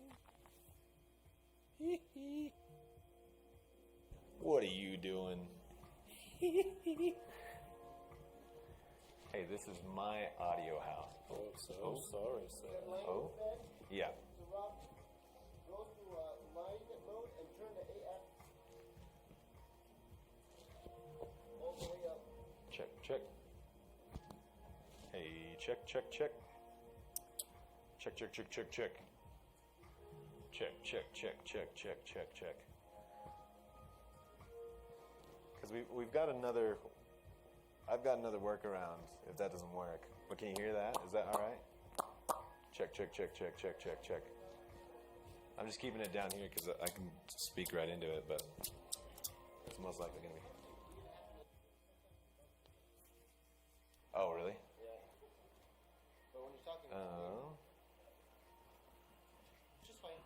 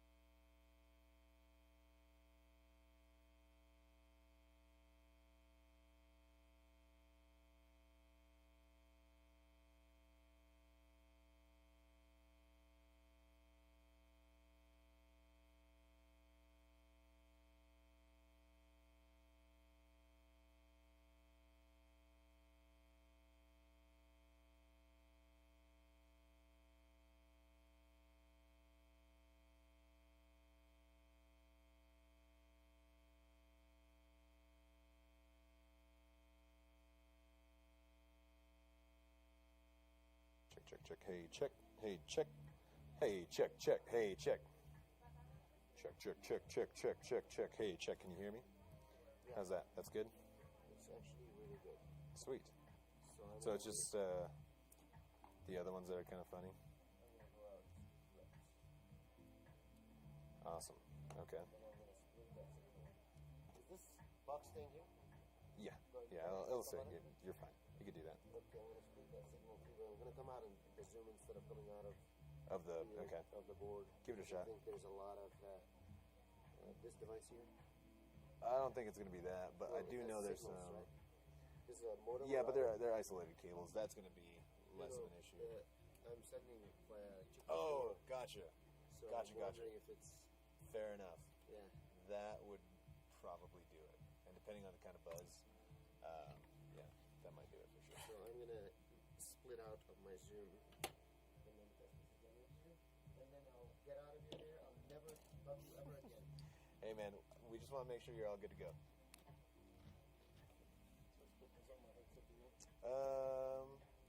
I think it was marked, but you can have one of these.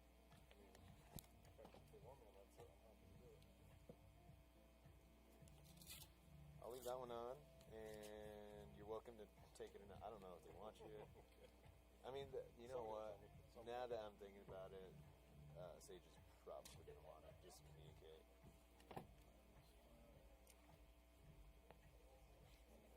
Check, check, check. Check, check, check. Hey, check. Check, check.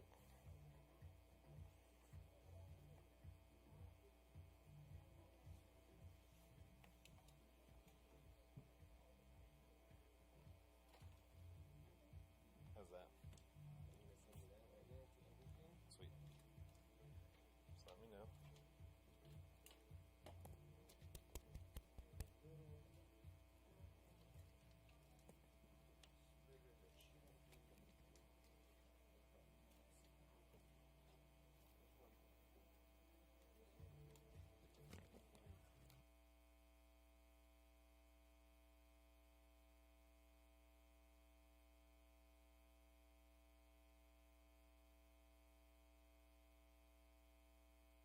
Check, check, check, check, check. Hey, check. Check, check, check, check, check. Better? Sweet. Sweet.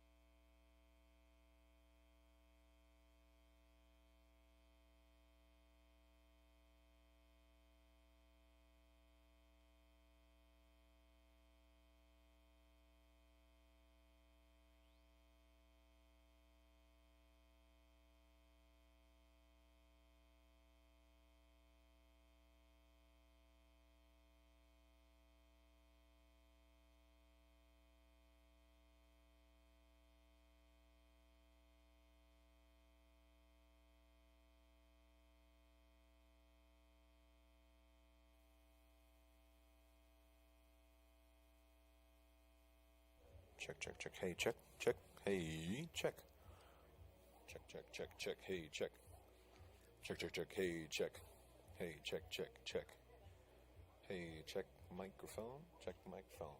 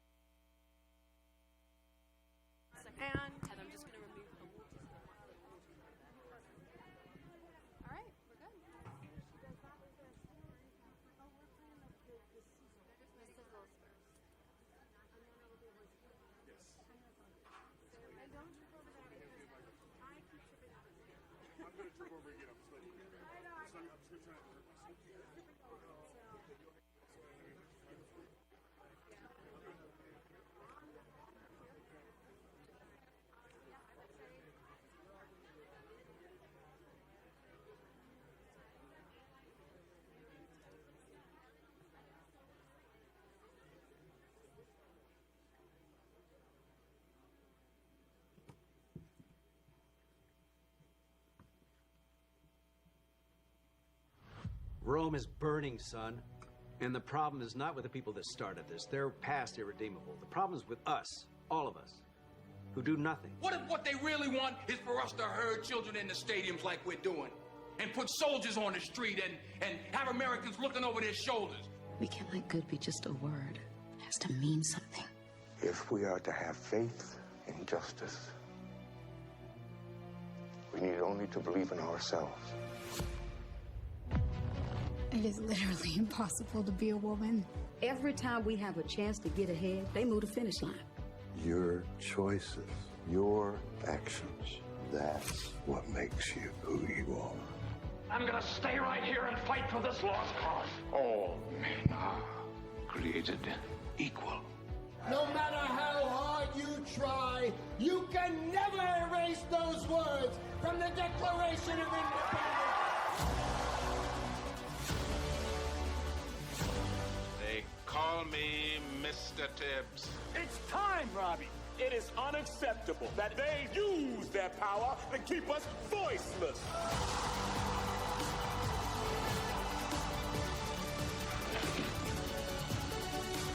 I see a story. You know what freedom is? No fear. Wars don't start with explosions. They start with silence. I will survive. I will not fall into despair. I won't be pushed around. I'm Spartacus!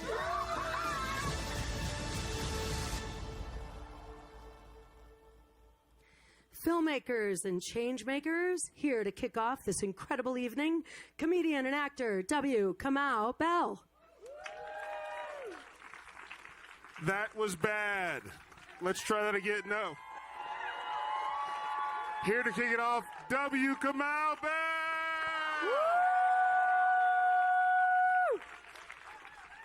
Hey, everybody. Thank you for coming out today. This is going to be a great panel. First, let's give a round of applause and give a special shout out to the Sundance Film Festival for being here. All the good years here in Park City last year. Also, let's acknowledge the panel and while we're here today, the Elevate Prize Foundation and Elevate Studios. Thanks to Joe Deitch and Carol Jairam. Give them a round of applause. And I'm here to center you and put you in the space for what you're about to see. I'm from the Bay Area, so I know a lot about touchy-feely feelings. I'm also here to, in the times that we're living in, which are hectic is the word I've been using because that just sort of puts it all in one big bucket. I think it's important to acknowledge good things that make you feel personally good. I feel personally good today that a guy I know had his film nominated for 16 Academy Award nominations, Ryan Coogler, who is an alumnus of the Sundance Film Festival, and he occasionally texts me back when I text him. So things are going well. I think it's important in this era that we live through to acknowledge our privilege. The fact that you are here in this room at this time. We don't all share the same size bank accounts. We don't all share the same size. We don't have the same resumes. But the fact that we got into this room at this moment, that so many people out there would like to be in here, I think we should acknowledge our privilege. We have the privilege to be here right now, to be with each other. We have the privilege to not be in Minneapolis right now, where people are afraid to go outside. We have the privilege to know that they're there, but hold space for them here. And when we leave here, to hopefully figure out ways we can support them, all right? I am aware of the fact that I'm a weirdo. I grew up with my black mom. Not all of you had the privilege of having a black mom. It's not your fault. My black mom made me as a kid. She let me watch things I wanted to watch, like Tom and Jerry and the Brady Bunch. I'm old school. But she also made me watch Roots when I was like 4 years old. It was a lot. Yeah, that's kind of, yeah. She also made me sit down when I was a teenager and said, this is Eyes on the Prize. We're watching it every night that it's going to be on PBS. those things are part of my DNA of who I am as an artist. At the time, I did not realize that. But I realize now that that's why that my mom and my dad were teaching me that I had two jobs. The job that made money, the job that provided for my family. I chose showbiz as that job, or showbiz adjacent. And I also have the job to make it easier on the people around me who can't be in the position I'm in, and to make it easier on the people coming behind me who can't even dream of being in that position, or aren't even here, who aren't even born yet. I feel like if you're in this room, you're aware of that. So right now, I just want you to look around the room and see the people around you, because these are all the people who are going to save America. I want to be clear, it's on you. I don't mean the person next to you, it's on you. And as we've learned in film, you're like, I'm not ready. The hero's never ready. That's how it works. Katniss Everdeen wasn't ready. Harry Potter wasn't ready. Olivia Pope seemed to be ready a lot. Didn't she seem to be ready a lot? But we have to understand that it's on us. And the work that we make right now is more important than ever, because whether it is on message or not, it is giving people hope and light, and also pointing people to a brighter day. And there's no more important time in the history of this country that happens than right now. I just want to leave with you a couple quotes. One, Tony Cade Bambara said it is the role of the artist to make the revolution irresistible. My friend Fabiana Rodriguez says culture leads change. Culture leads political change. And Olivia Pope said it's handled. So our job is to handle it. Before I go, I brought three things with me I want to pass out. I have 3 hugs. Who needs a hug? You might need a hug? Okay, hold on.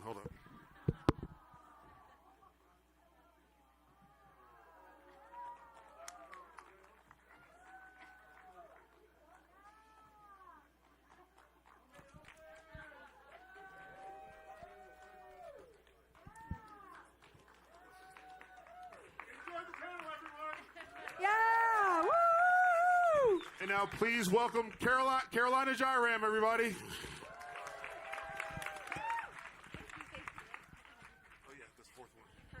Perfect height with me up here. Hello, everybody. Welcome to this incredible panel, to this incredible evening. I'm Carolina Jairam. I'm the CEO of the Elevate Prize Foundation. I wouldn't be up here without an extraordinary team of people and extraordinary social entrepreneurs who we invest in at the Elevate Prize. And our goal there, our vision, is to do what we call make good famous. And nowhere is that better understood and more championed than at the Sundance Film Festival. So we are extremely honored to be here. We're extremely honored to be part of Impact Lounge and the programming here. And I want to thank Heather and her team for their extraordinary partnership and vision for how important this is. Because as Kamal said, you know, culture is what shapes our reality. And if we don't get ahead of culture and we don't tell these stories and have agency in telling these stories, they're going to be told for us. So we're really excited to bring up an amazing panel of 3 filmmakers, all of them premiering films here at Sundance this week. I hope that you have a chance to see all of them, if not at least one of them, and each of them talking about freedom and agency and speech and responsibility in very different and distinct ways, but all through this theme of whose responsibility is this? Where is the artist in all of this? And so I'm very excited to speak to them and to kick off this evening's program. So I'd like to bring out the panel now. Please join me up on stage. All 3, yes. We have Mariam Attai, yes. Jed Ehrlich and David Shadrack-Smith. Please join me. Thank you all. You have mics, right? Oh, did you want a shot? Oh, okay.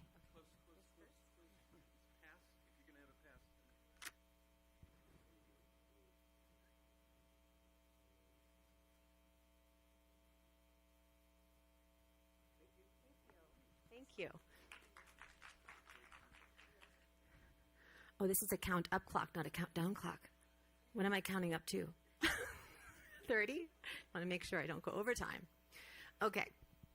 So thank you all for being here. I know how busy you are these few days. I'm sure lots of people are commanding your attention. But we had a feeling that if we made a program around democracy and free speech and the role of the artist, that we might get some wonderful people to come. So thank you for joining us. And I'll start at the end with Mariam, because I feel that your film and the urgency of its message is a really important place to ground us and to begin this conversation.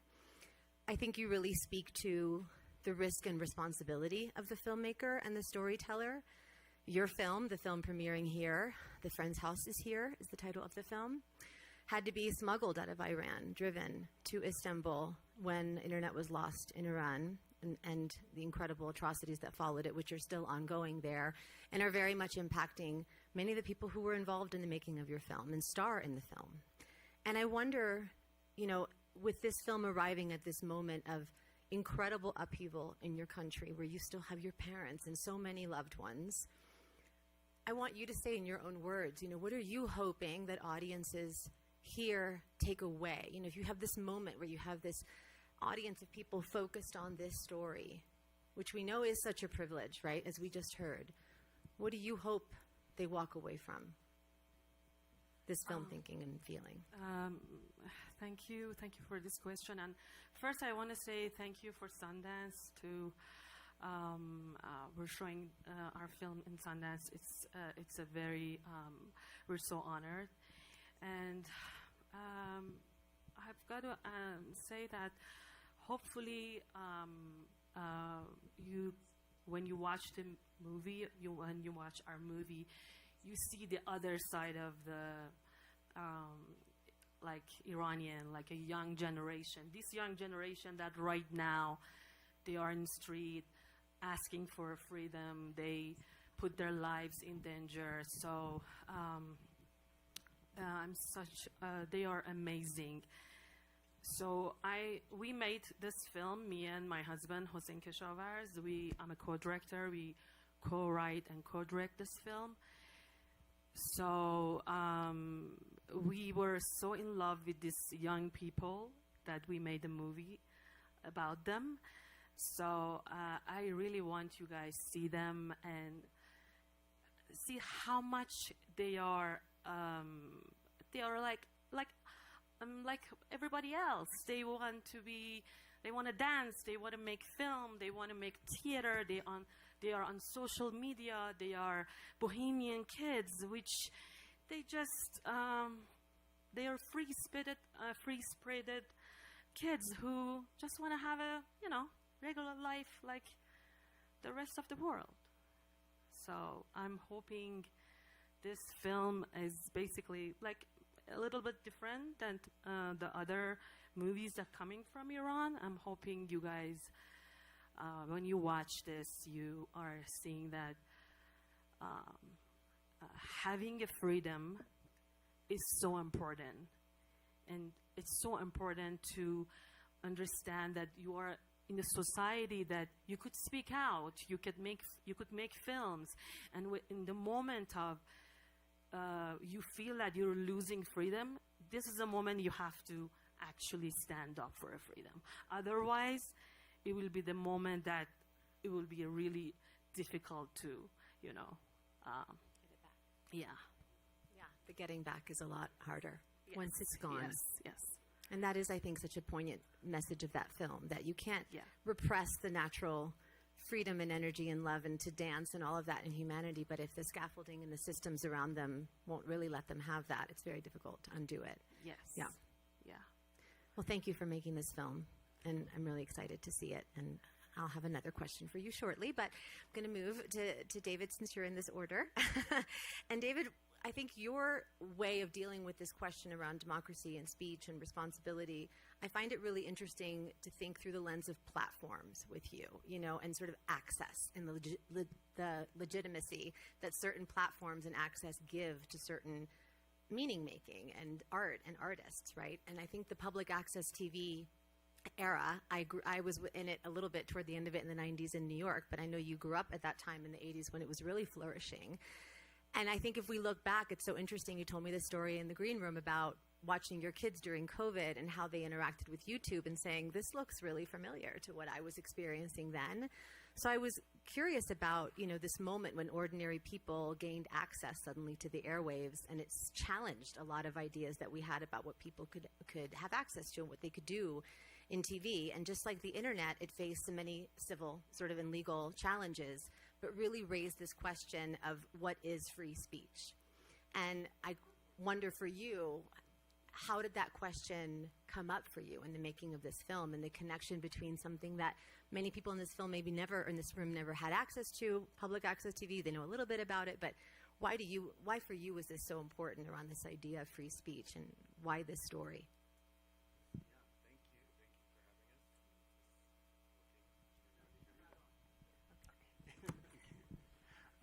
Yeah, thank you for giving us a chance to talk about this important and timely moment that we're in.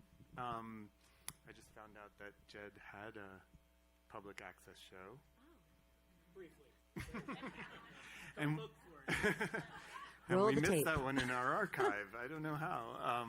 But a lot of wild stuff happened on public access television. And, you know, it was a space that was born out of the civil rights movement and people who went to the city as cables were being laid and said, hey, if they're going to dig up the streets and we're going to let Time Warner come in and extract money from people for this cable, this new thing called cable TV, we need to make a space that is free and open, first come, first serve, non-discriminatory, no editorial control, and let the community speak to the community. Let there be, and they considered it a human right, a civil right, to have access to media. What could possibly go wrong? This wasn't the FCC. Who's the we? No, here? no, this was, well, it started in New York, so before, and, you know, we get into this a little in the film, it sort of worked its way up through various cable acts, 1984, and every time there was a challenge, it became sort of protected by different layers of government, and eventually all the way to the Supreme Court, and ended up with the Cable Acts that protected this space to exist, and are a little bit precedential to that separation between carrier and content that we live in now with the internet. But you know, the space was protected by city government charter that they gave to Manhattan Cable, and that was very idealistic. What happened next was hectic, in Kamal's words, and wild. And I think it really makes you think a lot about the other end of it. There's the platform, there's the space that's created, and then there are the people yearning to get on it, such as you were talking about, people who want to express themselves. Give me a space. If you open that space, people will rush in, and we see that now on a global scale. So the question becomes a little bit about sort of who's responsible for what goes on these platforms. I want to just back up. Earlier in my career, I was a journalist in Beijing, China, shortly after the democracy movement, student democracy movement was put down, and I lived there as was watching the sort of official story come in and change the reality, and in a hermetic info system, they were able to create their own truth. And when we're now kind of all able to create our own truths, what kind of chaos of truth are we heading into? And are we okay with that? Because these platforms, as you said, they are legitimizing some of what is out there just by carrying it, just by putting it out there. But the alternative is they decide who and what gets to speak. I'm not sure that's the alternative we want either. So I think if we, and as we talked about this so much in making this film, every day we would have knockdown arguments about where do we think the line goes. And it makes you very humble to think you can't decide what's good, so who can? And I think if you embrace free speech, if you embrace the First Amendment, you need to live in a little bit of comfort with the chaos and confusion that is going to come out of that. and I don't really know how the platforms should react to all this. You know, I don't want them censoring material, but at the same time, they are legitimizing wacky, crazy things.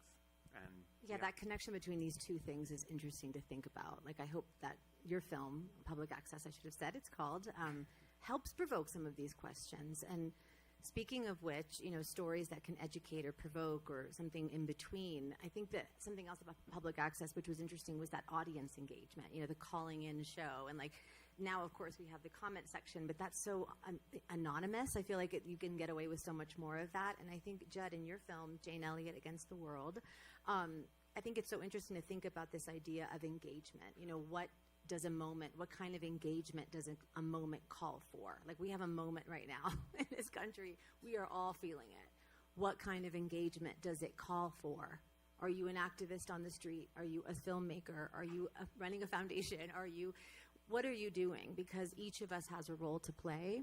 And this idea of how is it that you're going to engage? And I think in this story, your story, which is a story about a particular person, Jane Elliott, who decides to take on powers much larger than hers, just with this, you know, conviction of teaching, which is so powerful. You know, why that particular style of engagement? You know, why did you pick that lens through which to tell this really important story?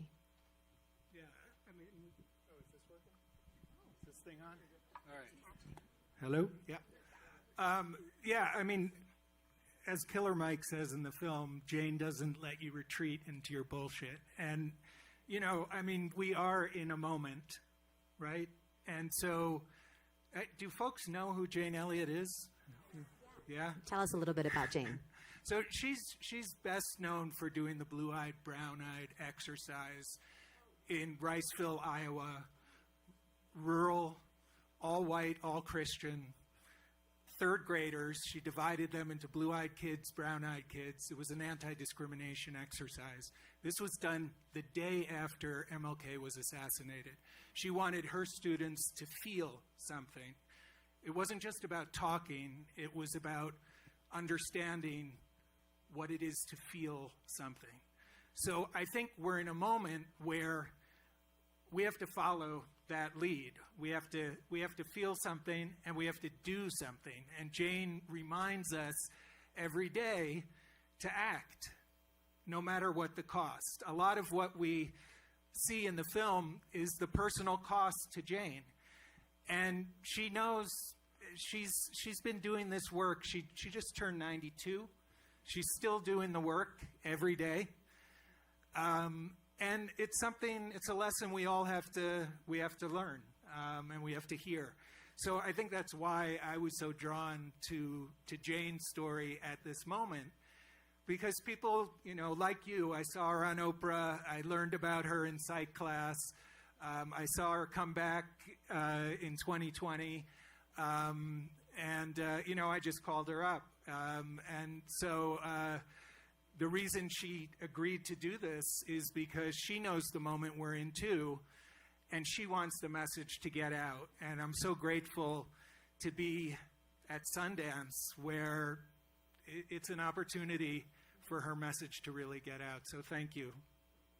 Just staying with you for one moment about provocation, because I think that's it's a decision you make, right, as an artist, right? We're not just exploring, you know, curriculum or like pushing you're really provoking in a way. So what role, like, how does that play a role into allowing the story to take sort of a different arc that just a simple explanation couldn't do? Do you know what I mean? Like, you went out to provoke, and how is that different than just if you had done her story, her life story, like in this particular way? Well, I mean, it's following Jane's lead, because she's been provoking for over 55 years. And I think that's why she's such a unique voice on the left, because I think too often folks on the left tread maybe too lightly. And I think we're at a moment now where people are waking up and saying, all right, maybe we need to get a little more out in front of things.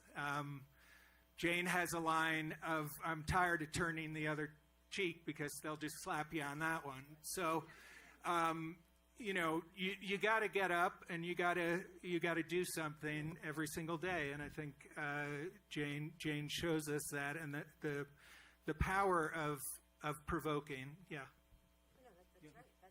And I mean, I love that answer, because this is the moment, you know, for all of us to ask ourselves, like, what are we standing for?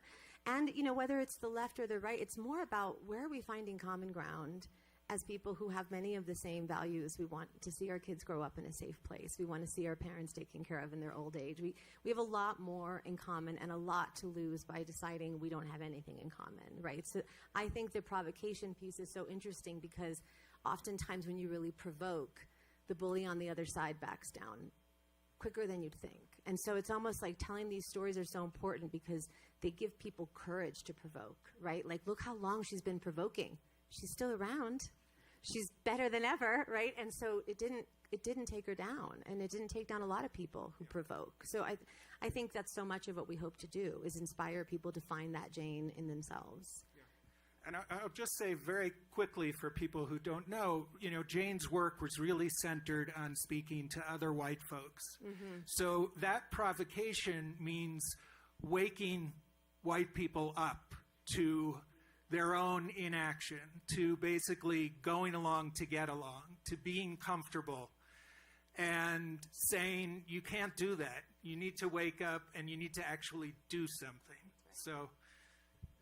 Well, this question I have is for all of you. So each of you take it how you'd like to, in whatever order. But, you know, we know, especially those of us who love coming to Sundance and love watching films that tend to come here, so many great stories out there can move us. You know, we know this formula. As filmmakers, they're really good at moving us. But few of them really actually shift what happens next. You know, and there's some films, like The Opening that you saw, that did shift culture, right? And so, in your estimation, I think the three of you, because you're coming at this in different ways, if storytelling is a form of resistance right now, you know, if this is what we have, this is the tool that we have, is our stories and our telling of those stories, what can make the stories effective and not just moving?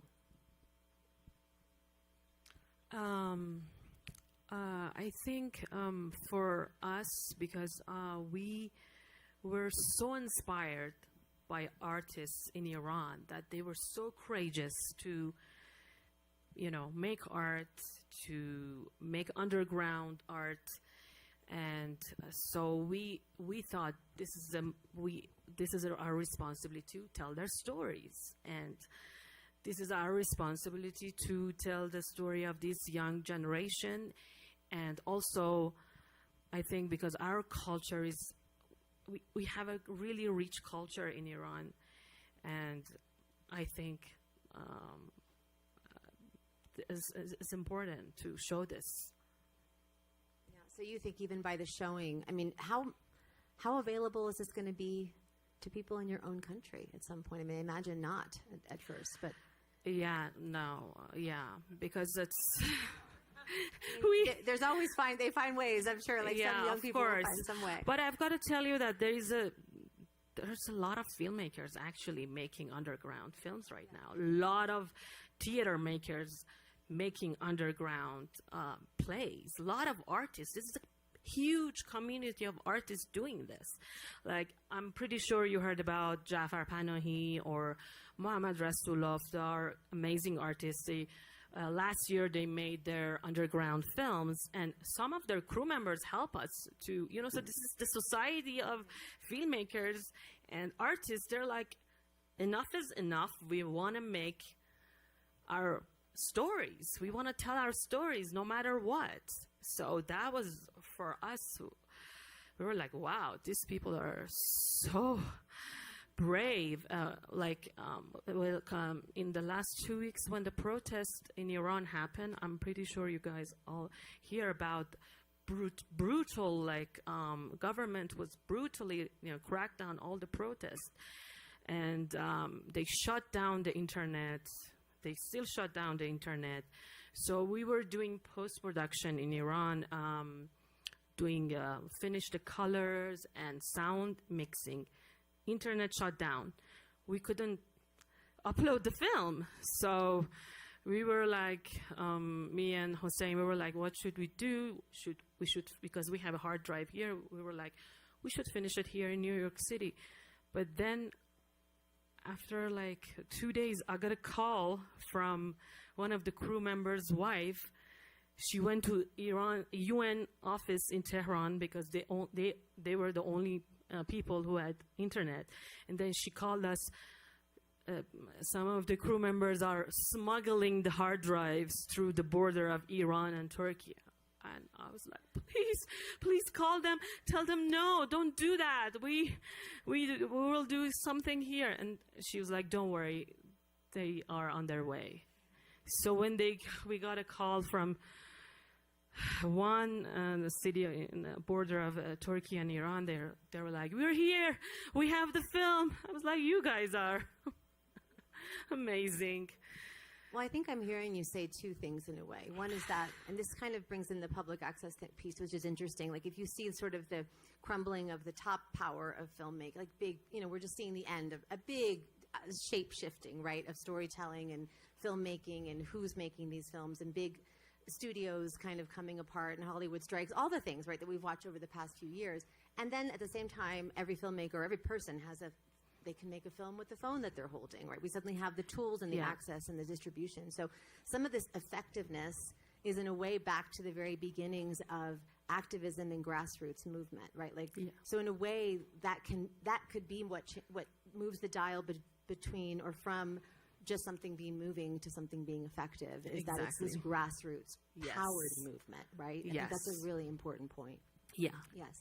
Yeah, and I love you talking about the underground. I mean, I think public access was a platform where the underground suddenly got to break into the mainstream on your dial, so you could be turning past Love Boat and land on Live from CBGB's and just be like, okay, that's out there too. I didn't know about that. And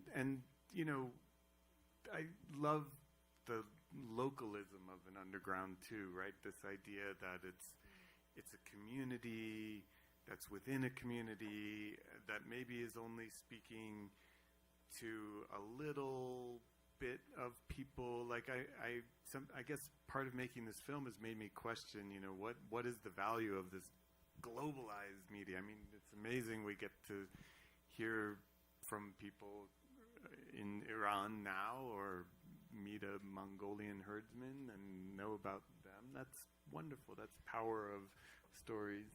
Yeah, I want to add something here, that we have underground theaters in Iran that they just 2 weeks ago they asked us, could we show your films to our crew, audience? So they have the audience.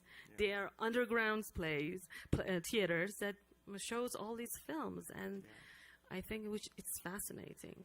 And I mean, I think when that scale is happening, it's actually incredibly effective. That you're speaking to communities of interest, you're allowing, voices that don't necessarily have to be monetized to the mainstream to reach someone. And there's a line from one of Jake Fogelnest in our film, who had a show called Squirt TV. And he was 14 years old, making it out of his bedroom. We call him the original influencer. And he says, and it was very interesting because his show got picked up by MTV, and then everything went off the rails after that. But he says, if you make something and you put it out there, you will connect to someone. And I think that's a very beautiful idea that for me, the power of storytelling isn't necessarily what I have to say. It's the questions that I can raise in people. It's the possibility that someone might hear something that might make them think or look at someone differently. And I think that human scale, especially as we enter whatever is coming down the road, if we can move our value systems not around necessarily who gets the most likes to monetize whatever, but more towards, how can you connect to communities of interest that allow you to, include everybody in the conversation. I think that might be a human scale of going. What I love what you said too is, which I hear in many circles now, whether it's in philanthropy circles or impact circles or democracy conversations we have a lot at the foundation, is that we do need to bring this down to the community, right? This does need to become a localized issue.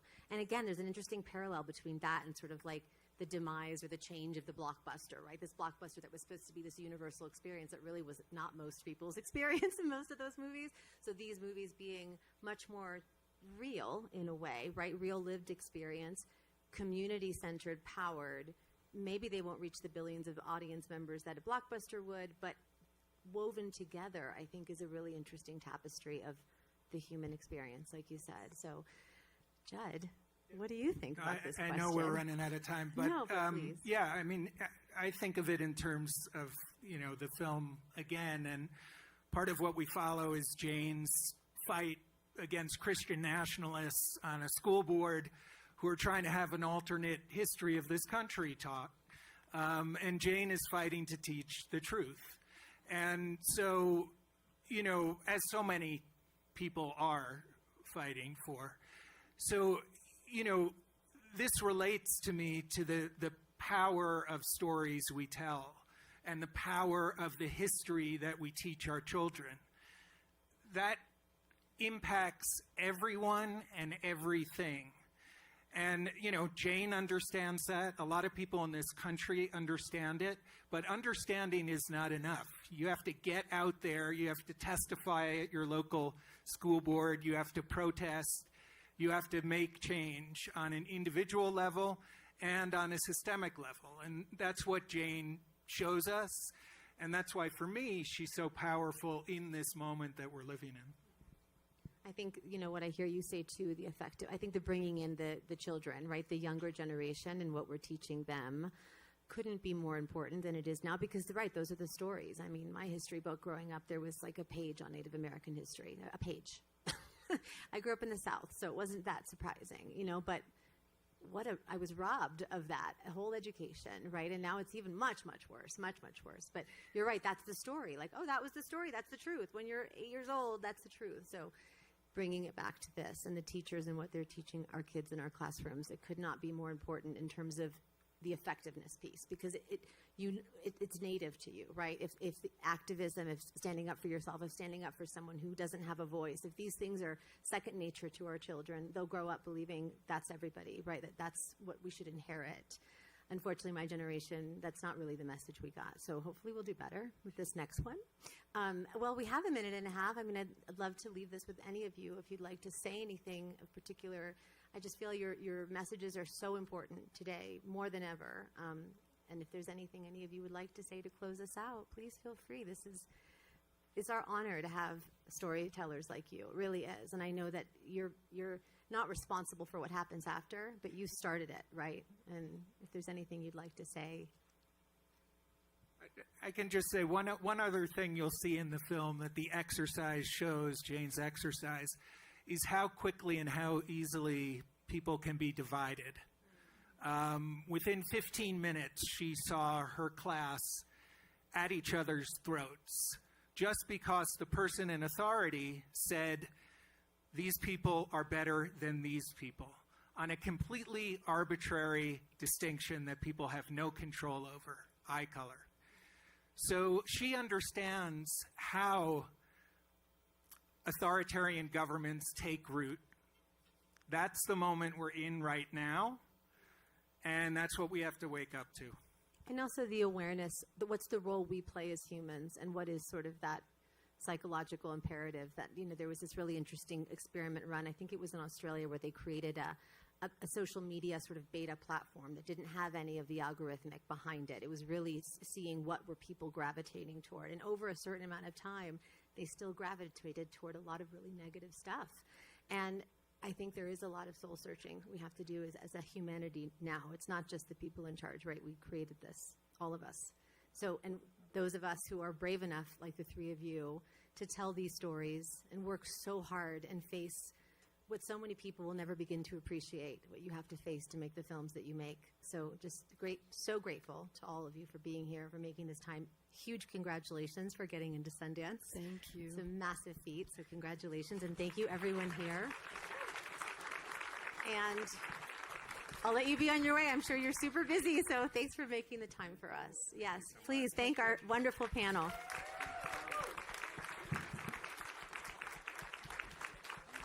Yes, thank you guys so much. Thank you, thank you.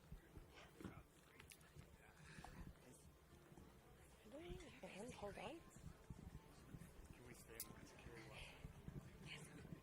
And next, joining us is Imran Ahmed, CEO of Center for Countering Digital Hate. Please welcome Imran.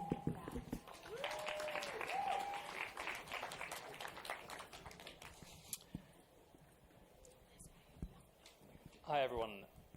My name's Imran Ahmed. I'm CEO of the Center for Countering Digital Hate. 2 days before Christmas, my phone buzzed with a text message from a friend containing a single link. The State Department had issued a press release. 5 European activists fighting for social media and AI transparency and accountability had been sanctioned and banned from the United States. I am one of them. My first sense was, this is absurd. I've lived in the United States for 6 years. I'm law-abiding, boring even. I met my wife, who is from Oklahoma, here. Our 16-month-old daughter is American. I've worked with Republican and Democrat states. I've given evidence before bipartisan committees in Congress. I've appeared on Fox and MSNBC, explaining how digital platforms can and have harmed us, our kids, our communities, our democracy. And more importantly, this is my home. Yet if this press release were true, the US government sought to exile me from it. You see, in their eyes, I wasn't a resident or a father. I was a threat to be neutralized. I didn't sleep that night. I thought of ICE breaking down our front door, ripping me from my family, transporting me to Louisiana in shackles, as they have to so many other people. My daughter, screaming, my wife, confused and terrified. The next morning, as I was heading to federal court to seek a restraining order against the government, my wife left me a post-it note on the counter. It said very simply, I love you. Fuck these people.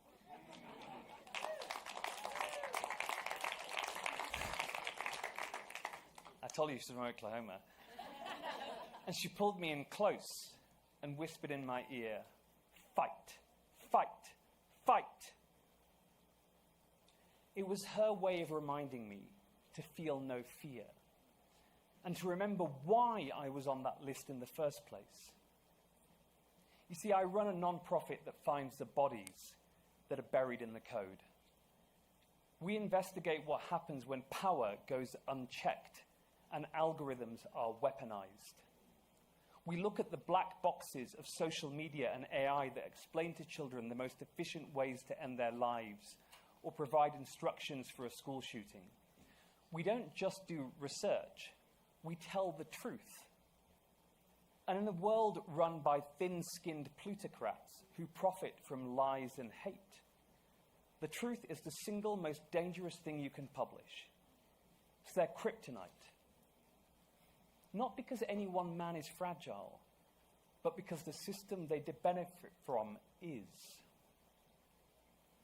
Now, they tried to deport me not because I broke the law, but because our research exposed a system that is corrupt and indifferent to human harm, while it allows its beneficiaries to profit so very lavishly. And because our advocacy has driven legislatures around the world, and in the US at the state and federal levels, to take action to create transparency and accountability for the behemoths of our digital economy. Now, when the machine moved, we moved faster. Within 24 hours, we'd hired counsel. We filed at 7 p.m. on Christmas Eve. And at 12:47 a.m. on Christmas Day, while the rest of the country slept, a court granted me a temporary restraining order preventing my arrest or detention.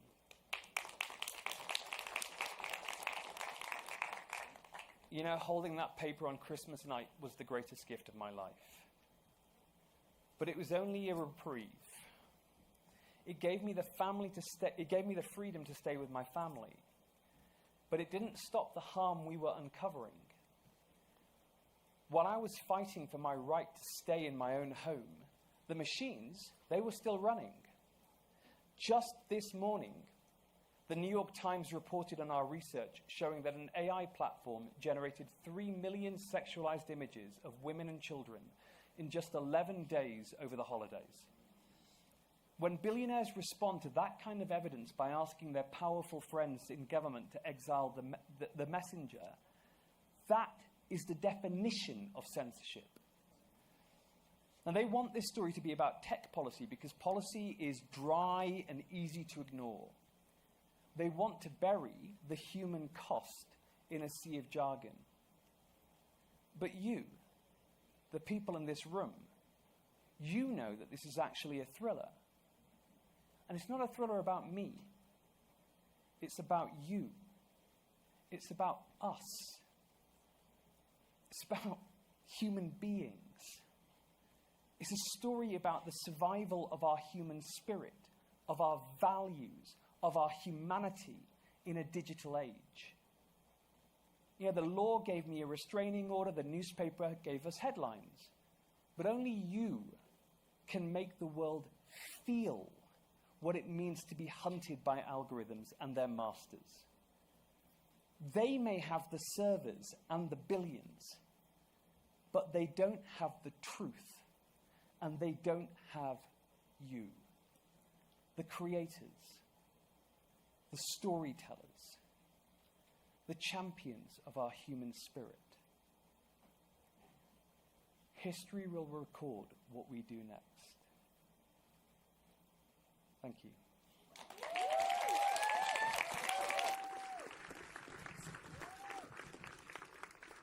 The Elevate Prize Catalyst Award was created to recognize those who use their extraordinary platforms to multiply impact. Joe and I could not be more proud to present the 2022 Elevate Prize Catalyst Award to the extraordinary Malala Yousafzai. Characters of Sesame Street, Dwayne Wayne.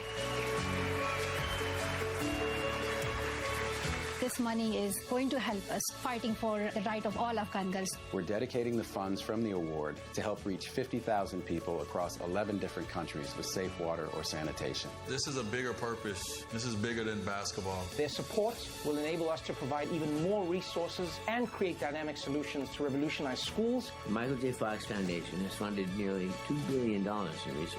The funding we receive will support our Trial Watch program, which defends individuals who are unjustly detained. Sesame Street truly is where everyone belongs and everyone is always welcome. The world needs heroes. If we are to inspire people and elevate humanity, we need role models. Thank you from the bottom of my heart. Thank you! Take it from me. You can be the solution you seek.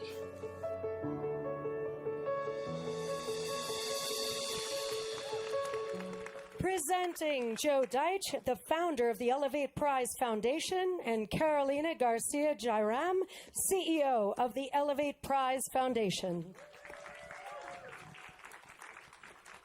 Good evening. We are so excited to be with you tonight to acknowledge someone who is very, very special. The Elevate Catalyst Award was created to recognize individuals with extraordinary visibility and who understand that a platform is not just something you stand on, but something you stand for. We are living through an alarmingly divisive and dangerous times. when the truth is being distorted, blurred, free and fair elections are under threat, civil liberties are being stripped away, health care is eroding for millions. The list goes on. Wars rage while the most vulnerable pay the price. The United States is at war with itself, unlike anything that I've ever seen in my lifetime. And around the world, authoritarian forces are on the rise. They're grabbing power and repressing people with tools that didn't exist before. And they're doing it wherever they can do so unchallenged. But I doubt I'm telling you anything that you don't already know. There is, however, a world of difference between knowing and doing. This is what a tipping point looks like. In moments like this, neutrality is a myth. What's required is courage, real courage, like so much of what you saw on stage this evening. The kind that risks privilege and comfort and approval and safety in defense of something larger than ourselves. At the Elevate Prize, our goal is to elevate people, all people, and we stand in solidarity with the brave individuals and organizations who share this commitment and who refuse to look away. Including Imran, who I was just blown away by, and we're so proud to stand behind his work. And you will see more incredible leaders on the stage shortly who Elevate Prize is so honored to have been able to bring here to Sundance. Because at Elevate, we believe that stories and the storytellers who tell them shape our collective experience and the culture that is the invisible architecture of our lives. Stories influence what we value and what we're willing to fight for. And in moments like those, the ones that we are living in now, when democratic freedoms and creative expression are in real danger, the role of storytellers becomes even more vital, even more consequential.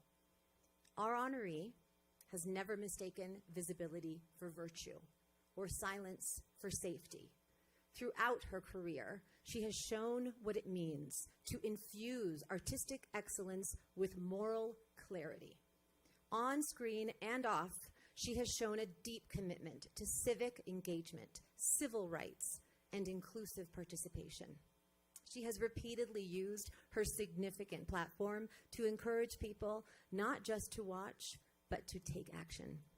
Through her initiative, Vision into Power, she has amplified grassroots leaders with humility and intention. And through her production company, Simpson Street, she has helped bring audacious, inclusive, and deeply human stories into and shaping our culture, from American Sun to Little Fires Everywhere, reminding us that brave storytelling is not decoration. It is disruption. It is truth-telling. It is a democratic act. She teaches us that hope is not a feeling. It is a discipline. It is a strategy. Hope is a practice that stories like hers help us to sustain.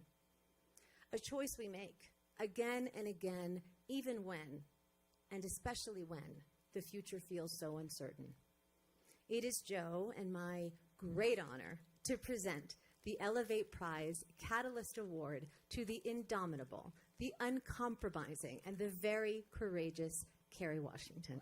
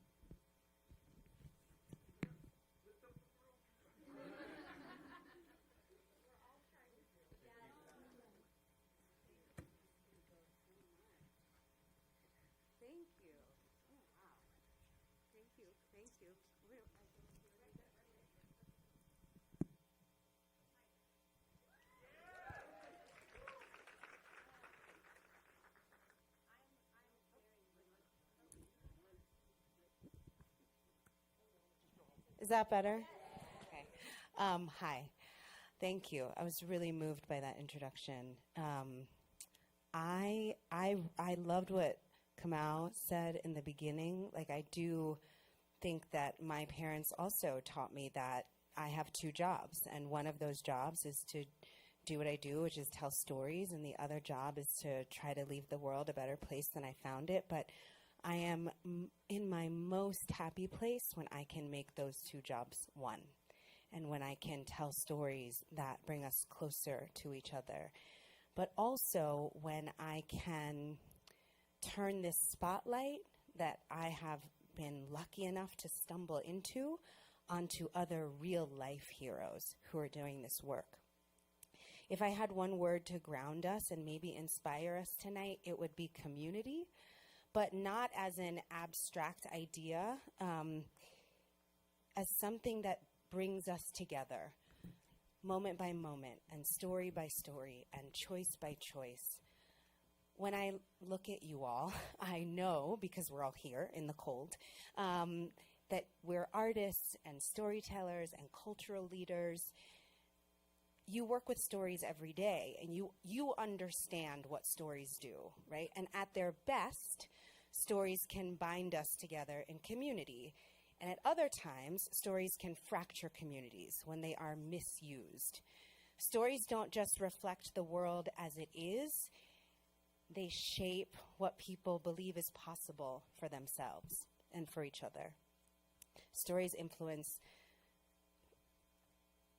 really who belongs, right? Whose life matters and whose voice gets taken seriously.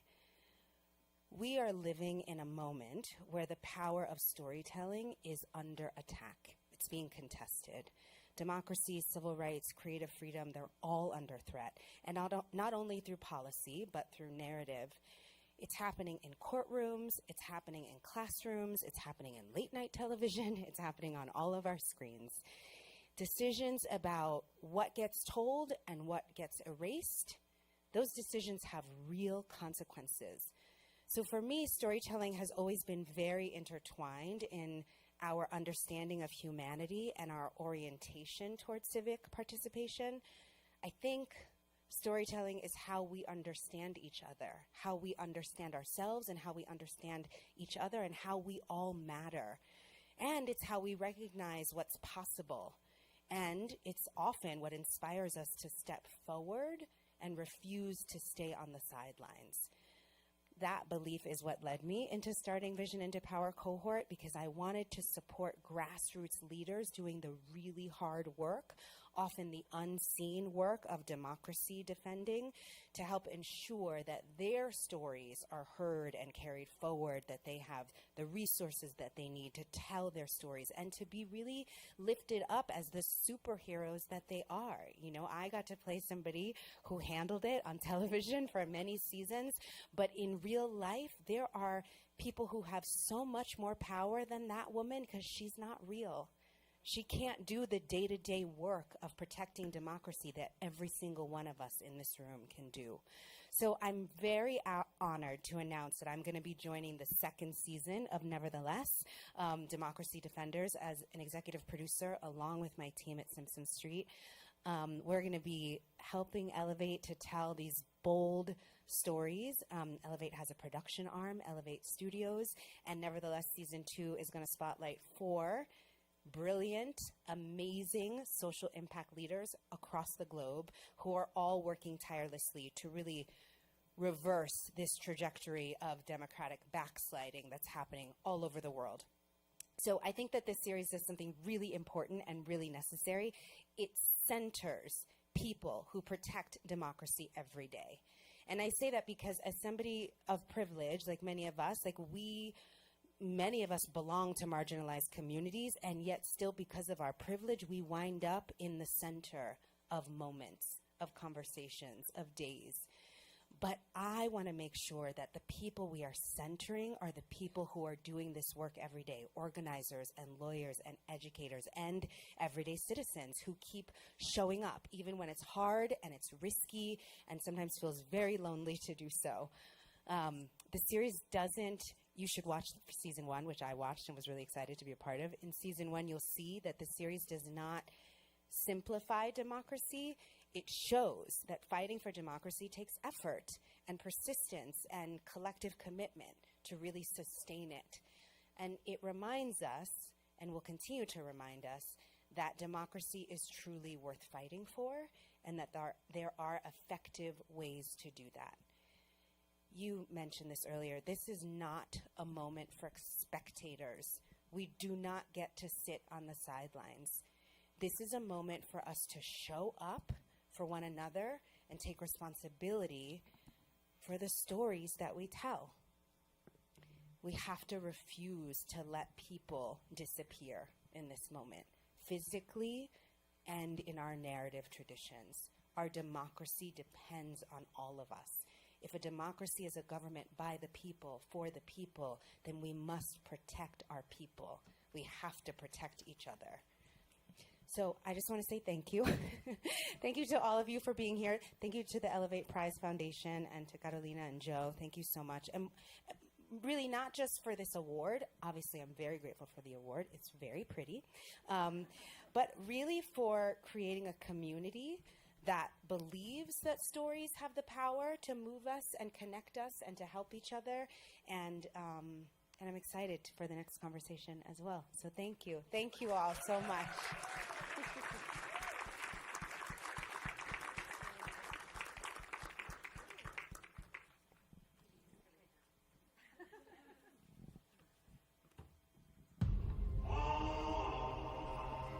Simply put, stories matter. They transform us, they challenge our biases, they bring us together. We need to see more perspectives on our screen. We need to hear more voices.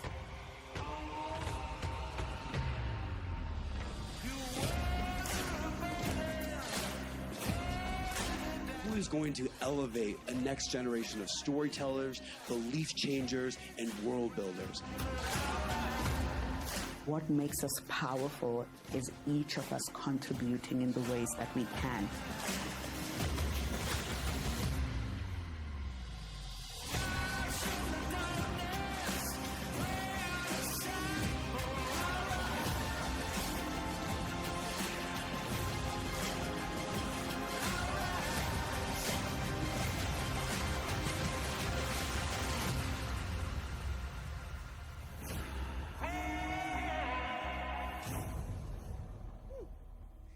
Now joining Carrie on the stage are the subjects of Elevate Studios' docuseries, Nevertheless, Democracy Defenders, Hannah Freed, Koketso Moati, and Yordanos AOL.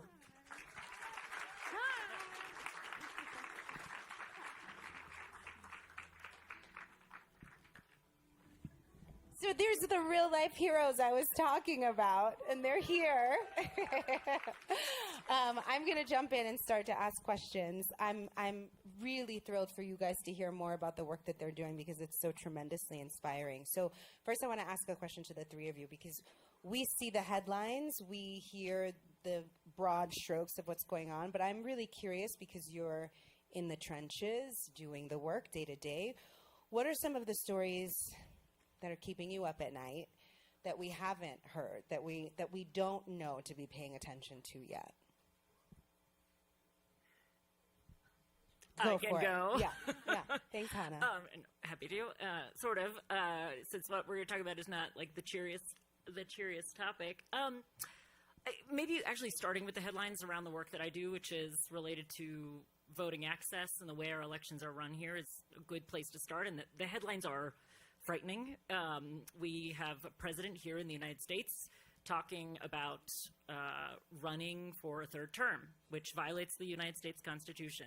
We have the president talking about canceling vote by mail. We have him talking about getting rid of the machines that tens of millions of Americans cast their votes on. Those are the headlines. You're probably seeing them too. And I take them very seriously. It is my job to take them seriously. Hannah runs an organization called All Voting is Local. I do, thank you. Yes. We've been working together since 2020 on this stuff. We have. And actually, this is a great segue into what I was going to say, which is that is the stuff that is making the news. But the democratic backsliding that we are experiencing is not going to look like one of these like 5 alarm fires. It's going to look like a county in a state where you live saying, we're not going to certify these election results. It's going to look like a state legislature restricting vote by mail so much that people lose meaningful access to a way of voting that is necessary for people who are working 2 jobs, who are disabled, right? That is what it's going to look like. It is what is happening locally. As the name of my organization would suggest, we're real tuned in there. That is the stuff that keeps me up at night. But the good news is there's stuff that we can do about it. I know we're going to be talking about that today. It is not hopeless, not at all, but you have to look beneath those headlines to see where the action really is. So I think a story that we don't hear enough of is our shared humanity, right? In South Africa, where I come from, when xenophobes block migrants from using the public healthcare system, all of us are impacted because suddenly we have to prove our South Africanness and are unable to access healthcare. When marginalized communities in the US are subjected to state violence, that state violence reaches far and wide, as we have seen recently. It's not just limited to migrants. Citizens too are impacted. When a genocidal regime brutally murders civilians, and those weapons and technologies are exported all over the world, our regimes are using them too. And so this shared humanity is so key for us to be reminded of all the time. When we sift through people and decide that there are groups of people who don't belong, our humanity too is put at risk. So a big part of my work is identifying, connecting, and supporting incredible democracy entrepreneurs globally. And we know we have tech entrepreneurs, we have social entrepreneurs. There are also democracy entrepreneurs. There are people like Hannah, people like Kokitso, Imram, who spoke earlier, Self, people who wake up every day doing the work of defending democratic institutions, ensuring that democracy delivers for all people, and people who are even daring enough to reimagine what democracy could look like for the future.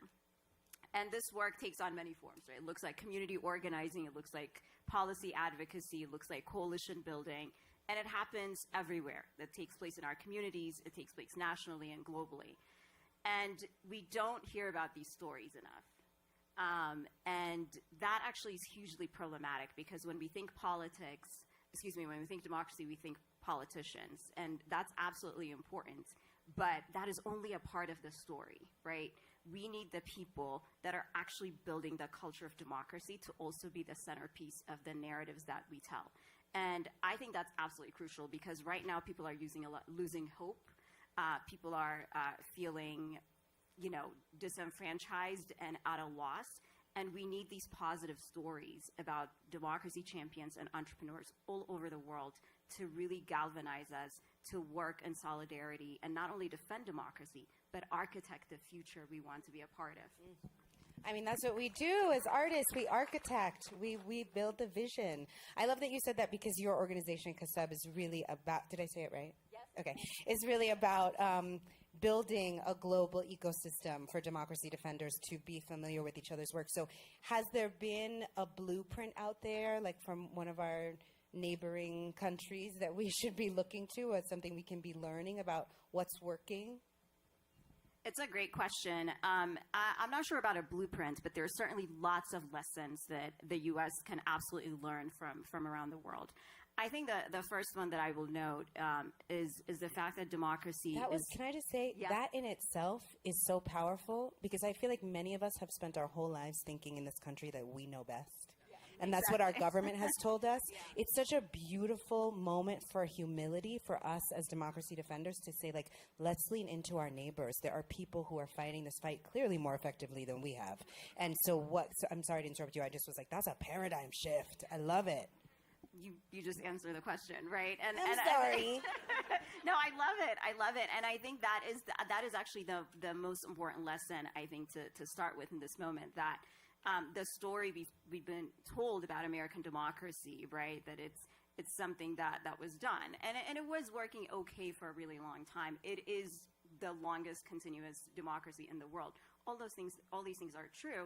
And it is also true that the U.S. actually did not become a full democracy until the Voting Rights Act in the 1960s. So when we consider that, we realize that actually it is a very young democracy, and that makes American exceptionalism more of a myth than a reality. And so we have to start with that mindset shift that democracy is a living, breathing thing that constantly needs to be nurtured, that constantly needs to be fed. And so it's an ongoing project. And once we know that, right, and we realize that actually we're not alone, we're not exceptional. Like U.S. is not a planet, it is part of a global community, and the trends that take place globally also impact the U.S. And so what that means is that then we can start to look to other contexts to see what lessons could be learned. And I'll just share, two, one historical, one current example, just to make this super concrete. So one of my favorite stories about the fall of the Soviet Union is that there were democracy activists that were being sent to labor camps, that were being imprisoned, that were being tortured. And whenever they had a chance to get together, they would raise their glass and they would toast, saying, to the success of our hopeless cause. Because they could not imagine, they thought they were working on something that was going to take a century to dismantle. And then came 1989, Berlin Wall fell, communism, disappeared. And I think that just speaks to this, the resilience of the human spirit and how change is possible if we all stay committed and pursue it relentlessly. So that's a historical example. And then most recently, Brazil is a massive inspiration, right? Ordinary people came together with civil society organizations, with former military leaders, with business leaders in 2022 to say, we want to stand up for the rule of law and we want to protect our democracy. And they made that possible in 2022. And not only did they oust their autocratic leader, then they held those who were responsible for trying to subvert their elections and democracy to account. They recently sentenced their former president to 27 years in prison.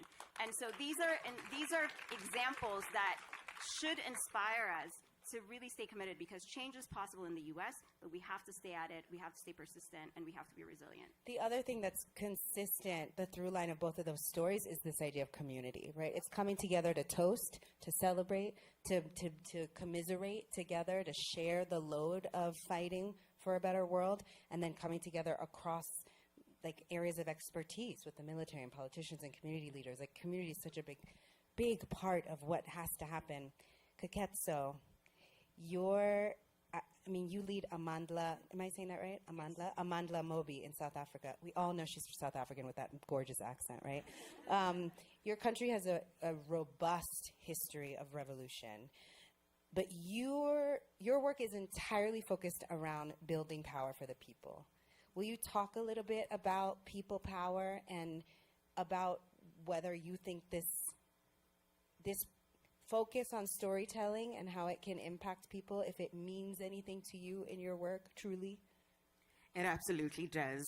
Elites, corporations, and hate-fueled provocateurs would love us to believe that we have no power, that power relies solely on them, and the world is theirs to do whatever they want to do. But we are powerful, and I should know that. In my lifetime, I watched South Africa transition into a democracy. Segregation fell in my lifetime, albeit imperfect. And this happened in 1994.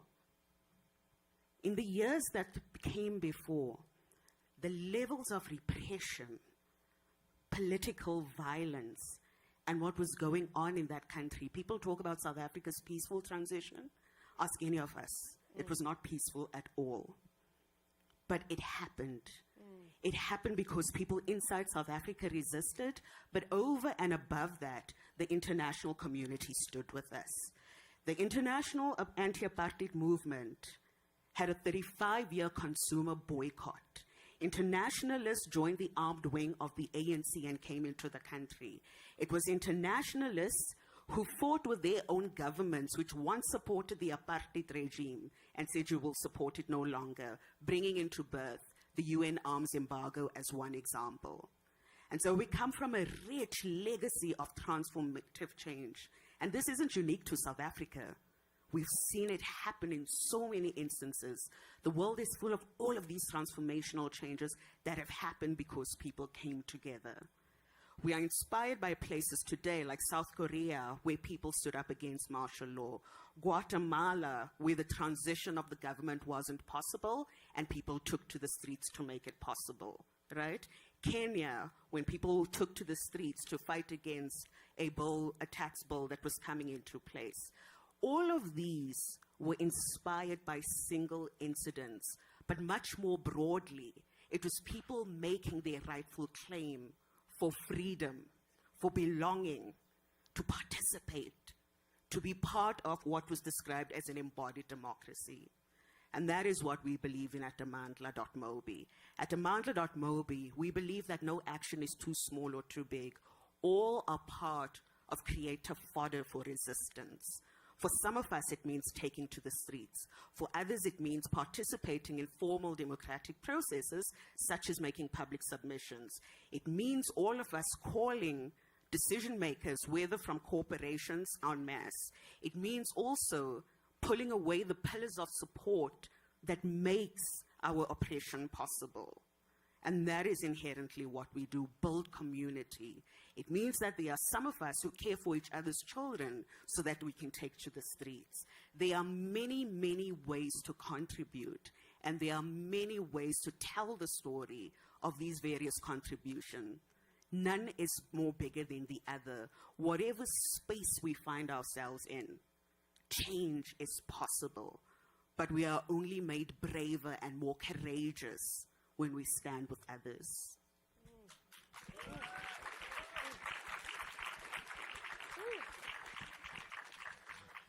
Hannah, good luck. No, I'm just kidding. So I've known Hannah a long time. I feel like I could make that joke. So in your voting rights work, and I love when you say this, you say that the fight for freedom is built on informed action and tough conversations. And so I really love hearing about what's happening on the global stage. I want to know if you can invite us into what are some of the tough conversations we need to be having with each other about what's happening here. Yeah. We are a country that is facing an existential authoritarian threat, and that means we have to ask ourselves, every single one of us, what our role is going to be in fighting back against that. That is a real and concrete question that each of us can and should look ourselves in the mirror and ask. And it's true of people like me, whose job is about fighting for free and fair elections. It is a question that our government officials in states, if you live in a place like Minneapolis or Illinois or Washington, D.C., where I live, our local elected officials are having to say, what am I going to be in this moment? Who am I going to be in this moment? Am I going to be someone who participates in the backsliding of this country away from the promise of democracy that we've aspired to? Or am I going to be a person who keeps us going in that right direction? I think that some of the threats that I described when we opened are new. They are threats we've not had to contemplate seriously. We haven't had to ask ourselves, what am I going to do when the President of the United States says he's going to run for a third term? What am I going to do when there is ICE on my street corner? What am I going to do when my school board is rewriting our history books and talking about slavery like it was something that was beneficial for communities of people, for Black people? That is not true. We have to ask ourselves these questions every single day. And so when I talk about tough conversations, that's what I mean, because it's painful. It is painful to look at yourself in the mirror, look yourself in the eye and ask yourself that. But I think what I've really heard today is that we don't have to be afraid to ask ourselves those questions, because people the world over have asked them, and people in this country have asked themselves those questions before. Freedom riders ask themselves those questions. That's right. And so we can too. And I think that is a hopeful note I can really sound for each and every one of us. Thank you. I don't know how many of you know the work of Howard Zinn as an educator. I was really blessed that Howard was like a surrogate grandfather to me. I was very close to him. And one of my favorite things he would say very often is that you cannot be neutral on a moving train. And we are on a train that is moving really fast right now. We can no longer say, I just don't really want to talk about politics. Or like, I don't know, it's just not really my thing. Like, it's your thing because you live here. And so I want to ask each of you, because I do want to leave us, I want to end this conversation with hope, but not like toxic positivity hope. I want to leave this conversation with some constructive ideas about what we can do. So when we look in the mirror and have that tough conversation with ourselves and our loved ones, we have some ideas. So can you share with us some kind of tangible suggestions, maybe some unconventional suggestions, things that folks in this audience who are storytellers, writers, filmmakers, maybe parents, children, brothers, sisters, I'm sure people have other interests. Like, what comes to mind in ways that we can plug into solution? I'm happy to start. I think the first thing I will say is take care of your mental health. Praise God. Truly, that's right. You said tangible. Yes. It's absolutely critical. I mean, I was born during a civil war. My mother had to flee a country that we come from, Ethiopia, as a political asylee. And we moved to the U.S. seeking refuge. And now I'm working, I lead a democracy organization on issues that, we never thought would impact the U.S. and our daily life, right? And in order to survive this kind of a context, to be resilient, to be able to fight it every single day, you have to be in the best possible shape. And you have to remain hopeful even when you can't feel hope. And that requires mental health. So that's the first thing I'll say. Can I add something? But don't forget your second thing. Yeah. But I want to say something. I'm not just mentioning all my famous friends, but something that Jane Fonda taught me is that I remember I was having a really hard time. I think it was around, I've known Jane for a really long time, and I think it was the Iraq War. And she invited me to a march, and I was like, I just don't know if I can go. And Jane was like, the best medicine for depression is to plug into community. If you link arms and join with people who are fighting the good fight, I guarantee you will actually feel better. And it's true. Anybody who's ever gone to a phone banking party, you went to the phone banking party because you were pissed and scared, but you leave the phone banking party feeling like there's good people in the world. Same thing, the No Kings marches, right? You go to the No Kings marches because you're like, I'm terrified. I don't know if anybody else is going to be there. Maybe I'll just drive by and honk my horn. But you get there and there's like hundreds, thousands of people, and you get out of your car and you feel better than ever before. So plugging into service is one way to protect your mental health. That doesn't mean you always have to do it that way. Some days you can stay in bed when you need to stay in bed. Just wanted to offer that as a menu item. Okay. I totally appreciate that, and so true. Finding purpose in community. Yes. And then the second point I want to make, as I already mentioned, I'm an evangelist for nonpartisan democracy efforts. Incredible work that my peers here are doing, and my organization CUSEP is doing. And so, elections take up a lot of resources. They take up immense amount of capital, time, attention. That's what we're going to hear about for the rest of the year and years to come. But elections are not synonymous with democracy. We need to actively build culture of democracy in this country. And so what I would invite all of us to think about is, yes, we do need to pay attention to what happens to the election. We need to go out and vote. But at the same time, think about how you can use your time, your money, your brand, your platform to support democracy causes that really speak to you, because that is the work that's really going to help us get out of this mess that we're in. And as I said earlier, really build the future that we want. The future is being created for us right now. And we don't want to be in that defensive state forever. We want to come out of it and actually be the ones building the future that we seek to live in and have for future generations. So think about democracy as a cause and not only as an election. As a culture, I love that you said that. Sorry, I don't want to cut you off. Give her applause. I didn't mean to cut her off. When you say democracy as a culture, because that's who we are. We are the culture creators. We create culture through story. And so that's a really powerful piece of advice. Thank you.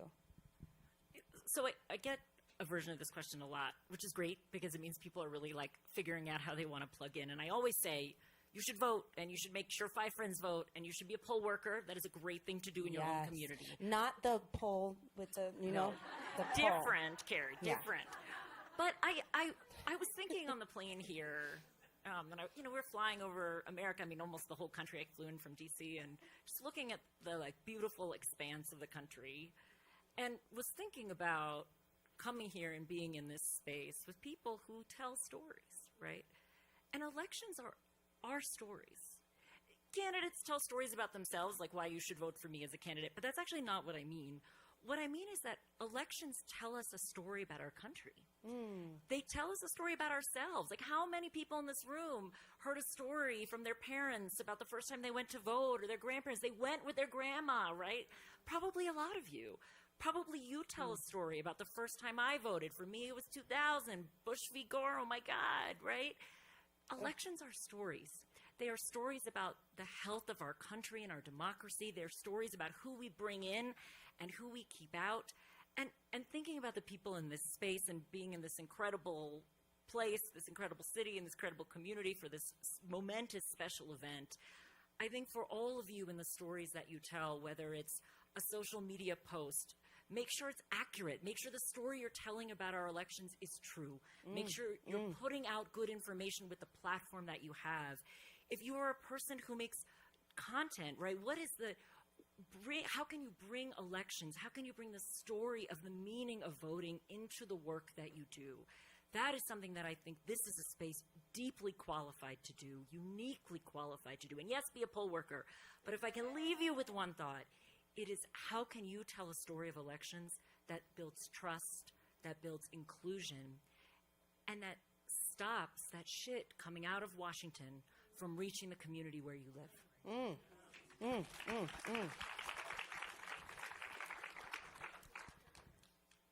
I want to be very clear.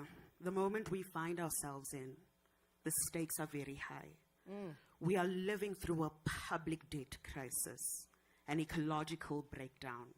We are living through a genocide, multiple genocides. We are living through extreme wealth concentration, the outcome of which is some of what has been discussed right now. These are things that feel very big. And again, elites, corporations, and hate-fueled provocateurs want us to despair. Despair is a tool of fascism, because what it does is it makes us feel like there's nothing we can do. These problems are so much bigger than us, so much bigger than my community, that all I'm going to do is sit it out. The world is again full of many, many examples. All of the movements we talk about that were very transformative did not start because 1 million people immediately took to the street. It started because 2 people had tea together. 4 people of a group of friends said, what can we do that makes others courageous? And in this moment, ours is to spread courage. It is to spread courage by being there for each other. Whether it is xenophobes who are stopping people from accessing public services, it is for us to be there to defend our schools, because all children deserve to be in schools. It is for us to be there when certain people are being kept out of accessing certain things and from belonging in our societies, because the accident of your birth should never be the reason you are unable to access anything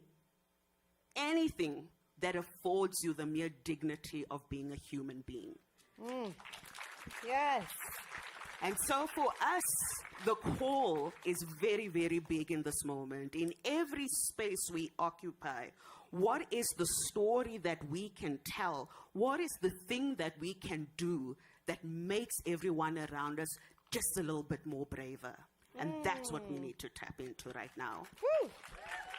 Yes. Ah, yes, yes. So democracy does not defend itself. I'm so grateful that you all came here to be part of this conversation with us. I'm so grateful. I'm wrapping up. Can you tell? Okay.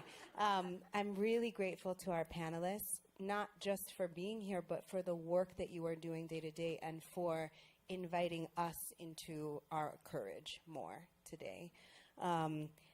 Thank you to Elevate. Thank you to the Impact Space. Thank you to, just really, most importantly, thank you to all of you for joining us. I hope that you'll stay. There's like bites and beverages, but also please stay to connect and be in community with each other. If you're in this room, you know you share a value of making the world a better place. So let some of your courage today be to connect with somebody else and figure out how you can create something together to make the world a better place. I want to leave you actually with one other quote from Howard Zinn, if I may, which is really one of my favorites. He said, "They have the guns. We have the poets. Therefore, we will win." Thanks, everybody.